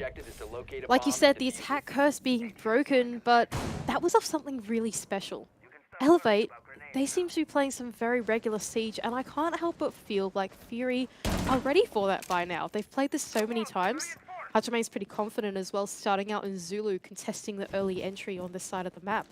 As the rest of Elevate start to make their way into the building. Seems pretty clear as of now, no roamers on the side of Fury either. But the rest of Elevate also very spread thin, trying to decide what they want to take first, how they're going to approach this bomb site and prevent Fury from taking this game away from them. Ooh! Big pick, big double from Onigiri! Aggression from Fury in blue, totally uncalled for, unnecessary. And it leaves them at a man deficit, which will likely punish them. This is now so winnable for Elevate. They have such a distinct numbers advantage. Once again, though, these Kiva barriers on the back stairs just creating the tiniest little pixel angle for BG Man to swing off. A grenade to follow through, though. Something being cooked in the hands of Onigiri, I believe. Ooh, it does connect onto a slight amount of damage. BG Man can patch up the bottom half of this wall, though. Well, I just love this angle so much. He's patching up the bottom half like a Rio, and he's playing the top half of it, so you can't be wallbanged. It's just genius. Hang on a second. It's not all over for Fury. Two players go for the flank. Mr. Punch is hard watching the position of Dark. Elevate may not know it, but it is currently a 5 versus 1. Should they push the bomb site, there's the third kill for Onigiri. At this point, Mr. Punch gets off the cutoff at the worst possible time, gets shot in the back. But with that call, Elevate know site is completely free. And they are going to push it to round 15 unless if Hajime pulls something magical out of the hat here. And I just don't see that as possible. You might have some fancy glasses, but I don't care what you can see. You certainly did not see that 4K from Onigiri coming. And we're going to need every single round out of this best of one Manny to settle it between these two Thai giants. Look, I threw some shade onto Elevate at the beginning. I said that Fury only won that because they played something special, you know, yada yada yada. And then Elevate came along. Onigiri finds this magical 2 picks out of nowhere while the rest of his team is off loitering, trying to figure out some other way into the building. And it's just, Elevate just have such proficient players on this roster. All of them can make the play, an opportunistic moment work for them when they see it there in front of their eyes. And it just goes to tell the tale of these two teams, right? Onigiri is such a mature player. There are so many players here with such experience like that know how to make calls like that and know that although this could be risky and it might throw away their life, they're still able to make a play. And finding 4 kills in that round pretty much on his lonesome is just absolutely insane from Onigiri. It's why he's the kill leader in the entire world, right? And now we're at overtime match point. This game deserves that 15th round for sure. And we're going up to kids and dorms. You mentioned Onigiri is the kill leader, and I mean, not to mention that was actually on this map, the single map at 6 Invitational kill, single map kill world record holder, trying to say that 10 times fast. That's Onigiri, and it was on this map, I believe it was against Rogue at 6 Invitational this year. So Onigiri loves this map. He certainly does. But look at this from DCH. He's got the gall to go for a spawn peek on overtime match point. Jimmy, hear the Claymore get put down. Hajime going in for it. Oh no. CH runs back past, so it's actually not to be this time. It is such a close engagement. It's always so funny watching it from these top downs, right, as an observer. These players don't realize just how close by they are. But when you see one player run past the other and they kind of ring around the rosy each other, it's always like it's a bit nail-biting. It can be a bit terrifying. Anyway, though, the rest of Fury will start to shape up around the trophy side of the map instead, try and make their way in onto this side of the building. It seems very popular nowadays to be taking from this side as Hajime, I9, they'll work the west side, try and look for some picks, pretty similar to what Elevate did in the last round, actually. Just probe around the map, probe around the bomb site, and trying to capitalize on any of the positional mistakes that Elevate might be making. But it looks like Elevate are being very restrained, unlike Fury in the previous round that offered up. Fury 2 picks on a silver platter. Fury not going to take any chances. Onigiri is on for a roam. Actually re-barricades up that position in small tower to watch for his flank in the late round so he can play nearby. EMP goes out, and this is going to be a breach on the attic wall from Games, or from Trophy rather. Dark actually gets down and finished off by DCH, and that's the first duel. Onigiri! Look at him! He's gone all the way through into the closet. And Fury don't seem to have any idea. Almost cut off from the double window. And caught on drone. Must fall back. Ooh, Dev, I'm not sure if I entirely rate this breach they've done to Attic as well. Because no, they haven't... DCH. Oh, no, DCH. Oh my god, he's a dead man! Oh, no! What a play from Hajime with the Capitão's fire. And I'm so sorry to interrupt you, That's but okay. Fury are not letting you have any words in. No, they're absolutely not. I was going to say, I don't quite rate this breach onto Attic just yet because they haven't got Attic control. But the moment that I said that, I9 starts to make his way into the building. Now they've pitched out the Attic player. Lycolis and I9 to double down, double trouble. No way! And a double kill for Lycolis. Sapper now left in the 1 versus 3. The best player in the league has to stand up in a 1 versus 3. Can you hear the player dancing around behind him? Plant going down. Covered by a perfect crossfire, but can he get into the position to deny? It is now a 1v2 for Sapper. And he knows where that diffuser is on the ground. BG Man, low HP, I9. Sapper's former teammate for many a season. 10 seconds to go. Now Sapper must clutch. He could well end this game with 17 kills. Goes for the 1v1, but BG Man gets it. And with that, for the first time in 2022, Fury take down their national rivals and defeat Elevate 8-7. Fury cast away any doubts that we might have from Stage 2, from 2022, taking down the #1 team in all of APAC South. I doubted them throughout that entire round. They doubled down on that and went, nah, we're just going to pick up 2 or 3 kills just as you're trying to throw some shade at us, completely proving me wrong. Fury take down Elevate. What a massive win from them. Yeah, I'm pretty sure I heard over the comms as soon as the win came through, a little "let's go" in the background. Pretty sure that was Xenox for picking Fury as well. He's very happy about his predictions. I certainly didn't see that one coming, but what a great birthday present for Lycolis. A win over his longtime rivals. It was well fought, and I think very well deserved as well. We'll pass it back to the desk, and I'm sure you guys will have a chat with Lycolis before too long. No doubt we will. No doubt we will. But before that, of course, we do want to talk about this. Unfortunately, I got credit one. where credit is due. I got one, all stage long. After it has been an awful stage for you, Xenox, you have inevitably got one right. Yeah. But what a game from Fury. Really testing the boundaries. Obviously, I think Elevator probably, their minds might be elsewhere, but at the very least, that is a big win for them in terms of, like the Fury roster. Oh, 100%. I mean, I think we actually said it pretty well at the start of this match in the pre-match discussion that there was probably a little bit more on the line for Fury. Not so much on the line, but a bit more to fight for. That pride, of course, the Thai versus Thai matchup. They're getting one over the rivals in Elevate. And I honestly think that that's probably the difference in the second half when obviously the first half I thought maybe Elevate were going to be able to sort of run away with it, right? They started to win a couple in a row and you think, all right, they're just going to finish this off. But credit to Fury in the second half, they just fought back, and I think that says a lot about this team, and kind of like what we said in the pre-match discussion, this is a team in Stage 3 that is going to be contending for a major spot, tell you now. Look, to be fair, I actually think that their performance in Stage 2 has certainly been up to scrap. I feel like there's been a lot of games that really could have gone Fury's way, but I think one thing that I actually forgot to mention at the start, BG Man, of course, is also from Elevate, so this is going to be, I was going to say bittersweet for Elevate, but I think it's just a good feeling for the Fury roster here.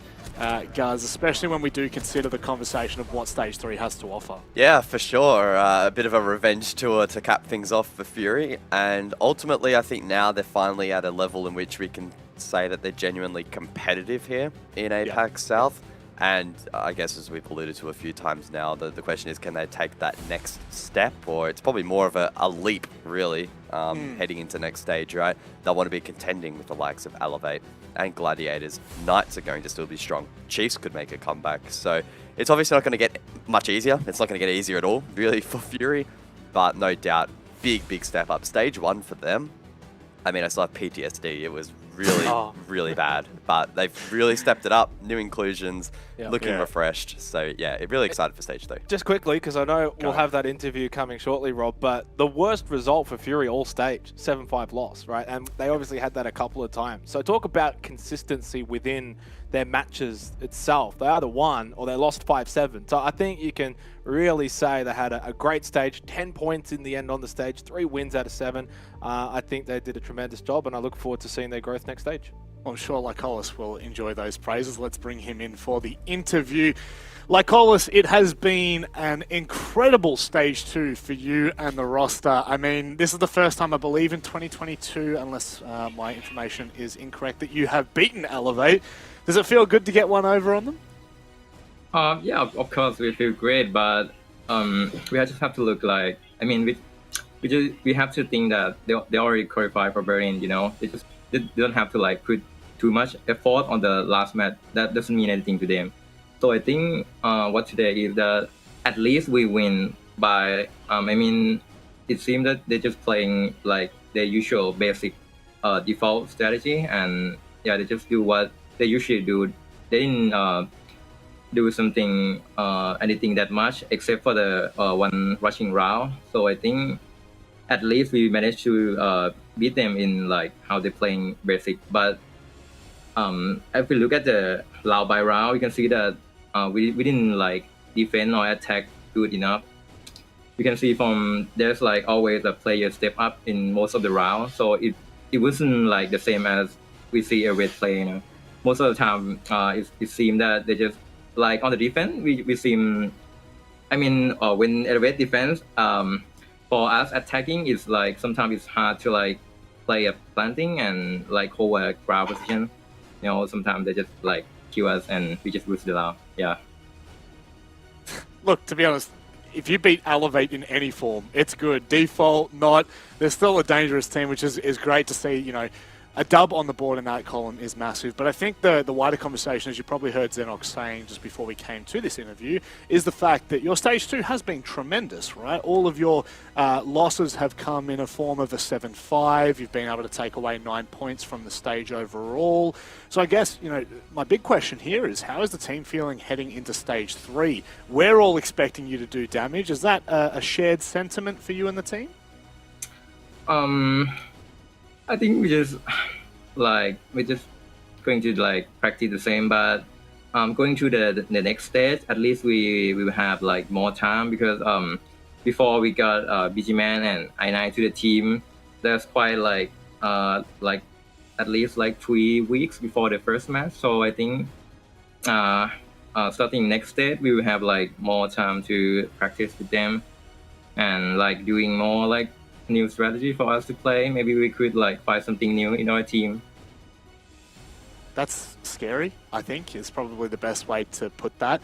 You know, now that we've seen where this trajectory is and things like Stage 3, I think that all of us on the desk are under the same sentiment that Stage 3, you guys could be contending for that major spot. I mean, you're pretty much doing it this stage as well, so we're looking forward to where this roster is going.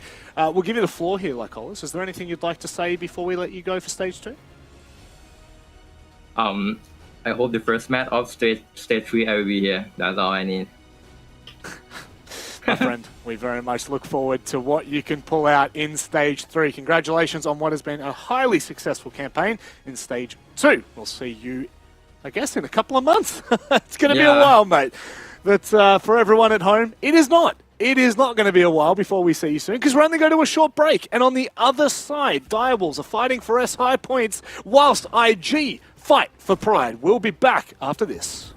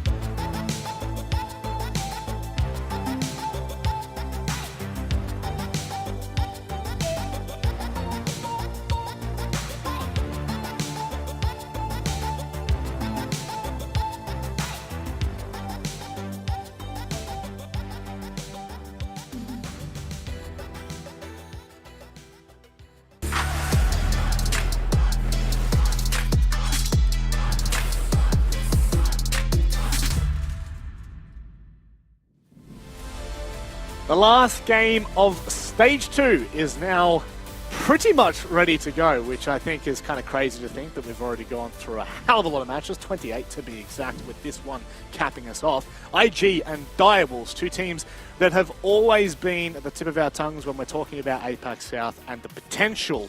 We saw the potential out of the Direwolves, but we're yet to see it out of IG. Guz, do you feel like IG have hit the mark this stage, or do you feel like it's still just, it's kind of left too much to desire?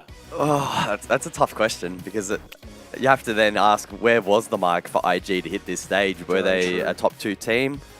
I don't know. You look at the names, and that's the thing we keep running with, is that they probably could be a top 2 team. They didn't quite get there. Off the back of this result, though, depending how it plays out, they could achieve a top 4. Now, of course, in stage 1, that would have been fine. They could walk into playoffs and try to battle for their position there. Well, that's not really an option anymore. So, to go full loop and answer the question, have they hit their mark, IG? I don't know. It's a bit hard to say. Probably not, and I think they would expect better of themselves as well. Xenox, would you feel like, how much time is kind of acceptable for this team to continue to grow, knowing the names and knowing the background of these players? I don't think they're as far off it as probably the doomsayers would love to have them say, especially because of the whole super team this and that. Like, okay, they're obviously going to keep the attention of people watching, but if you actually go and look at the stage as a whole, they have not actually lost in regulation. Like, at no point have IG been beaten soundly. All their losses have actually come in overtime. Most of their wins have also come in overtime. So they're a team that's probably just on the precipice. They've got the talent. It's pretty much clear as day that they've got the players on the team. I think it's just all about a continuation of improving and gelling together.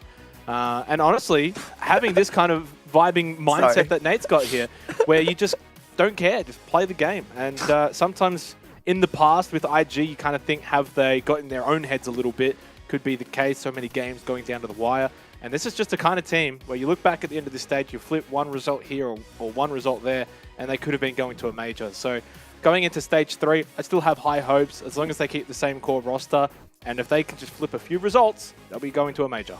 Well, I'm sure it's pretty much a hand-in-hand conversation when we talk about the Direwolves roster that had so much riding on their shoulders for stage 2 and unfortunately just have not hit the mark. I think earlier in the stage, guys, we were talking about the fact that they were dealing with some sickness, COVID obviously affecting the likes of Harambe. But honestly, this has just not been the same beast that we saw from stage 1. Yeah, for sure. They really have dropped off a little bit here in the second stage. We were expecting Direwolves, obviously probably not to replicate the forms from stage 1. That was pretty unprecedented, to go absolutely perfect and then make that run that they did through the playoffs. But yeah, to finish in a potential 5th position, maybe 4th if they get a regulation win here, that is a significant drop-off. It does, again, bring into question their chances of an SI spot, especially if they don't make it in stage 3. So I think that has to be a little soul-searching that takes place here for Direwolves throughout the break, and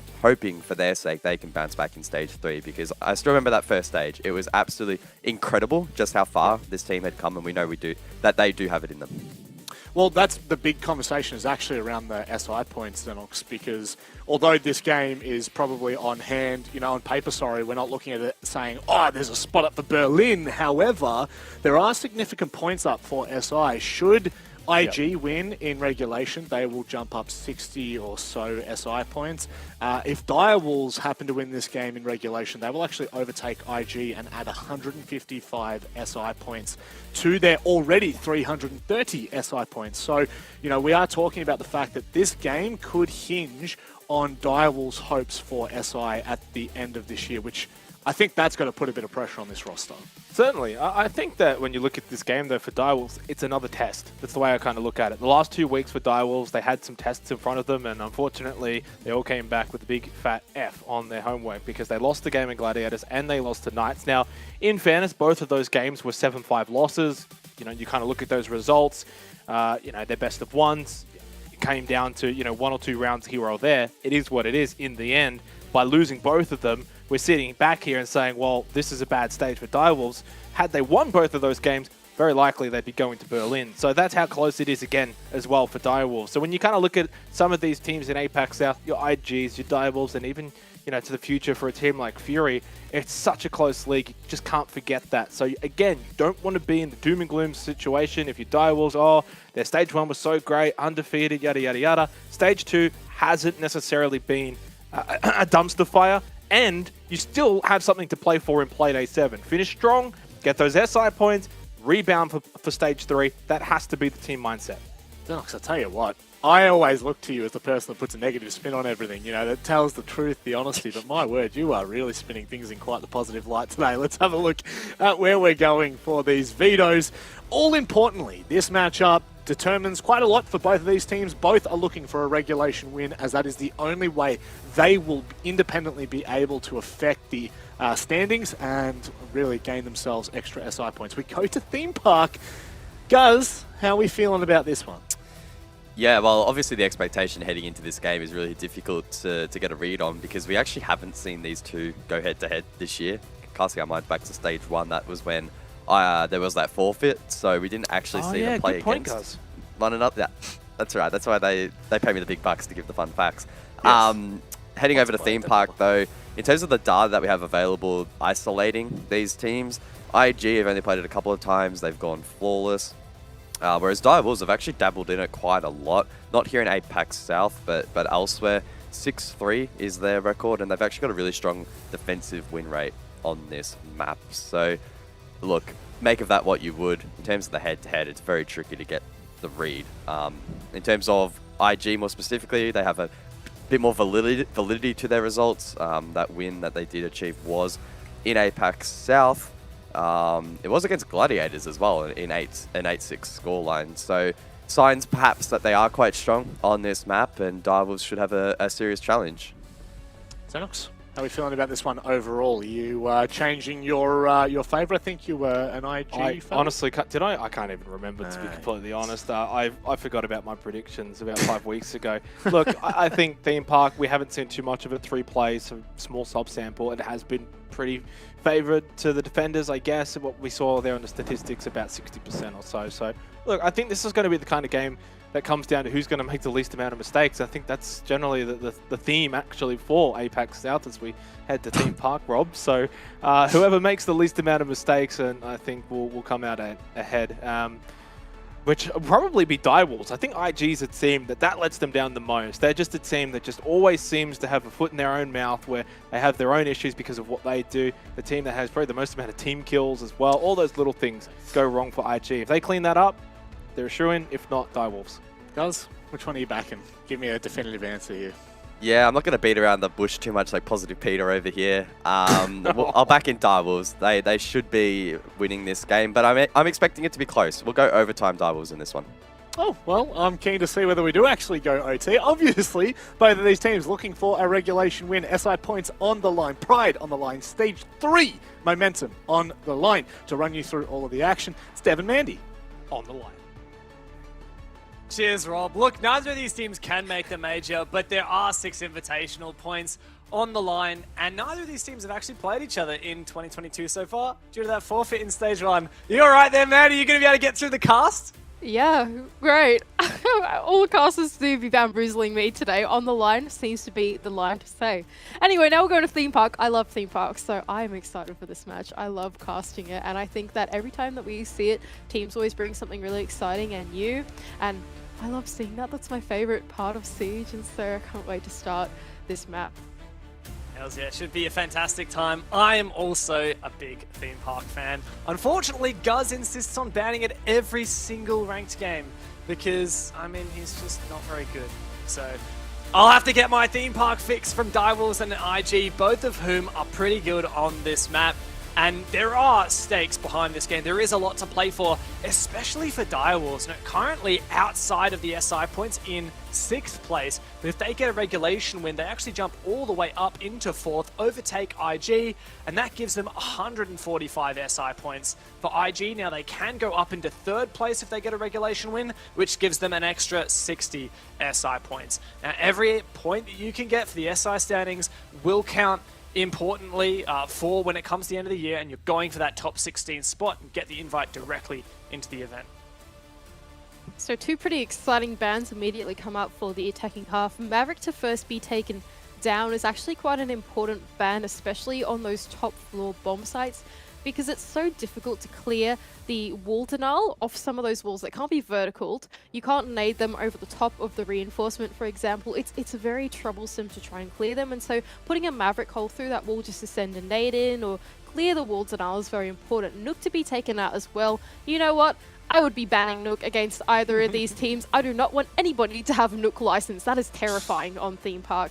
And then finally, to close out Kaid as well, some of those electric claws just too difficult to deal with, especially even though Maverick gone out, that's just still in. You don't want to waste your time on that. Doesn't matter. Mira to be taken out as well. But what that does mean, Dev, is that Valkyrie's left in, Mira is left in, and Azami's left in, and your Mize, and everything that we would consider an important ban these days is left in.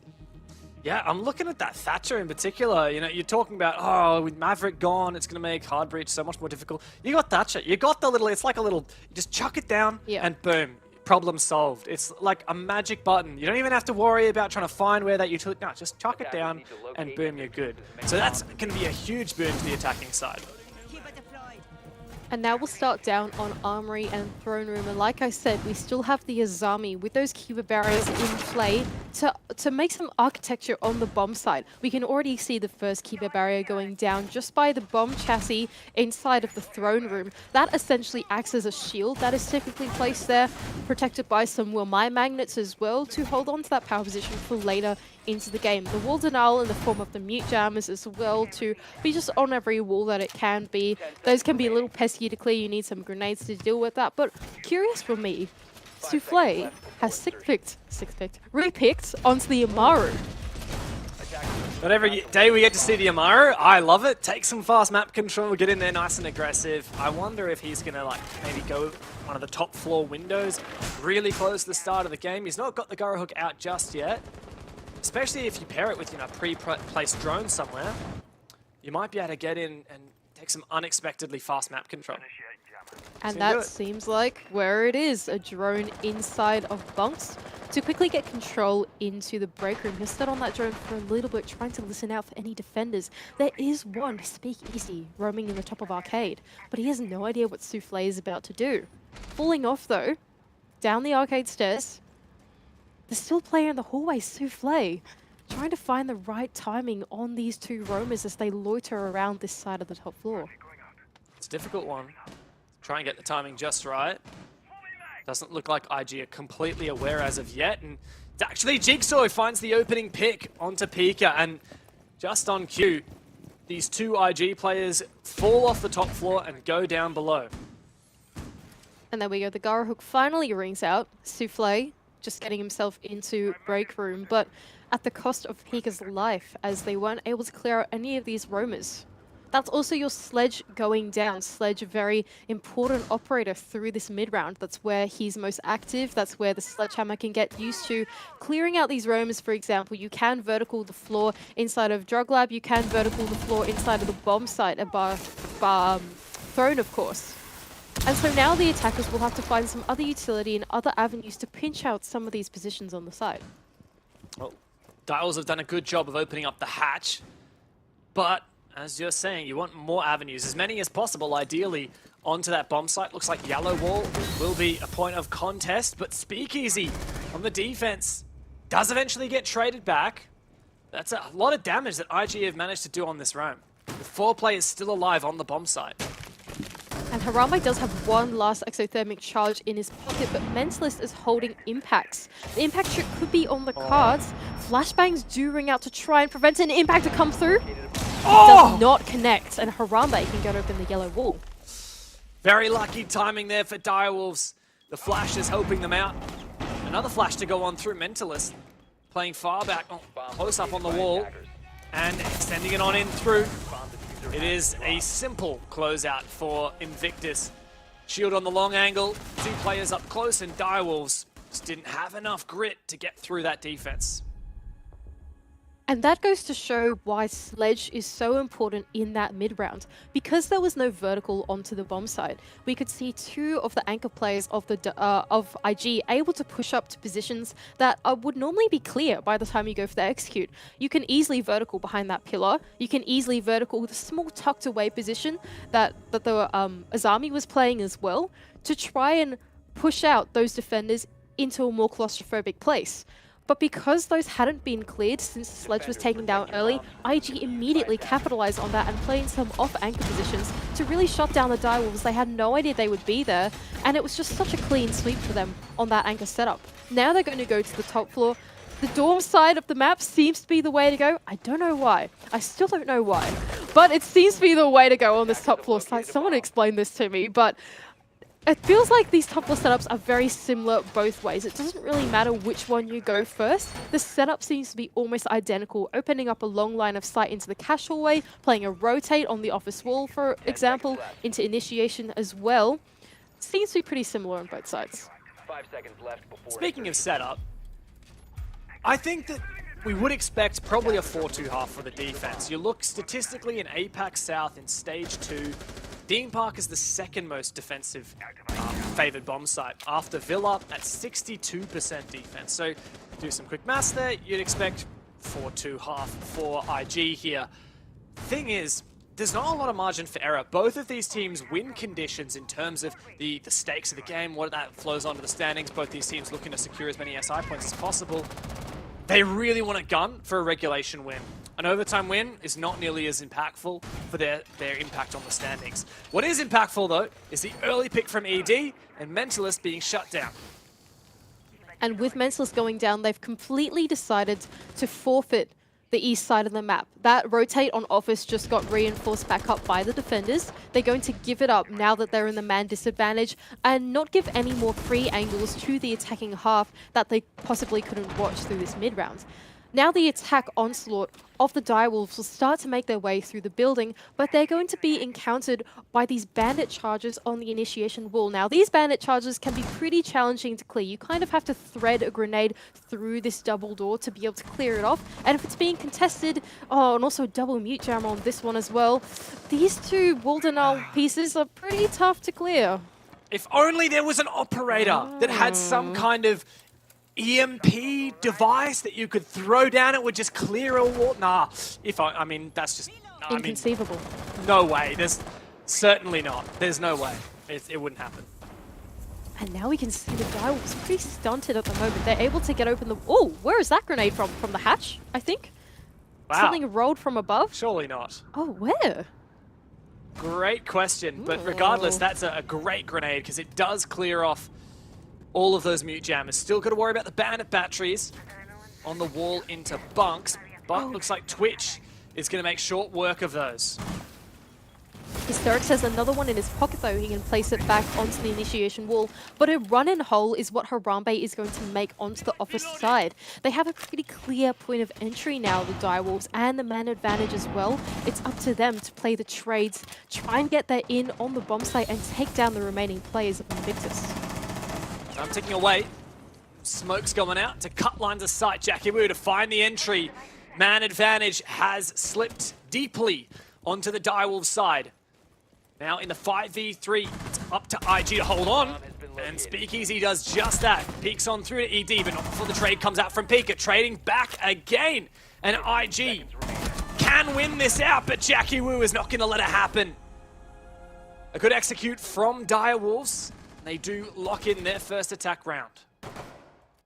And it got a little bit dicey in that mid-round as they took their time to solve how they would clear the wall denial of those meat jammers and of those bandit charges. Eventually, they committed a grenade to clearing one side. They worked with what they had since they had that man advantage right from the beginning, of course.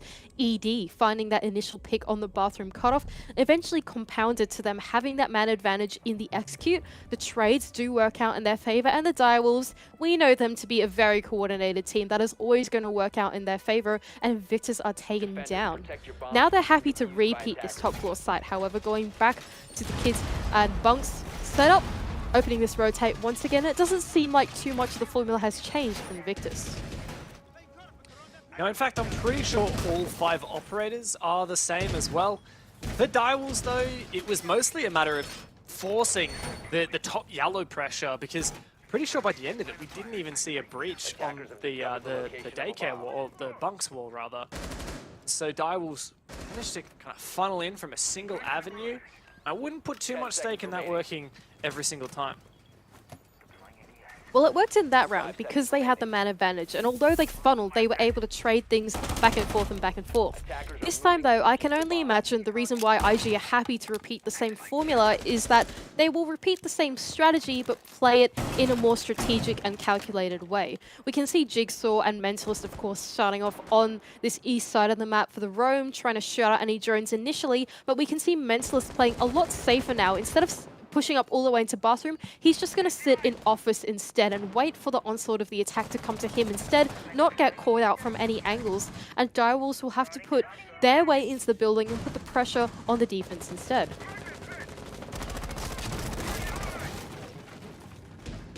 The lack of pressure on this east side of the map from IG is just giving so much free real estate to to Direwolves rather. And I can't help but feel like that could end up punishing IG in the late round, because it gives Direwolves just so much extra time when it comes to that pre-execute and that execute. It's because they don't have to waste any with this roam clear. It's fairly rudimentary to push on through. Yeah, you've got a mute jammer, but walk in and shoot it. You get the vibe that there's no one playing in that position. So now, once again, we're in this position where there are 3 bandit charges committed to the bunk side of the map. But the Direwolves were quite good at clearing off the Waldenal off the office side instead. We'll have to see if they want to repeat the same attack going into this bomb site, or whether they think that IG have the read on them this time. Nate, holding on to this top yellow stairs position once again, is looking out for that Twitch drone to make sure that his wall stays closed. But last time it was on a Twitch drone that took it down, it was a grenade, and I wonder from where. Yeah, I'm not sure, but there is actually a mine magnet underneath that hatch. So if it does come through the hatch, which, yeah, you're right, it is through the hatch. What a play from Direwolves, but well counted by IG. All it takes is 1 magnet and 1 ADS, and that's both of the nades gone from Jackie Wu. And now this wall is staying closed. In fact, both walls are staying closed. That Waldenal has still not come off of the office wall and onto the initiation wall either. If only they had Thatcher, you are right. I know, like, why just not pick Thatcher? I'm in physical pain, Maddie. Why not pick Thatcher? I mean, there's probably a good reason for it, but it would make your life so much easier. They're actually just going to start entering, though. Well, 30 seconds left to go as well. But Nate is about to give his life away. Never mind, he can win the swing onto Jackie Wu. But Direwolves go blow for blow here.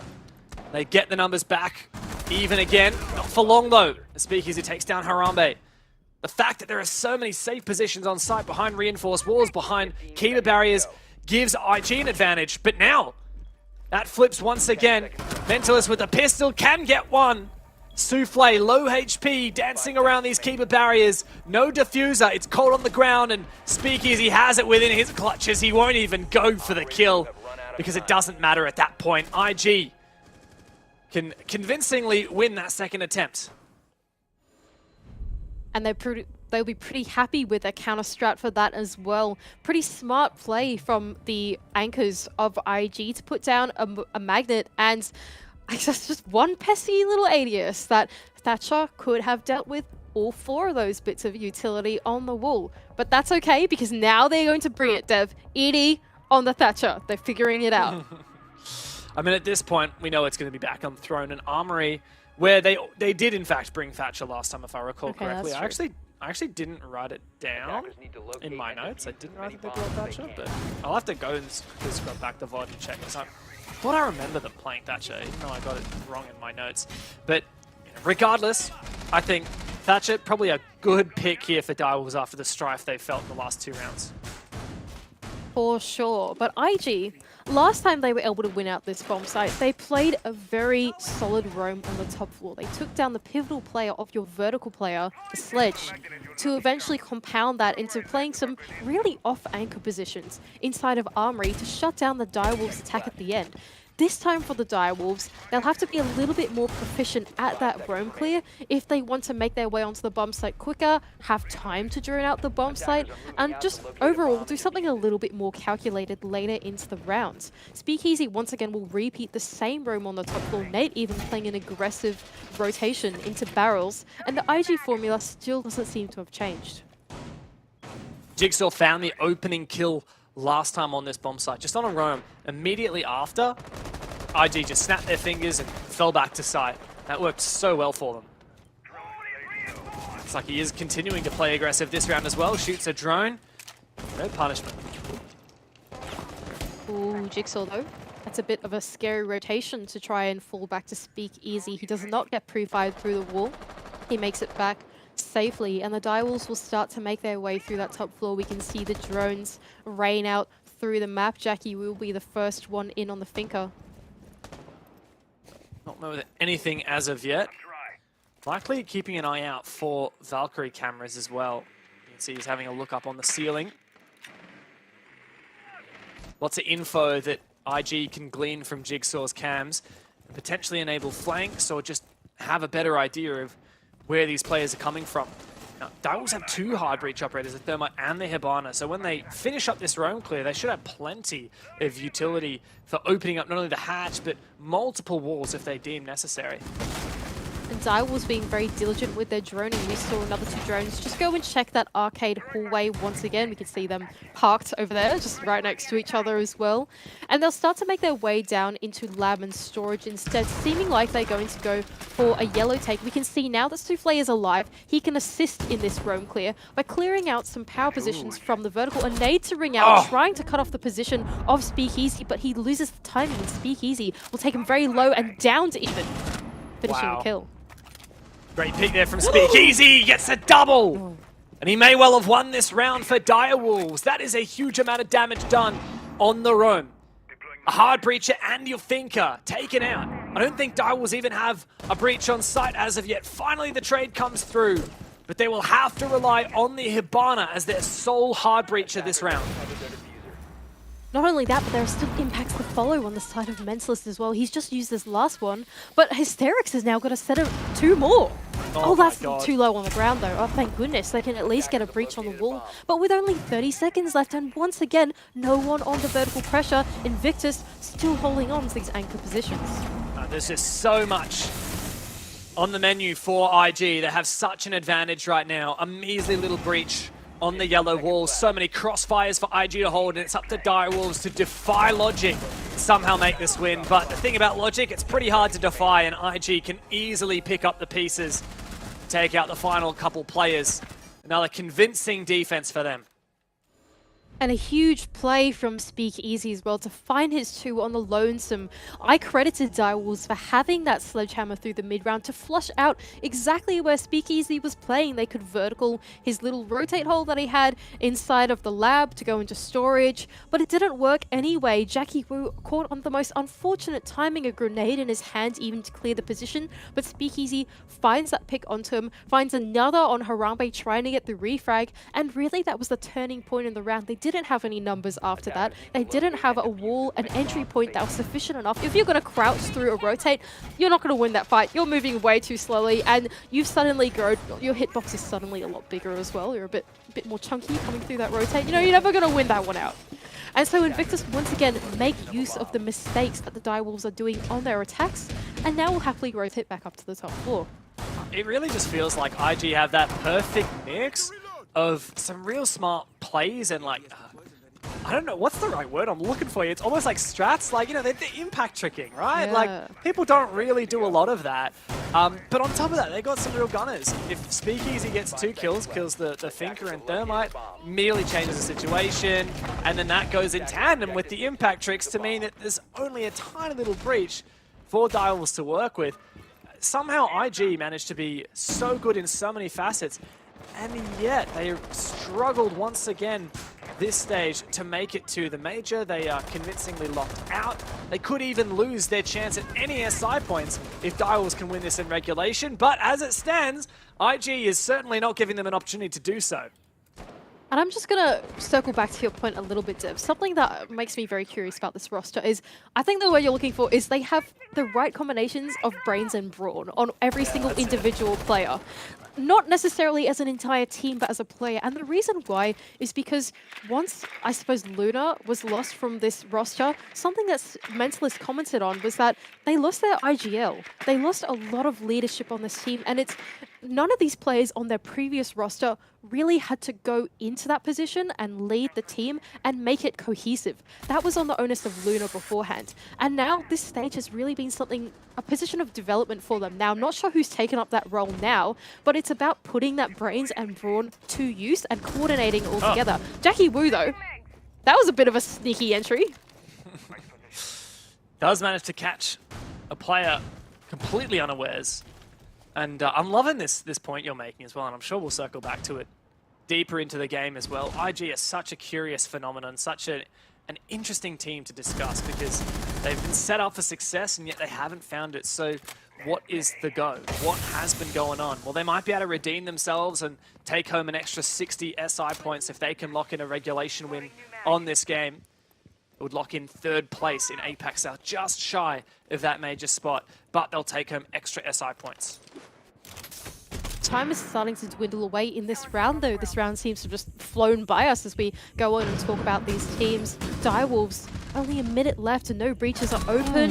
Ooh, and both IG players able to swing out, take some 1 versus 1s, no crossfires being held by any Direwolves players, and now they're left at the man disadvantage once again.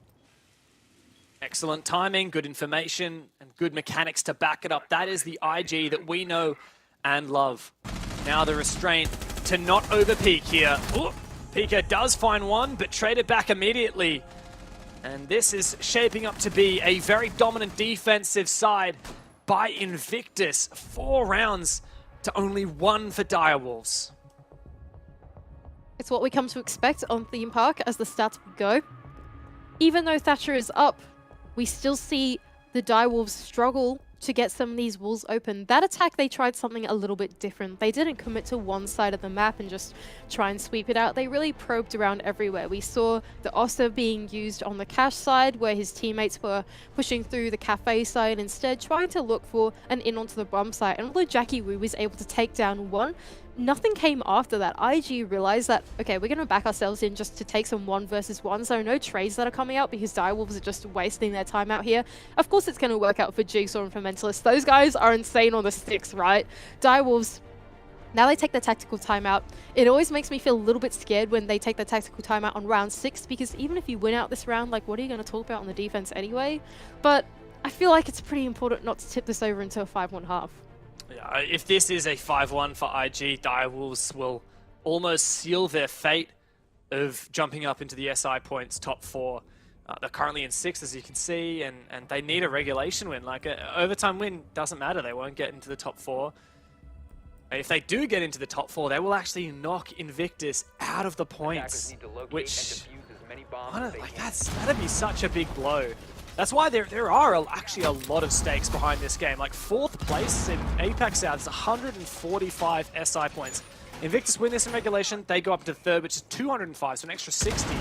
But if they lose this in regulation, if Direwolves steals away those SI points, IG get nothing for it. And that pretty much seals their fate of going to 6 Invitational at all this year. Like, even if they went on in November to win the November Major, I think they'd still struggle to make the top 16 when it comes time to go to 6 Invitational.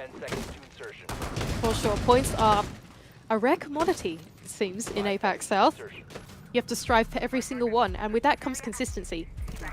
Now, IG, they've been up there most of the time in the standings as well. Alongside Elevate, I suppose, probably the most consistent roster of this entire league. But IG, especially the old IG roster, it felt like they were always up there battling out through the mid-round. They occasionally made majors, and that's a kind of consistency that you need if you want to make it to SI eventually. Now, once again, the Direwolves have to mount some kind of attack onto this top floor. They have brought the Thatcher this time, but the first thing they need to do is do this roam clear onto Jigsaw, Nate, and Mentalist, who are holding this side of the map down pat. They are not letting go of these positions just yet. And they've had a lot of success on this early aggression. Consistent players on the consistent team. IG has been so consistent in stage 2. They haven't even lost a single game in regulation. All 3 of their losses have been overtime, so they've stolen points away. But guess what?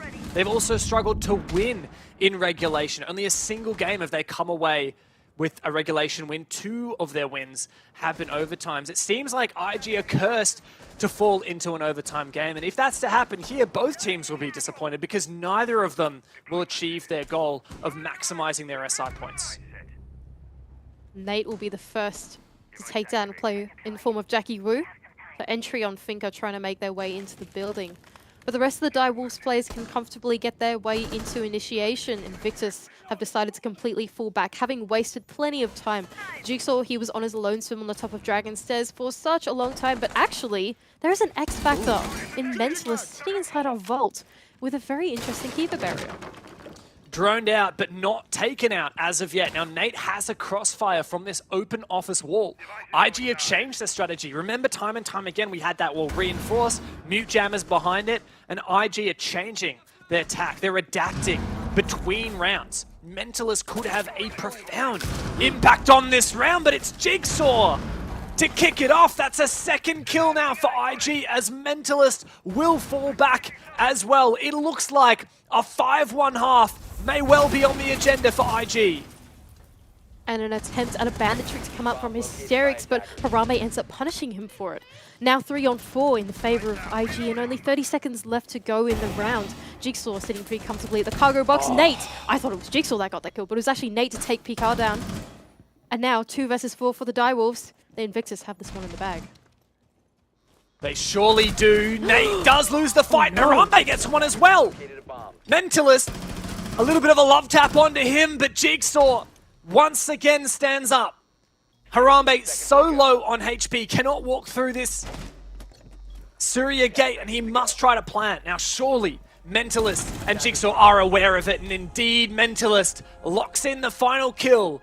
A dominating 5-1 half for Invictus leaves Direwolves with no second chances. They must win 6 rounds in a row to jump up into the SI points. And these guys are just absolutely chilling right now in the face cams. They don't look rattled at all. They don't look overconfident or happy. You know, I was reading the Twitch chat a little earlier. Someone said that there was some mega capybara energy on Sapper, and I think I'm gonna I'm moving that. Capybara. It's just chilling, What you kind know? of an energy does a capybara have? Have you not seen capybaras? They're just always they're chilling. Adorable, right? They are Is adorable. that what you mean? I mean, they are cute, but they're always chilling. They're always just having a great time. Yeah. And I feel like IG, they've got that energy right now. They're playing this game. It's for the stakes of the SI points, but you know what? They're just having a great time. They're just chilling. 5-1 now. They're very comfortable. Now the Direwolves will go onto their defending half, and if they want their way back into this game, they will have to repeat the success of IG, which doesn't seem very likely with the way that they are currently playing. Look, Mandy, I am going to put that on my list of things I never thought I would hear on a cast. Capybara energy. Capybara energy. IG, you're right, have really done such a good job on their defensive side that now they can reap the rewards on their attack. 2 rounds is all they need. They will jump up into third, get an extra 60 SI points. But really, there's also a bit of a victory here for IG in just confirming overtime. They're very familiar with overtimes. Every game except for one so far they've played this stage has been overtime. But even just locking in overtime means that Direwolves can't overtake them, and therefore Invictus cannot lose the 145 SI points that they are currently allotted in 4th place. But I'm sure they'd love to go for another 60 as well. And Edie as well, making use of the Zami. Direwolves are actually going to take us to Initiation in Office as their first bomb site. They will not choose to go down to Armory and Throne Room first. So immediately a different philosophy coming out from the Direwolves on Theme Park. Once again, a pretty spread thin defense as well. We have Edie starting off early on the roam, trying to look to fall off, hopefully not getting pinched out like he was able to when he was on the attacking half, trying to cut off plays from the bathroom rappel, playing very cautiously with these keeper barriers. Got impacts as well. If there's perhaps an opportunity to use it, finish off a down player outside, but he falls back. Where is that EMP? Oops. Trying to clear any ADSs, I suppose, and Mentalist goes for a long grenade into that tight corner. Strange, though, because IG had no information, so in a way, wasted utility. And Edie has well and truly fallen back from this position as well, wasting plenty of time on the side of Invictus. They're making their way into the map pretty damn slow, if you ask me. They've been given quite a lot of space as well, although the bomb site is initiation and office step, so it is a little closer in their grasp. Now the next step is to work out how to get some of these hard breaches onto the wall. A grenade seems to go through, an EMP as well to shut down any utility that might be on this side, but now Nate has no more EMPs. I don't know if there's any wall denial left on either of these walls, but it's certainly not going to be cleared. Big gamble here from IG, who are really tunnel visioning this east side of the map, this cash across. They do have Hysterics, who's seemingly soloing the cafe side. A nade goes over, doesn't find anything, and you can see IG push on through. We can see just the tiny angle that was being dueled there. And you said it, wall denial is cleared here. Good usage of a grenade in pair with a Selma. Is IG perhaps a shoe-in now for the round? And the man advantage as well in their favor. Speakeasy finds one of Mentalist to double down. A flank comes up from Pika though. He takes the duel with Jigsaw, but he doesn't win that one out. And this is proving to be a very dominant game from Invictus. Jackie Wu trying to keep Hysterics at bay. He has all game long, but he's going to need to help out his teammates as IG have managed to flood into the bomb site. Souffle now needs to deny this plant. Can he get an angle? Can he see the player planning behind the desk? Jackie Wu for a double! What a play! But Hysterics and Nate to lock the round down for Invictus. And they have dominated. They have match points. And oof, that was getting a little bit scary at the end there. Souffle made a huge play going through the control room to find a flank. But in the end, thank goodness, that small lurk that Hysterics did all on his lonesome ended up paying off in the late round, while the rest of the Dials players were distracted looking at the execute that was going on the other side of the map. Thank goodness Invictus had something else up their sleeve, because that was pretty close on the side of Direwolves. But match point up for IG. It's looking very, very grim for the Direwolves. And you know what, Dev? I'm just going to throw a bit of shade here. I predicted IG. You know who predicted Direwolves? Who? Rob. Tell me. Rob predicted Direwolves. If I get this one right, I might win. I'm pretty sure you guys, we were told by production, you guys are tied for predictions up until this game. And then whoever wins this game will, in a way, win predictions. So, of course, you know, Direwolves, Invictus, SI points, yeah. What we really care about is Mandy versus Manning, the ultimate showdown. Who will win the predictions for Stage 2? And you're looking pretty good for this one. 10 seconds left. Pretty proud of myself for this one. That being said, maybe I cursed it by saying that. Who knows? 5 seconds In left true before caster fashion. Anyway, we're still on the defense here for Direwolves. They have brought out the Valkyrie as well. Once again, an operator that's pretty pivotal that has been left in. And starting out on this top floor as well, the Direwolves, they do not want to go onto that basement site no matter what. Something they've changed though is that instead of going to the office initiation site, they've gone into the bunk and dorms side instead. So something a little bit different here. They've actually reinforced out this side of the map too, so playing a much more conservative defense compared to the last round. Frustratingly for Direwolves, they may not realize this yet, but their chances of getting any SI points are actually gone, which is a shame because I'm pretty sure had they gotten into fourth, got your 145 SI points, they would have, for now, landed in the top 16 teams globally for SI points, which is what you need to get invited to SI, of course. We still have Stage 3 to come, and the Major, of course, where SI points will be dealt out.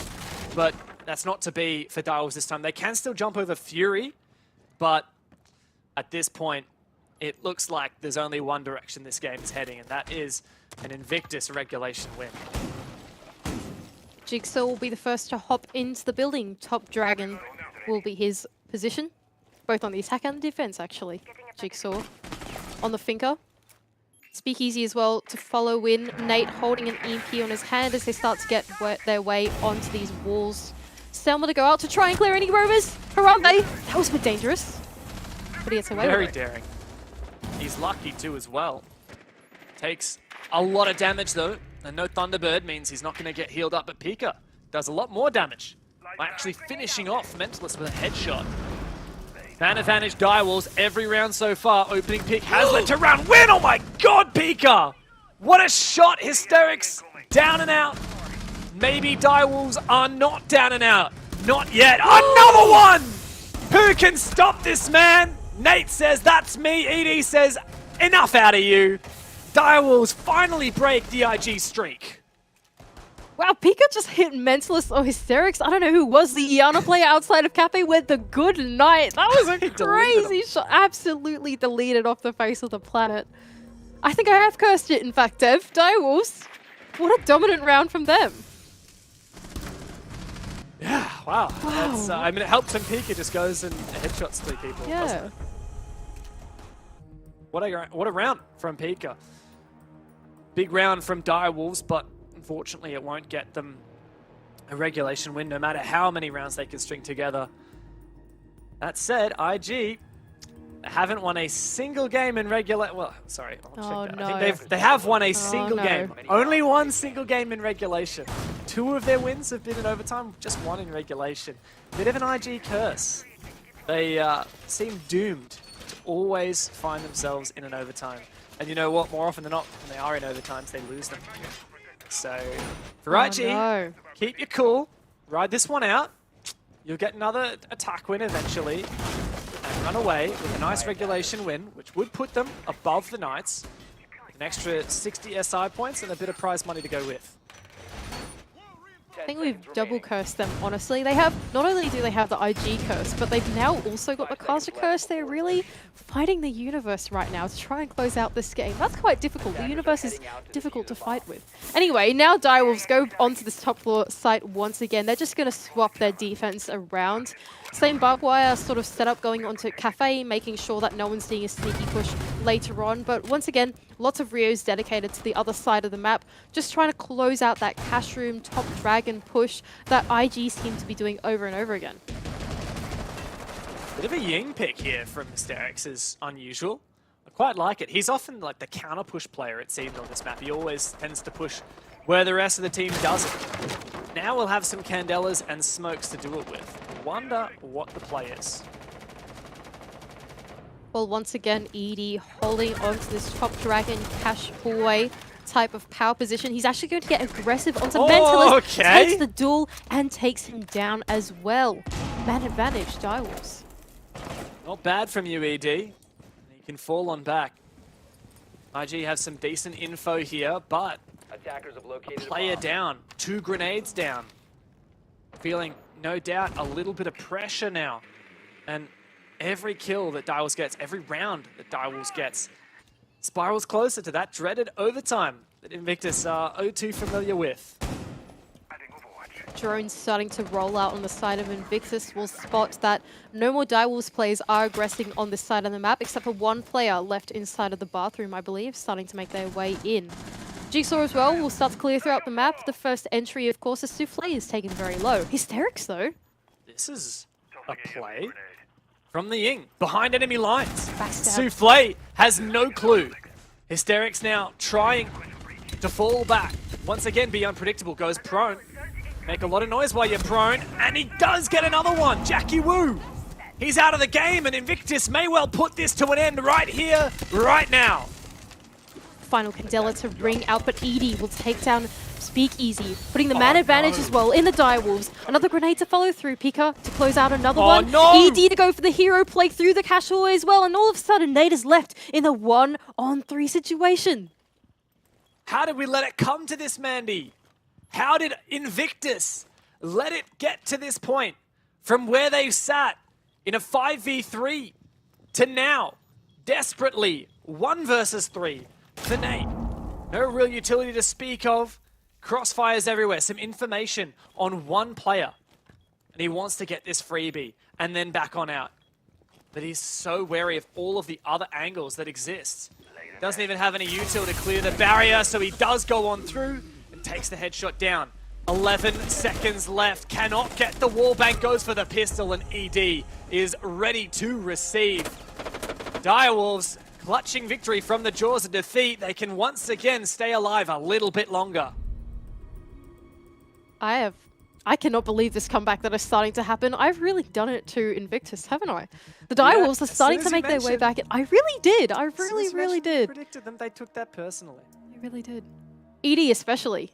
what a pivotal play in that round. First of all, finding the opening pick, an excellent timing onto Mentalist, who he knew was going to be peeking from that window, throwing in his grenades, to eventually fall back exactly where he needed to be. Hysterics tried to make the hero play through the back, but it didn't work anyway because ED had his number, was able to get the trade and eventually close out the final kill as well. The Direwolves seem to start getting a little bit more into this game. They're starting to feel the beats of the round, finding the right timings, and that's where Invictus are falling short. Bit scary for IG. I mean, how many rounds will Direwolves be able to string together on this defensive side? IG started their attacks so strong. They had momentum on their side. Direwolves even took a tactical pause on their defense and failed. Now the Direwolves, though, they will actually take us down to Armory and Throne Room, which is a site that we haven't seen them play yet.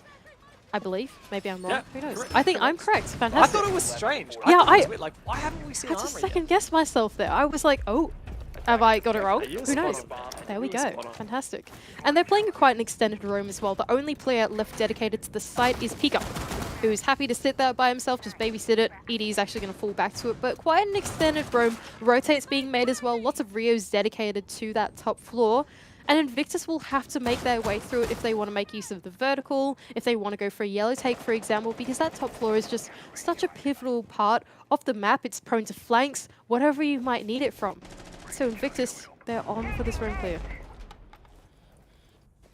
they'll have to nail the roam clear in order to actually make use of a lot of this great utility they've brought, like Thermite, Ace, and Thatcher. Some things that Direwolves didn't quite have on their attacks at this bomb site that I'm sure they would have liked to. But the roam clear has proven to be a little bit difficult, actually. Azami, Mute Jammers, all kinds of utility they find themselves meeting. This is a bit of a tricky setup in this top floor. The drones do roll out and they're probably calling out to each other exactly what's going on, but it's hard to get a full picture of exactly the right way to clear this. It doesn't really seem like there's such a clear-cut method, and this angle that Souffle has made as well, sort of a half angle onto that window and playing the Kiva barrier as a shield for protection, seems to be so masterful and difficult to clear. ED on the ground floor, though, has been caught out. All of IG have actually pivoted below. Oh, but Souffle punishes Mentalist for trying to ignore that roam position. Direwolves have a hell of a lot of roamers, and Jigsaw taken. He does survive that spray, thanks to the Thinker boost, giving him a little bit more HP as well. But Jackie Wu on for another one and pushing straight through the smoke is Harambe.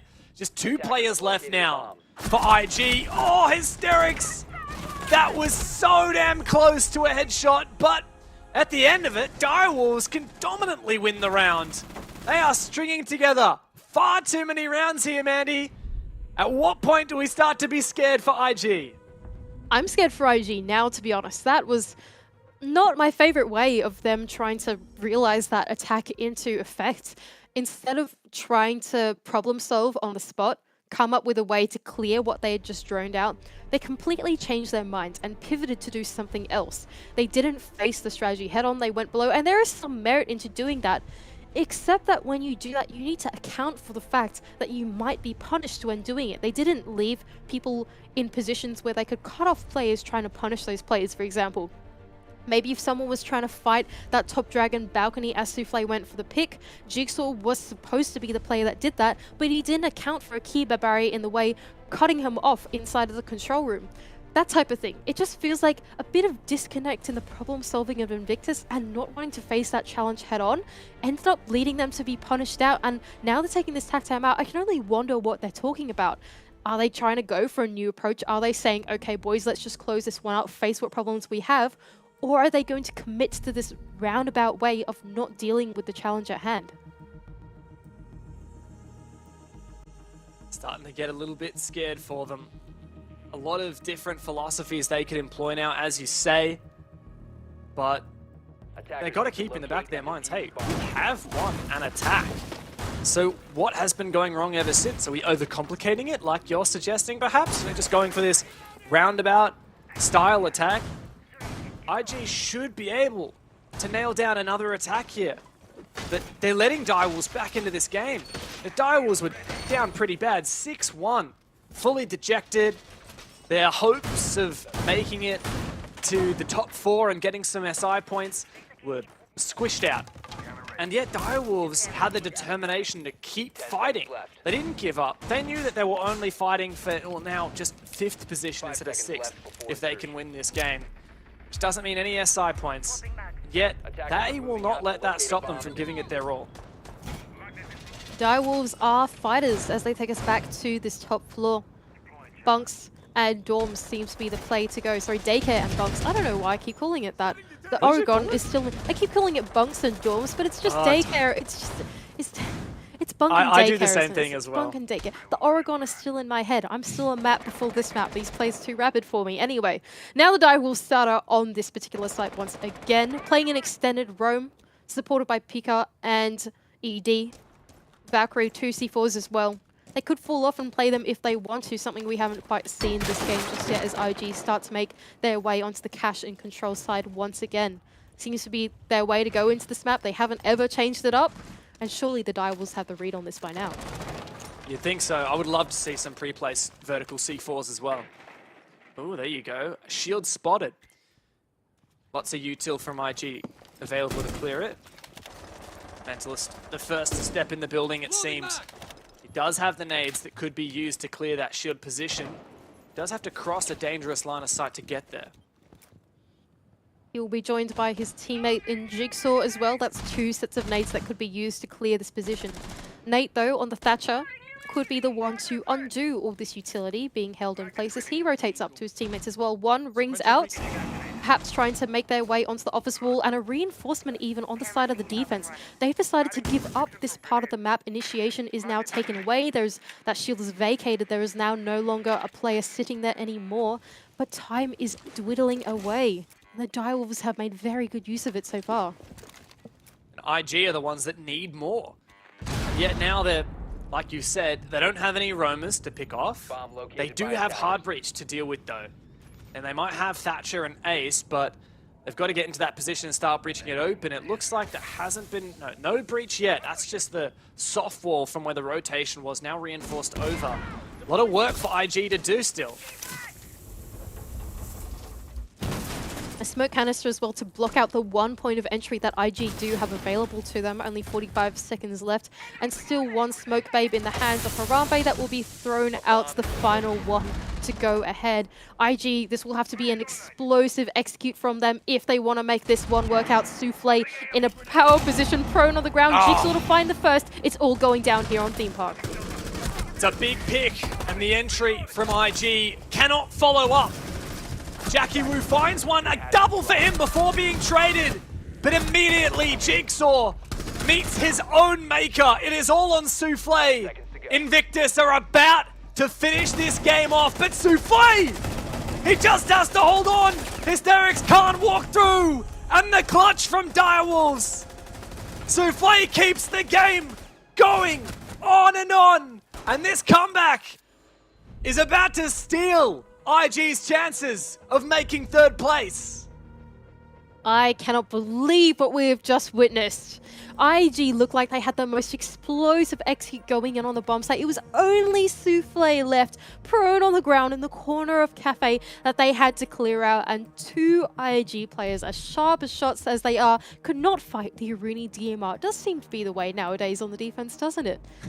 It's the killer weapon. And this has been a killer game. A 6-1 start for IG, only to be met with 4 rounds in a row from Direwolves. At this point, you've got to back him in for overtime. Another overtime for Invictus. Imagine that. And that would dash their chances of making it to 3rd place, getting the extra 60 SI points. Knights right here will probably be watching. Sad that they couldn't make it to the major themselves in their game earlier today, but hopeful that Direwolves can at least push overtime and prevent Invictus from overtaking themselves.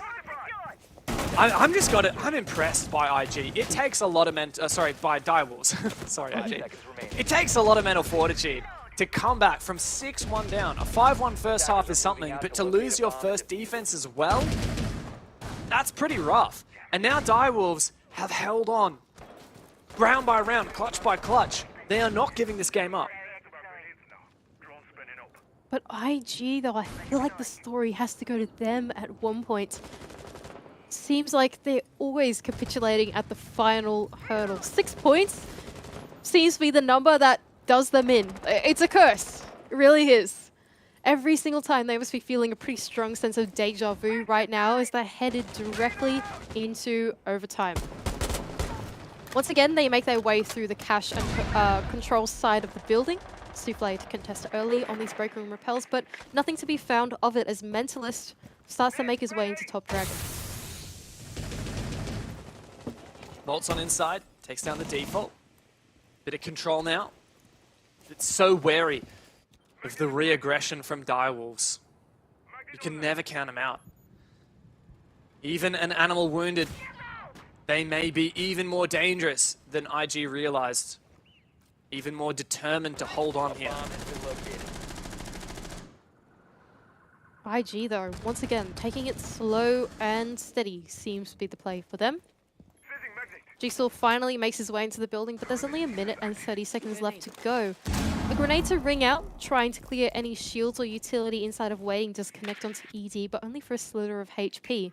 Once again, sense of deja vu as they start to make their way through this side of the map. Walls getting opened. Not quite yet. ED can happily replace that Kiva barrier even inside of waiting. But this time the bomb site, once again, is a little bit more in their grasp, sitting inside of initiation and office. They just have to convert some of these walls to be open as some kind of pick to slaughter these Direwolves anchors. They have to. There's no way! The Wamaya Magnets to catch out 2 of the 3 Selmas. IG are running out of time. 50 seconds left to make it to 3rd place, to close this out in regulation. But Direwolves are not letting up. And ED will find the first as well onto Jigsaw. Into overtime it seems like we're going to go, Dev, unless Hysterics has anything to say about it. But it's back and forth. Direwolves do not give up. And IG is left with just 2 players to try and meet the force of these Direwolves anchors. And there it is from Jackie Wu to take down Hysterics. Oh, nice shot there from Speakeasy. Surely not winnable for Speakeasy. He needs to land the 1v1. But ED, once again with the Deagle, is just good enough to crush IG's dreams as their own dreams had been crushed. We will go into overtime. I cannot believe what we have just witnessed. This cannot be happening, Dev. This cannot be happening. They were down 1-5. Now to 6-6. The mental fortitude on these guys is insane. Either that or the curse of Invictus is just unbreakable. One of them, who knows? Something is going on. Only a single game has IG played that hasn't gone into overtime. It was their 7-4 victory over Wildcard. Every other match, win or loss, has been overtime, including this fateful final game for them. And guess what, Mandy? They start on the attacking side, where they have just lost 5 rounds in a row. This is as bad as it gets for Invictus. I'm just speechless. I cannot believe what we have witnessed, especially in that last round as well. Direwolves felt like they had done such a good job on it. Only for Speakeasy to come in and sort of pull on my heartstrings and decide to look for the 3k right at the end to try and clutch out the rounds. It just feels like at any point the scale could tip and Invictus could have taken this game once and for all, but it never happened. And now that they're on their attacking half, they've just been so slow at it. My faith in IG is starting to go away. And it feels like we've been here before, getting a bit of deja vu. Last week, Invictus were playing against Fury. 3 points would have put them in such a good position to lock in a major spot. And yet, after there being 5-1 up in the first half, Fury came back, pushed it to overtime. IG won anyway to get the 2 points, but at that point, it didn't matter. Their hopes of going to Berlin were crushed by not getting the full 3 points from that game. And it's happening again here. I just cannot believe it. And once again, IG not changing anything up as they start out on the cache and control side of the map. The Direwolves playing a very restrained roam. No one is directly contesting inside of the Dragon once again. Still holding on to the reinforcements they have. You know what? Fair enough from the Direwolves. IG seem to really struggle to get any of these walls open, ever. And so playing behind a reinforced wall, I reckon that is the way to go. Playing behind a Kiba barrier seems to be the way to go, and they're playing it to perfection. Speakeasy will start to get the office wall open, aided by an EMP grenade. Clearing out that mute jammer. That's one line of sight made for IG. A C4 from Pika down below pre-placed. What a read. Mentalist can trade back. ED goes down. Numbers even now. But ED, he'll just sit in his cameras and call for his team. Speakeasy, the only hard breacher that IG have brought, dead. Cold on the ground. Out of the round. And that is a huge, huge blunder in the side of IG. The bomb site is inside of, I'm going to get it right, bunk and daycare. Good job, Mandy. And so now getting these walls open, thank you, is such an important part of this round. Now they are going to stay closed with nothing to open them. A flood will have to be called through some choke points. And Direwolves have been so good at finding timing, so good at playing crossfires, it looks like it is out of the hands of IG. But Hysterix has managed to make his way all the way deep onto Cafe. Takes a lot of damage and decides to just send it, but Pika shuts him down. What a phenomenal round from the mute player. Harambe now holding the line as IG begin to get desperate. They have just lost 5 rounds in a row, and they may well lose yet another. What a shot from Jigsaw. 2v3 now. Jigsaw doubles down. Souffle on for the swing. Jigsaw peeking into the side. Pika, his position revealed, but Nates! You can't do that! You cannot do that! It is match point for Direwolves. 6 rounds of defense in a row on this comeback. And Invictus, what are you doing? What on earth is going on for Invictus? A TK to give it away to the Direwolves? I just can't believe it. They made it a little bit too easy for them, didn't they? Oh my goodness. What is happening? Direwolves, they are on for the comeback. Although Invictus, really they have a chance. They have a chance, Steph. They're going down to Armory and Throne Room. And every time we've seen them play Armory and Throne Room, they've been good at it. But my face is not there anymore. It's true. In fact, IG haven't lost an Armory Throne Room in this map. That said, there's only been 2 attack rounds, 1 all map long. It's been a hell of a long time since one of those rounds went by. It's been defense all day long here on Theme Park. And I guess that's what happens when you leave in Valkyrie and Azami, both of which have been... Yep. Oh, and Mute as well. Like, this has just been so... And Wamai. And Wamai. You got Jaeger and Wamai. You got Mute. You got Smoke. You got everything you could possibly want. There's a smorgasbord of operators that the defense have available, and both teams have used them to their fullest extent. And neither team has been able to crack down on these defenses. And now Invictus is staring down the barrel of pure embarrassment. They were up 6-1 with a chance at making 3rd place in APAC South. And now, Direwolves, despite all hope of SI points dissipating 6 rounds ago, are in the lead on match point. I just cannot believe the game that is at hand at the moment. IG playing a very extended roam both horizontally and vertically for this particular bomb site. Direwolves trying to clear it out. Hysterix though gets aggressive. He might be able to find the play onto Souffle. He hops in. He's able to dance around. Oh no, this isn't looking so good for Hysterix, and he gets taken down by Souffle. Souffle feeling the pressure of another player. Is that a C4 over the top? But Nates! There to support on the long angle. Invictus are not letting up at Pika, going aggressive for the refrag. What am I watching? What on earth? It's all on to Harambe now, and Invictus finally break this streak that Direwolves have managed to achieve for themselves. But at the end of the day, it's just a defense round. Direwolves will have defense in the final round of this game. Harambe 1v4. At this rate, I just don't see it as possible. Nice shot there on the C4. He's going to need a lot more than 1 or 2 nice shots to win this out. There's Speakeasy. consolation kill. And another round for Invictus, another defense on Theme Park. We go to round 15, Mandy, and Direwolves are in the hot seat to lock this in. Oh, disaster for IG, starting off on the attack. Actually, starting off on the attack, ending on the attack. That early game was an absolute dogfight. That was horrific to watch. Some of these gunfights were extended for so long, but the way that these teams support each other, that just goes to show what APAC South is. This fast-paced nature where everyone is on the board on both teams. We saw trades go out both ways.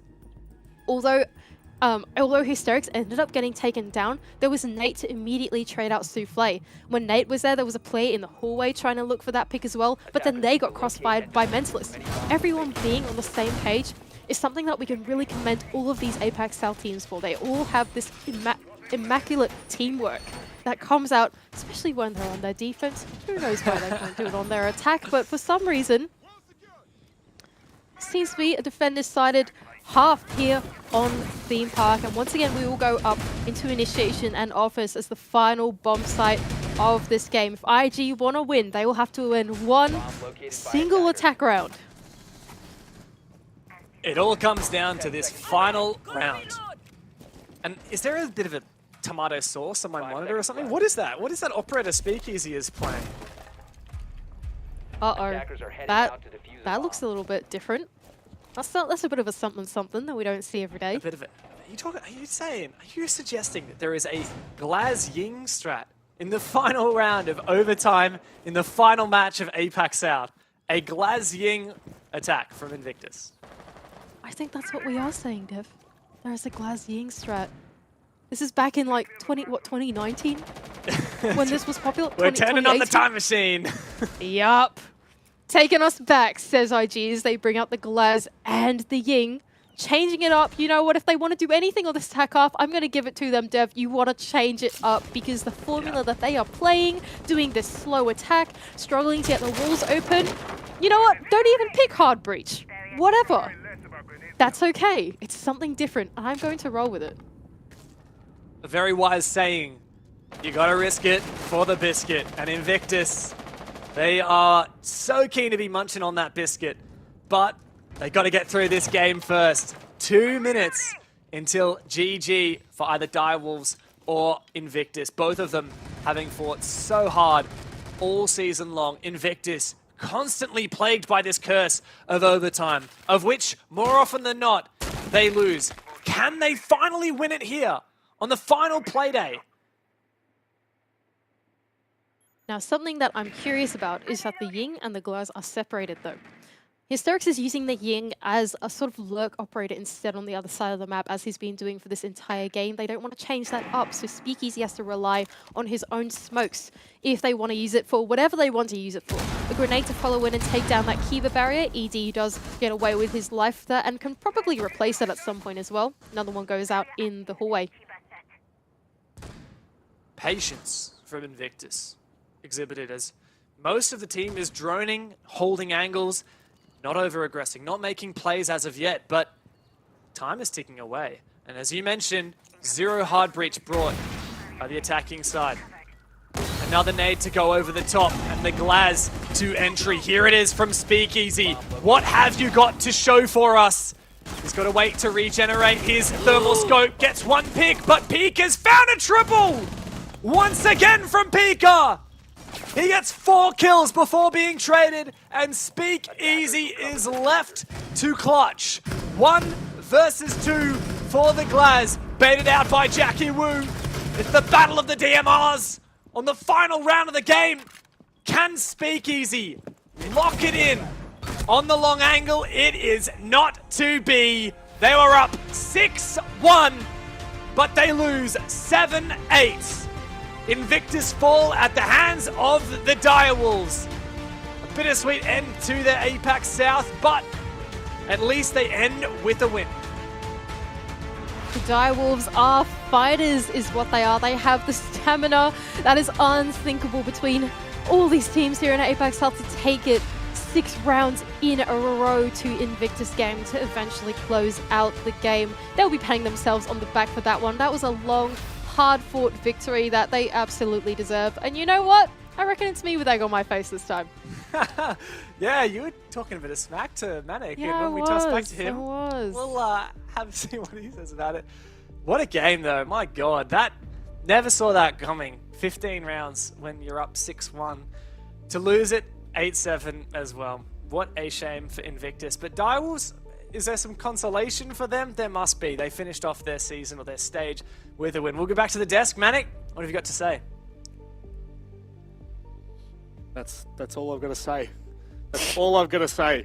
Cop that out, baby. Let's go. It's so easy. Is it Landy? It's Landy. Landy, the new nickname for now until forever. What a performance from Direwolves. That's the kind of performance of champions. It's not a team of champions. It's not a champion team. They are just everything you could ever want in a prediction. Xenox, as we look back at this one, what on earth has gone wrong for IG? I don't know if I should play devil's advocate. I don't know if I should just rag on both teams because, you know, you sit back and as much as you want to sort of give the plaudits and the praise to the Direwolves for, you know, sort of coming back, how in the hell are you down 6-1? Like, what has happened to the Direwolves of Stage 1 that they even got to that place in the first place? And then you, in some ways, need to give credit to IG. I mean, obviously flawless first 7 rounds, right? And then it all just completely flips. Just absolutely at 6-1, it's like both teams just actually switch sides, and from then it was the reverse result. Look, I don't know what to say in terms of breaking down the match, Rob, but what I will say is this match is probably indicative as to why neither team is going to the major this stage. There is a lot to work on for both teams going into stage 3. Obviously, congratulations to the Direwolves. They get the win, they get the chocolates. For IG, it's another OT loss. It's another result that they should have won or won more convincingly. There's big concerns. I'll be surprised if this 5 players will be back for IG in stage 3. Because Positive Pete has well and truly left the building. He's gone. He's well and truly gone. What do you make of this one since Xenox decided to talk for the entirety of the replays? I mean, that's just to be expected, right? Look, obviously a really, really close game, so it's difficult to draw conclusions. I think Direwolves probably had more to lose heading into this game when you consider their aspirations for SI. So the fact that they did get this across the line was good for them. But of course, they didn't get enough points, I don't think, did they, right? So they needed it in regulation. So it was too little too late. And that was because they, of course, allowed that gap to extend out. So, look, I guess good on them for then fighting back despite not really having much to really fight for. So it kind of just makes this game nothing in the end, right? Because IG aren't going to be going to SI unless they have a huge stage 3. They're obviously needing to rebound, and yeah, I don't know if there'll be roster changes in stage 3. I'm probably not going to be as confident in that call as perhaps Jake is, but certainly there needs to be lock it in. There needs to be something done because the amount of OTs that IG had this stage is ridiculous. 6 out of their 7 games went to OT, and they didn't even convert half of those. So there's certainly something going wrong somewhere for them in the best of 1 form. Xenox, I'd love to give it to you, but we actually have time for an interview. So let's welcome in ED, the champion of this matchup. My friend, I don't know what to say. Congratulations on the victory, I guess. That is a pretty crazy game. Yeah, I mean, it's a tough win, another tough win, and I almost forget I have to interview like after winning this match because it's too long time that we are not getting the victory. So anyway, like it's a good ending for us at this. Yeah. ED, we do love you. You are well and truly a treasure. Look, it has been a little while since I think we last spoke, but it does feel as though Direwolves have been going through a bit of a situation in stage 2. Is there anything you'd like to address on that part? Like obviously, you know, the performance hasn't been where you've wanted, but you were still in the mix for the Berlin Major. Yeah, I mean, like there's multiple reasons. Like I believe everyone can solve it, can spot it. Like yeah, we are losing. And I talked to it on the Twitter before, like we're changing our playstyle and we're trying to like make ourselves more complete. More complete, because like we go aboard and we see how other regions playing, and in our opinion, like we think we have to make some changes. Not only play aggressive, play rats play, and like thinking we can beat a top world team. You know what I'm saying? So this stage, like we really did a lot of effort, like changing our playstyle, like do more fundamental job. But like things doesn't work out that good as our expect. But anyway, you can see today, like we have a, how to say it, we have a nice victory today, like 1-6 to A7, right? So I think, yeah, sometimes it just will pay off, just the time issues, you know. That's actually something I did want to talk about. Obviously, there's not many times we see teams come back from a 6-1 deficit. You know, teams struggle to get a couple of rounds in a row, let alone 5 to force it to OT with no losses whatsoever. I've got to ask you, you know, from Direwolf's perspective, what are you doing when you're 6-1 down? Like, what's the mentality like to bring this game back? Like, for real, to be honest, like we never have a thought in our minds that we are losing, because we truly believe we are like we have capability to win every match. So even we are 1-6, like we just regroup our mind and we say, no boys, we have to get this. So right now we're just playing what we did, or like add some aggression on it. They cannot afford it, you know. We're just talking shit. No, oh, they too bad, they cannot handle it. Let's go every time. So, you know, even though like it's 1-6 or 2-7 or 8-5, whatever, like we don't give up, you know. We doesn't care about what scoreline it is. We just play ourselves, because, as I said, even though this stage we are like number 5 or 15th, but I still believe we are one of the best team in APAC South. That's a confidence from us. Yeah.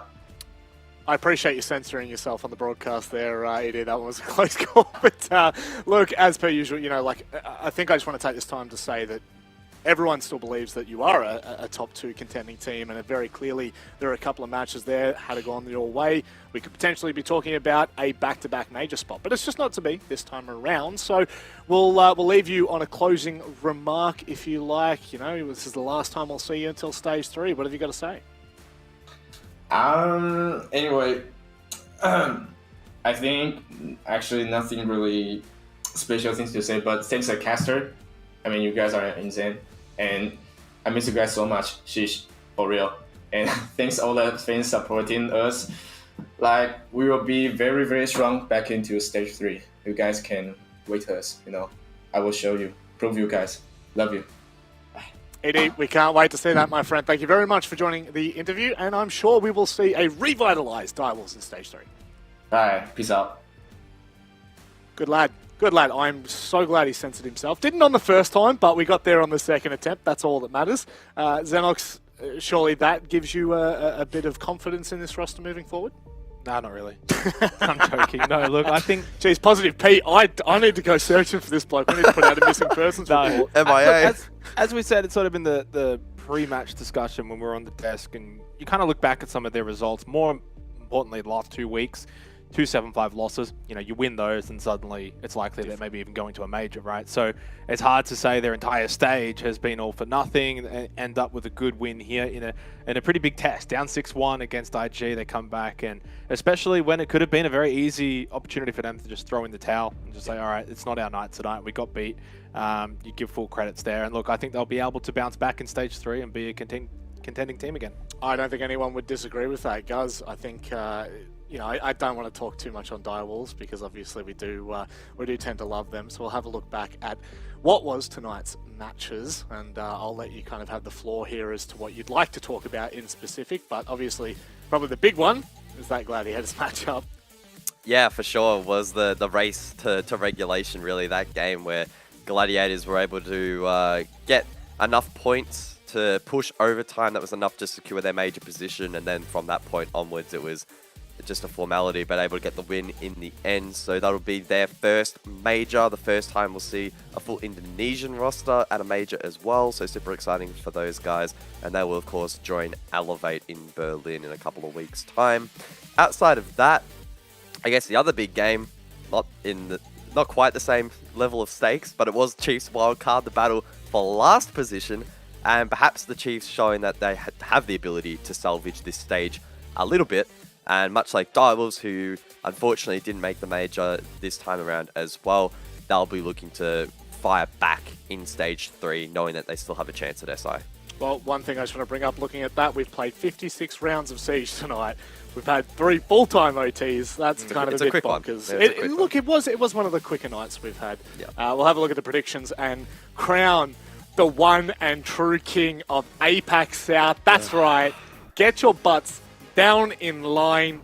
You know, I think Xenox, I don't really know what to say to you. I think you've just become the jester of this one, mate. I can't really back you at all. Yeah, I was almost on tonight as well.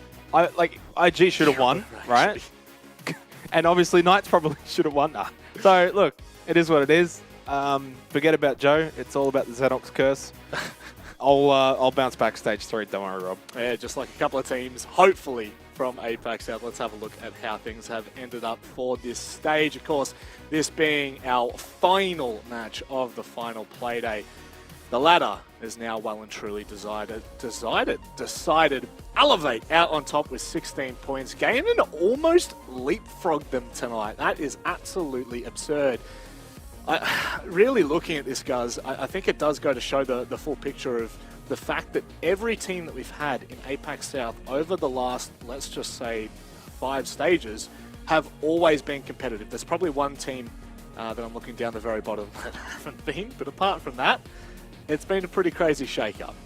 Yeah, it really has been. Props to Elevate. I think they are, of course, the real standouts, not only finishing first, but they've shown great consistency throughout this year and last since the formation of APAC South. Always been in the mix, always been incredibly competitive, so they can hold their heads up high. Unfortunately, though, for the teams lower on in the standings, like Wildcard, for example, a lot of soul searching for them. Had a great start to stage 2. It completely fell apart in the last 5 weeks, so don't know what's gone wrong for them there, but they'll be looking to bounce back. And probably the third team that I want to just quickly mention, it's Fury. Sure, a 6th does not look great, but they had a shocking first stage. So you can't times by 0, so I can't say they did 10 times better than stage 1, but it has been a huge improvement, and they actually look seriously dangerous. So super happy and impressed by the roster changes and the playstyle changes that they have made. And they're just going to be another team threatening the top 2 in that midfield, as competitive as always. So going to be a really exciting third stage. What's even crazier than all of those facts for Fury put together is, as Xenox said before we went into that third matchup, I think it was of the night, the only losses they've copped were 7-5s. So, I think that goes even further to speak on how far Fury have come. They could have been one of the teams going to the major. That is absurd in its own right. But Xenox, it's about that time. Would you like to? Here we go. This is the moment he lives for. Would you like to start? He's bringing the script up. He's bringing the script up. He typed it up. No, I've got nothing. Absolutely nothing. I will say, fantastic stage. Nevertheless, look, it's somewhat bittersweet that we don't have the playoffs and all of that we usually have in APAC, because it's always an exciting time where we finish up south and then we kind of get north versus south and all of that going on. But I'm very much excited to see how Elevate Gaming Gladiators do going over to Berlin, representing APAC South in its entirety. Really good stage. Only 2 teams with a minus round differential. Everyone else pretty much positive. So it really does sort of highlight the strength of this region as it continues to go from strength to strength. That's why you've got a bit of a surprise in Chiefs in the bottom 2. It really highlights that it's not an easy league, that you really do have to be perfect every single night, especially in a best of 1 format. Elevate, they lost Playday 1, they lost Playday 7, they won everything else. So great team, and Gaming Gladiators, the fairy tale run. Excited to see how they go. No expectations at all going to the major, and can't wait to see how they perform. No expectations for them, and no expectations for Guz here on this final thoughts. But it is the end of the stage, mate. We're going to get you to wrap something up here. Yeah, look, I'm not going to go quite as in-depth as Jake. Basically, just want to wish Elevate and GG good luck at the major. Obviously, for Elevate, really hoping they can mount some points on the standings. Getting points towards SI is incredibly difficult in any region. APAC are no different, so hopefully they can bolster their chances. And I think Jake's exactly right for GG, right? No expectation. Hopefully they can go across, learn a bunch, come back, continue to improve, and help to strengthen APAC South as we look to continue globally. Well, that's just it. We are trying to chip away globally, and it seems like every single stage we tend to do so just a little bit more. Thank you very much for everyone who has joined us for all the Playdays. For those of you that are just joining us for tonight, it was our pleasure to run you through all of the action. Elevate Gaming Gladiators, they go over to Berlin on the 15th of August. Make sure you get behind the APAC South fellas, because they are putting in the work. However, from all of us here on the desk and everyone behind the camera, thank you very much for joining us, and we will see you next time. If your manpower is weakened. Told you with the Nitro! And it's 3 in the round.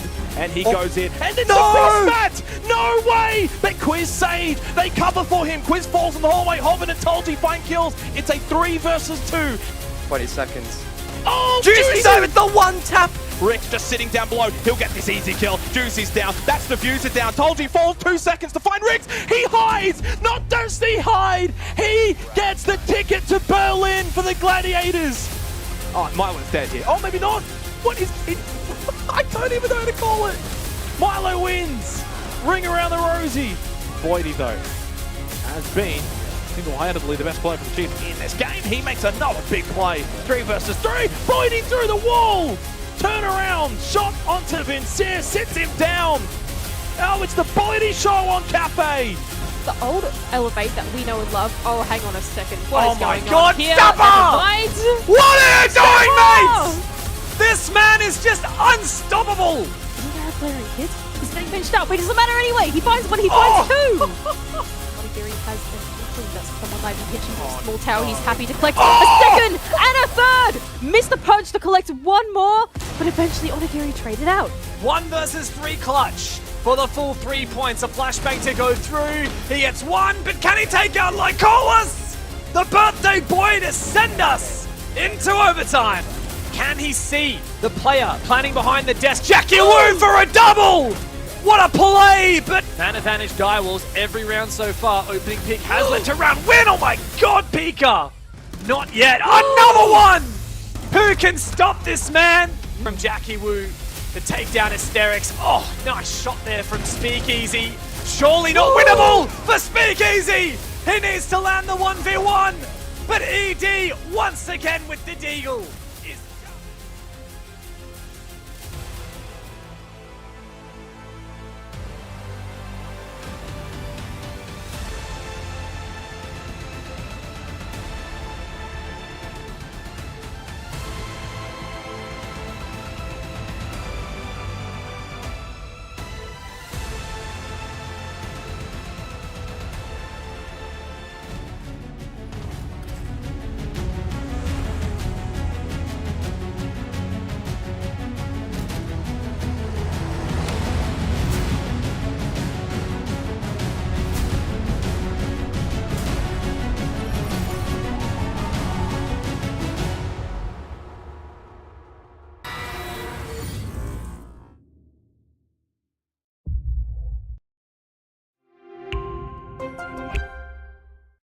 Peggy 18.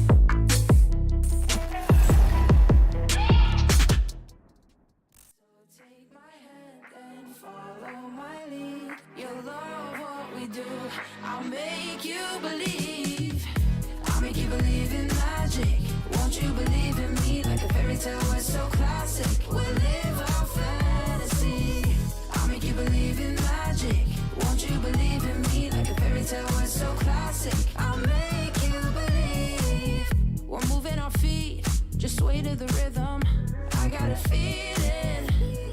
Things are getting better. We're finally free. Don't need to stay hidden. Let's take that chance. We'll bet on forever. And we will bet on forever. No matter what happens, yeah, we'll stay together. We can do anything, we'll be alright, cause we're not gonna fall to the pressure. Life is a magical thing that I'm dying to show you. I know you will fall in love. You can imagine the wildest things. I can show you everything you're dreaming of. It's so clear to me, yeah, we got everything we need. No, we can't complain, we're living the good life, you and me. So take my hand and follow my lead. You'll love what we do. I'll make you believe. I'll make you believe in magic. Won't you believe in me? Like a fairy tale was so classic. We'll live our fantasy. I'll make you believe in magic. Won't you believe in me? Like a fairy tale was so classic. I'll make you believe. I'll make you believe in magic. It's magic. I'll make you believe in magic. I'll make you believe in magic. It's magic. I'll make you believe in magic.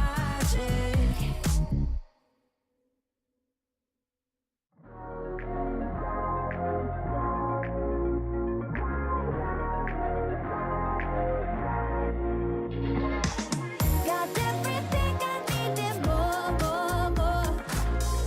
Grab a cup, oh, 'cause mine is going over. Like every morning is an open door. Got truth, casting a spell over me. I don't need a high to fly away. 'Cause I built this paradise. This inexpressible thing feels like it's dancing for me, and I came to celebrate. Moving the way that I like it. Think I got it right this time. Got everything I need and more. Grab a cup, oh, 'cause mine is going over. Like every morning is an open door. Got truth, casting a spell over me. No, there ain't a thing I wouldn't do just to keep this vibe alive.